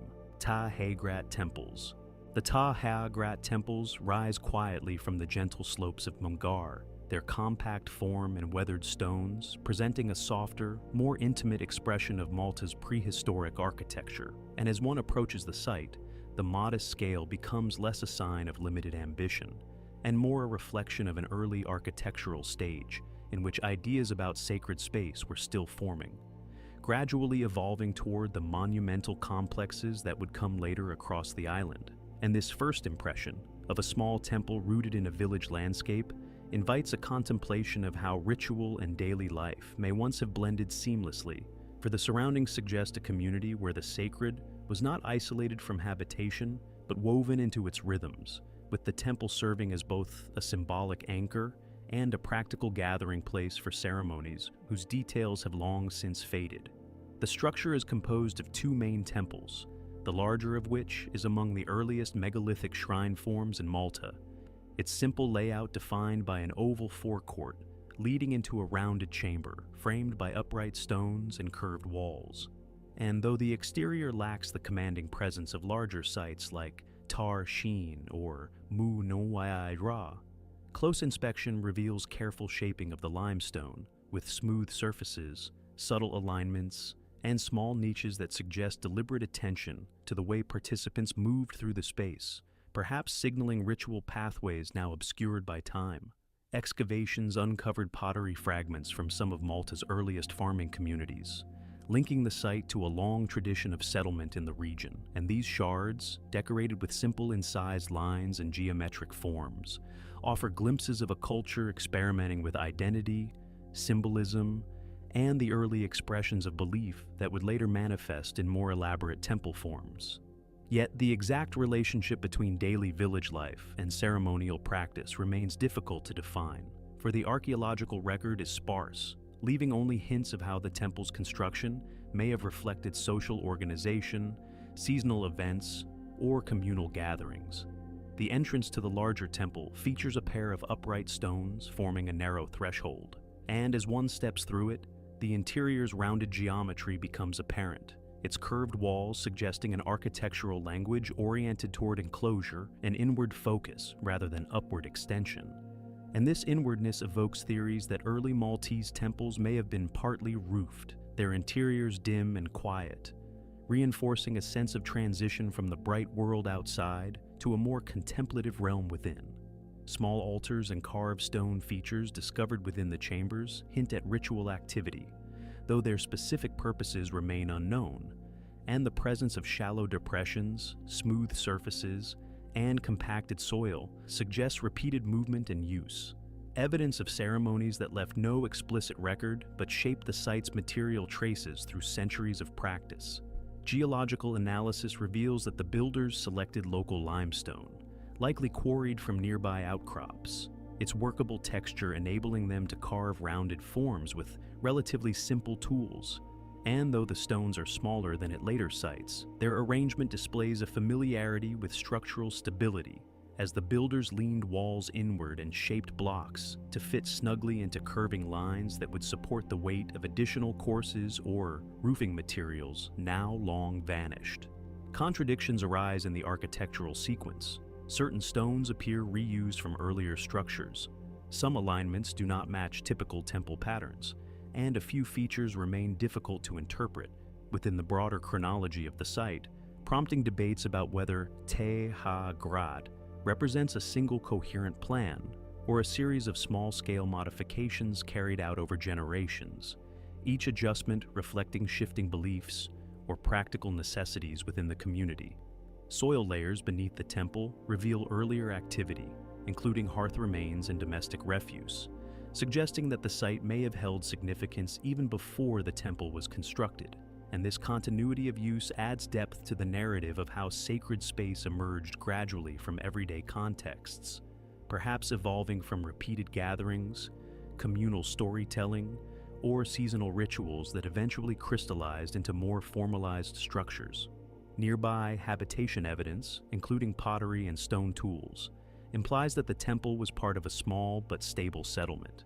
And this local context challenges assumptions that temple construction required centralized authority or complex hierarchy. Instead, the modest scale of Taha Grat suggests that early ritual architecture may have been driven by communal cooperation, with knowledge of stone shaping, alignment, and spatial arrangement circulating among families rather than being controlled by elite specialists.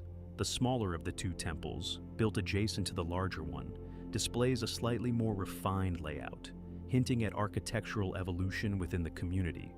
Though the limited surviving walls make it difficult to reconstruct its original appearance, and the contrast between the two structures invites speculation about how ideas were transmitted, adapted, and reinterpreted during the site's long lifespan.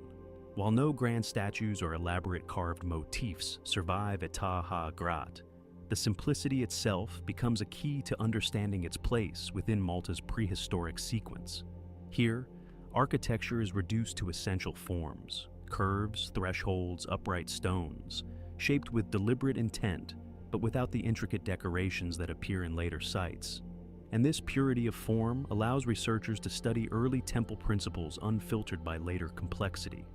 Environmental analysis suggests that during the temple's active use, the surrounding landscape may have supported patches of woodland, cultivated fields, and small clusters of dwellings, and this rural setting would have shaped the community's relationship to the site, reinforcing its role not as a remote or monumental sanctuary, but as a local center of shared identity, ceremony, and memory.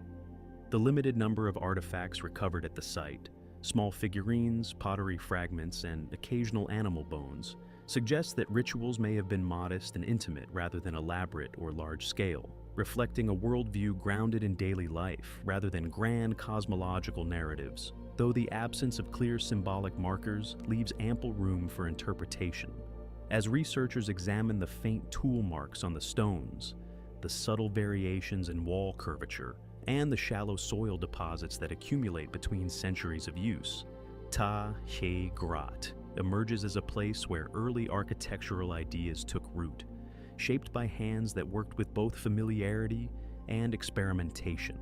And as the afternoon light softens across the low walls, revealing the delicate interplay of shadow and stone, the Ta Ha Grat temples evoke the quiet beginnings of a tradition that would later rise in grandeur across the island, leaving this modest site as a whisper of origins. A place where the first foundations of Malta's megalithic world were laid by a community whose beliefs can only be sensed in the gentle curves of the surviving stones and the silence that rests upon them, an enduring hint of a past that remains partly visible and partly lost to time. Borg in Nadur Megalithic Temple, the Borg in Nadur. Megalithic Temple rests above the gentle curve of Marsaxlokk Bay, its stones positioned at the edge of a landscape that shifts from fertile fields to rugged coastal slopes. And approaching the site today, with its weathered blocks scattered across an uneven ground, it can be difficult to imagine the structure as it once stood. Part temple, part boundary marker, part witness to a community navigating the slow transition from the island's megalithic tradition toward the early Bronze Age. And this transitional character is what gives the site its quiet intrigue, for Borg in Nadur does not fit neatly into the architectural patterns seen at more complete complexes like Mu Nyi Dra or Tar Sheen, instead revealing traces of both ceremonial design and defensive concern, suggesting a moment in Malta's prehistory when the rhythms of ritual and the pressures of shifting social landscapes intersected in ways still not fully understood.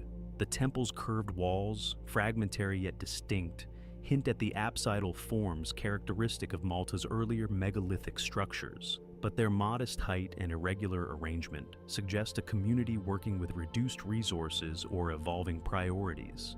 And as excavation peeled away layers of soil, archaeologists discovered that the temple may have once stood adjacent to a later fortification wall, a heavy, stone-built defensive barrier that overlooks the bay with a commanding vantage, its construction diverging sharply from the curving, symbolic architecture of earlier centuries.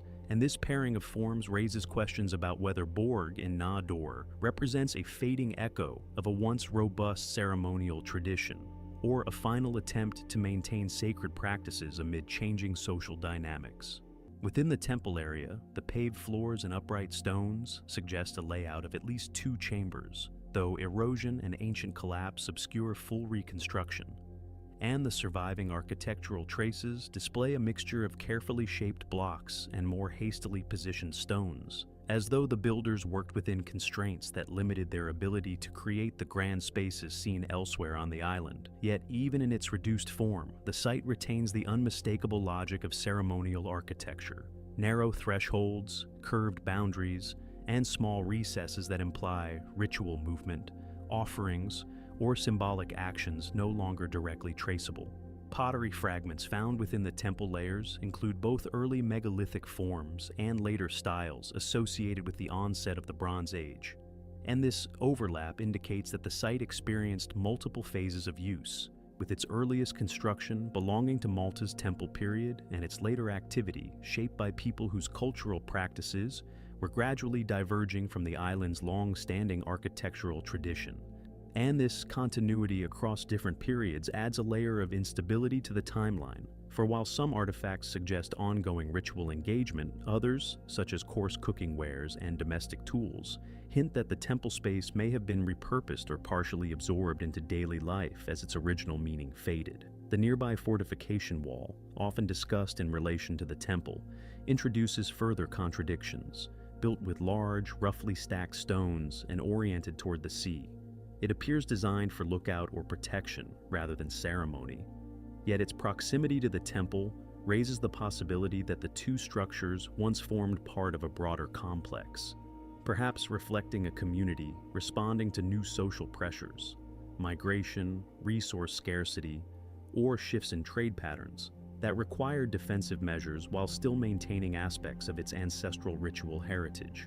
Environmental studies suggest that during the temple's active use, the coastline below may have provided rich marine resources, and the surrounding fields likely supported small-scale agriculture, creating a landscape of subsistence that shaped the community's identity, and may have influenced its decision to build both a ceremonial structure and a defensive wall within the same vicinity, though the specifics of this relationship remain difficult to define.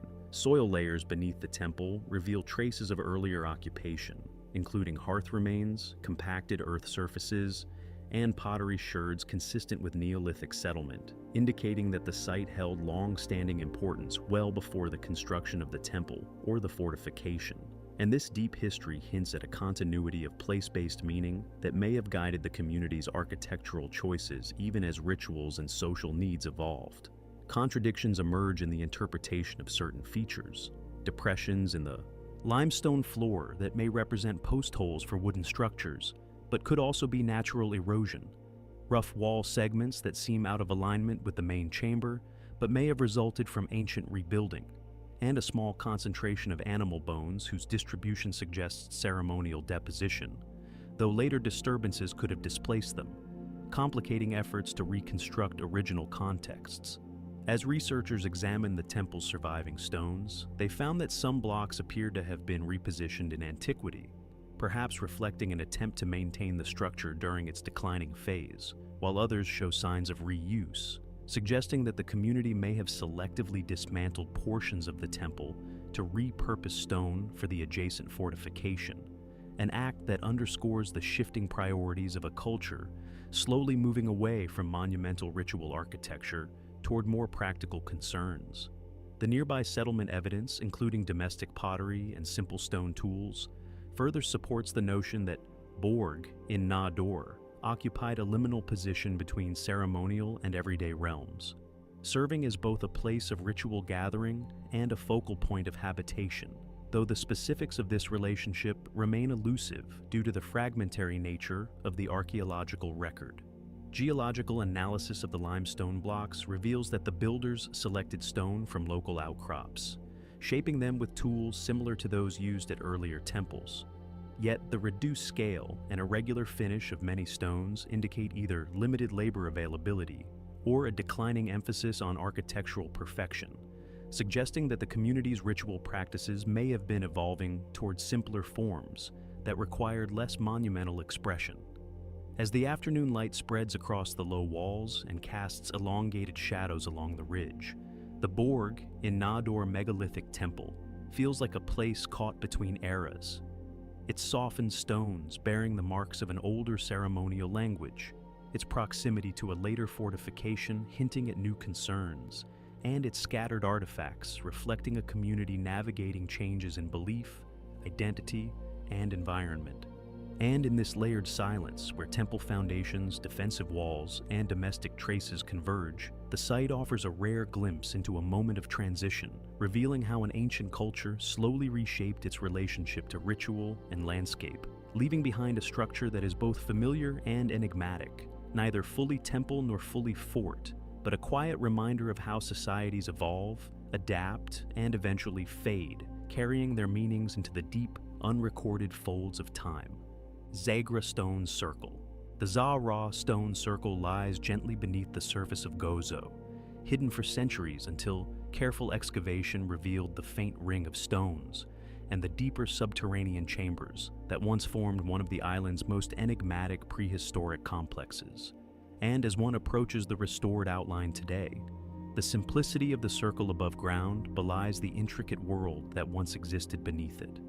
A world of human remains, carved stones, and carefully shaped voids that invites a slower, more contemplative understanding of how this community related to death, ancestry, and the unseen forces that shaped their lives. The surviving perimeter stones form a broken ring, weathered by time, but positioned with deliberate spacing that suggests a ceremonial boundary, a threshold through which ancient participants may have passed before descending into the chambers below.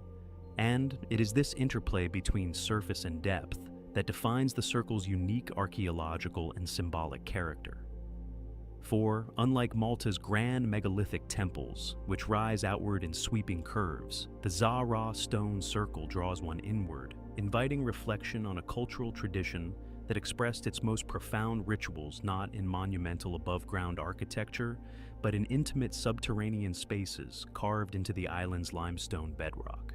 Excavations revealed that the circle once marked the entrance to an underground funerary complex where bodies were placed, rearranged, and deposited over generations, their bones discovered in disarticulated clusters that suggest rituals of secondary burial. And within these chambers, archaeologists found stone blocks with faint carvings, small niches that may have held offerings, and narrow passages that required participants to crawl or stoop, shaping the journey into a physical and symbolic descent that likely held deep meaning for the community.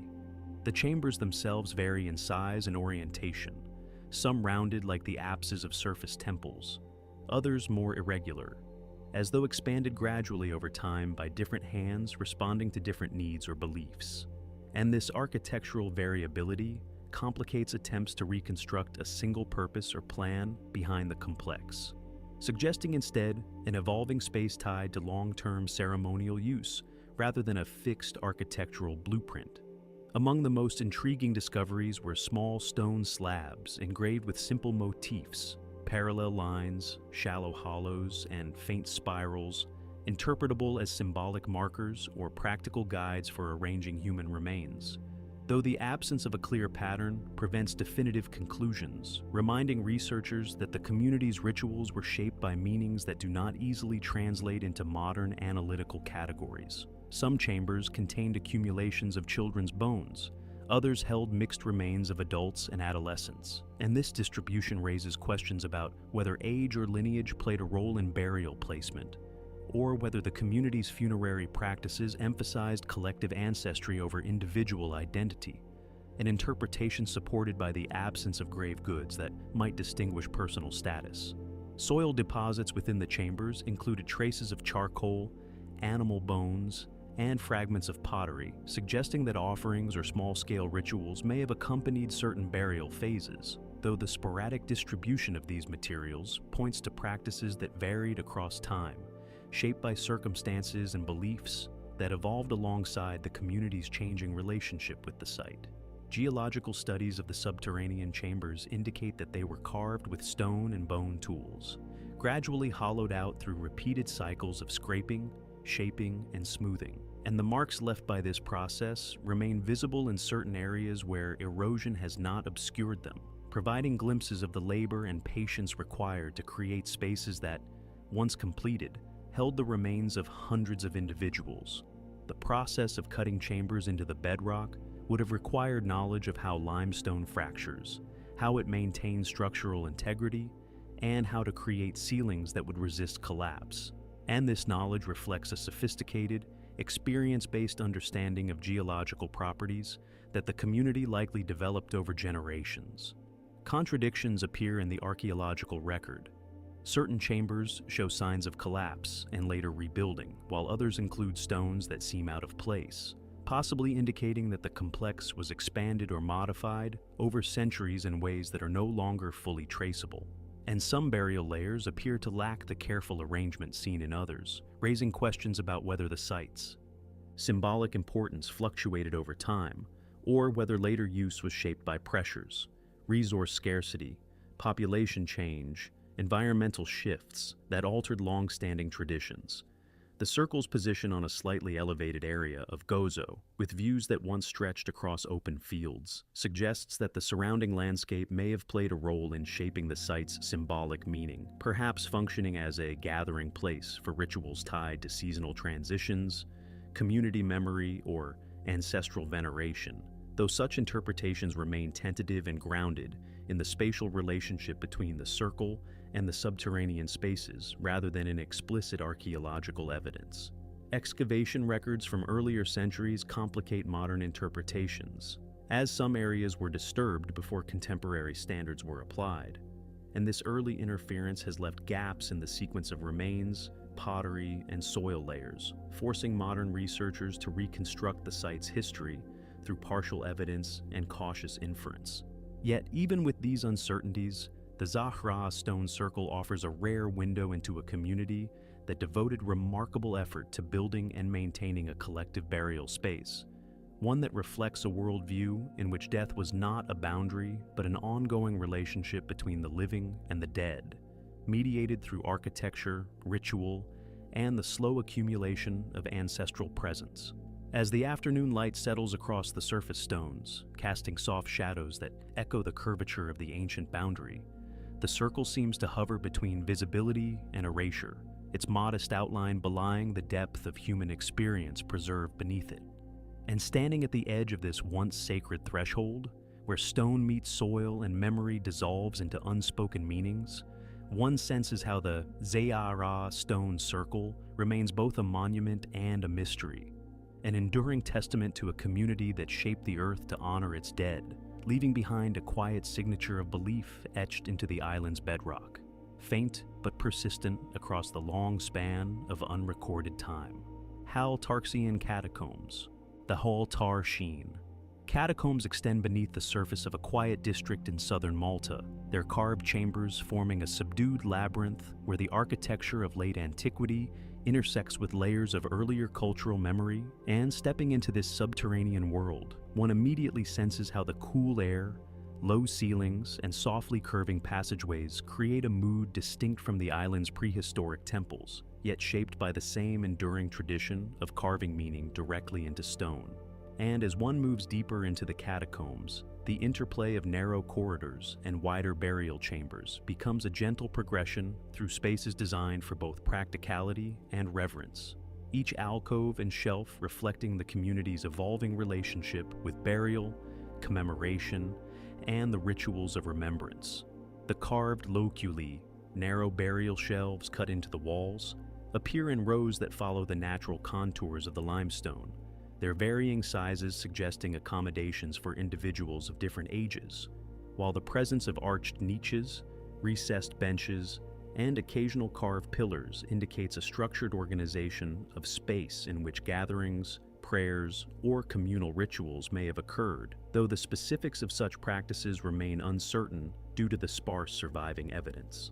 Unlike the island's Neolithic subterranean structures, the catacombs include architectural elements characteristic of late Roman and early Christian burial sites, such as simple crosses incised into stone, small lamp niches placed to hold flickering flames, and cluster arrangements that suggest a community intent on shaping a collective resting place that balanced modest decoration with functional clarity. Yet even these symbols, though more legible than prehistoric motifs, remain partly enigmatic, for their simplicity invites a range of interpretations tied to shifting beliefs, cultural interactions, and the practical demands of burial during periods when population pressures and evolving religious practices reshaped the island's approach to the afterlife. Excavations within the Hal Tar Sheen catacombs revealed traces of plaster on certain walls, hinting that some chambers may once have been decorated more extensively, though time has eroded these surfaces into faint patches that resist detailed interpretation. And the absence of robust iconography leaves scholars to rely on the architectural layout, burial patterns, and small finds to reconstruct the site's role within the broader funerary landscape of late antiquity. Pottery fragments, oil lamp remains, and occasional beads or personal items found within the sediment layers suggest that the catacombs were used not just for interment, but also for periodic visitation, where families or community members return to honor the dead, maintain chambers, or engage in rituals whose gestures are preserved only indirectly through the distribution of artifacts and the wear patterns on thresholds and benches. Contradictions arise within the archaeological record. Certain chambers show signs of expansion or secondary carving that do not align with the primary layout, while blocked passages and repurposed niches hint at changes in usage over time, perhaps reflecting shifts in population size, evolving liturgical practices, or the merging of different community traditions within the shared catacomb space. Some areas appear organized with careful symmetry, suggesting deliberate planning, while others reflect more organic development, as though the catacombs grew in response to immediate need rather than long-term design. And this mixture of order and improvisation complicates efforts to determine whether the site was managed by a central authority or shaped gradually by smaller family groups carving their own spaces within a communal framework. Geological analysis of the limestone reveals that the catacombs were carved using metal tools, leaving smooth cuts and chisel marks that differ from the softer tool signatures found in prehistoric structures. And this distinction highlights the technological transition that accompanied the shift from Neolithic to later cultural periods on the island, yet the purpose, creating spaces of deep connection between the living and their dead, remains a thread that ties the catacombs to earlier subterranean traditions. The proximity of the Hal Tar Sheen catacombs to the more ancient Tar Sheen temples has prompted speculation about whether later communities intentionally carved their burial chambers in a landscape long associated with sacred meaning, though the evidence remains circumstantial and open to debate. Still, the juxtaposition of prehistoric and late antique structures within the same region invites reflection on how layers of cultural memory accumulate in certain places, shaping choices across millennia even when direct continuity cannot be confirmed. Environmental studies of the enclosed chambers indicate that humidity, airflow, and sediment deposition shape the preservation of human remains, which survive only in fragmentary form due to natural decay and earlier disturbances, leaving researchers to rely on subtle clues, small bone fragments, tooth enamel, or impressions in soil, to reconstruct demographic patterns, health indicators, and burial customs.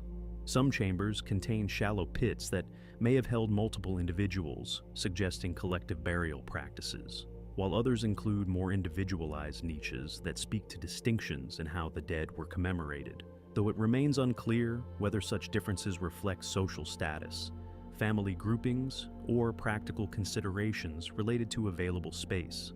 As one moves deeper through the dim corridors, the silence feels layered, shaped both by the absence of the people who once tended these chambers, and by the weight of centuries during which the catacombs lay dormant, slowly filling with sediment until rediscovery brought them once more into light. And the soft illumination used today reveals the gentle curvature of carved alcoves, the faint outlines of tool marks, and the subtle transitions between chambers that together evoke a sense of continuity without clarifying the full narrative of how the site evolved. The Hal Tar Sheen. Catacombs do not declare themselves through monumental scale or elaborate decoration, but through the understated coherence of their carved spaces, which reveal a community attentive to the practical and symbolic needs of burial within a landscape already dense with ancient memory. And as one stands at the threshold between the outer daylight and the quiet interior, it becomes clear that the catacombs embody a tension between visibility and concealment, preservation and erosion, clarity and ambiguity, offering fragments of a story that must be pieced together through careful study, cautious interpretation, and an appreciation for the ways in which stone can hold meaning long after voices fall silent.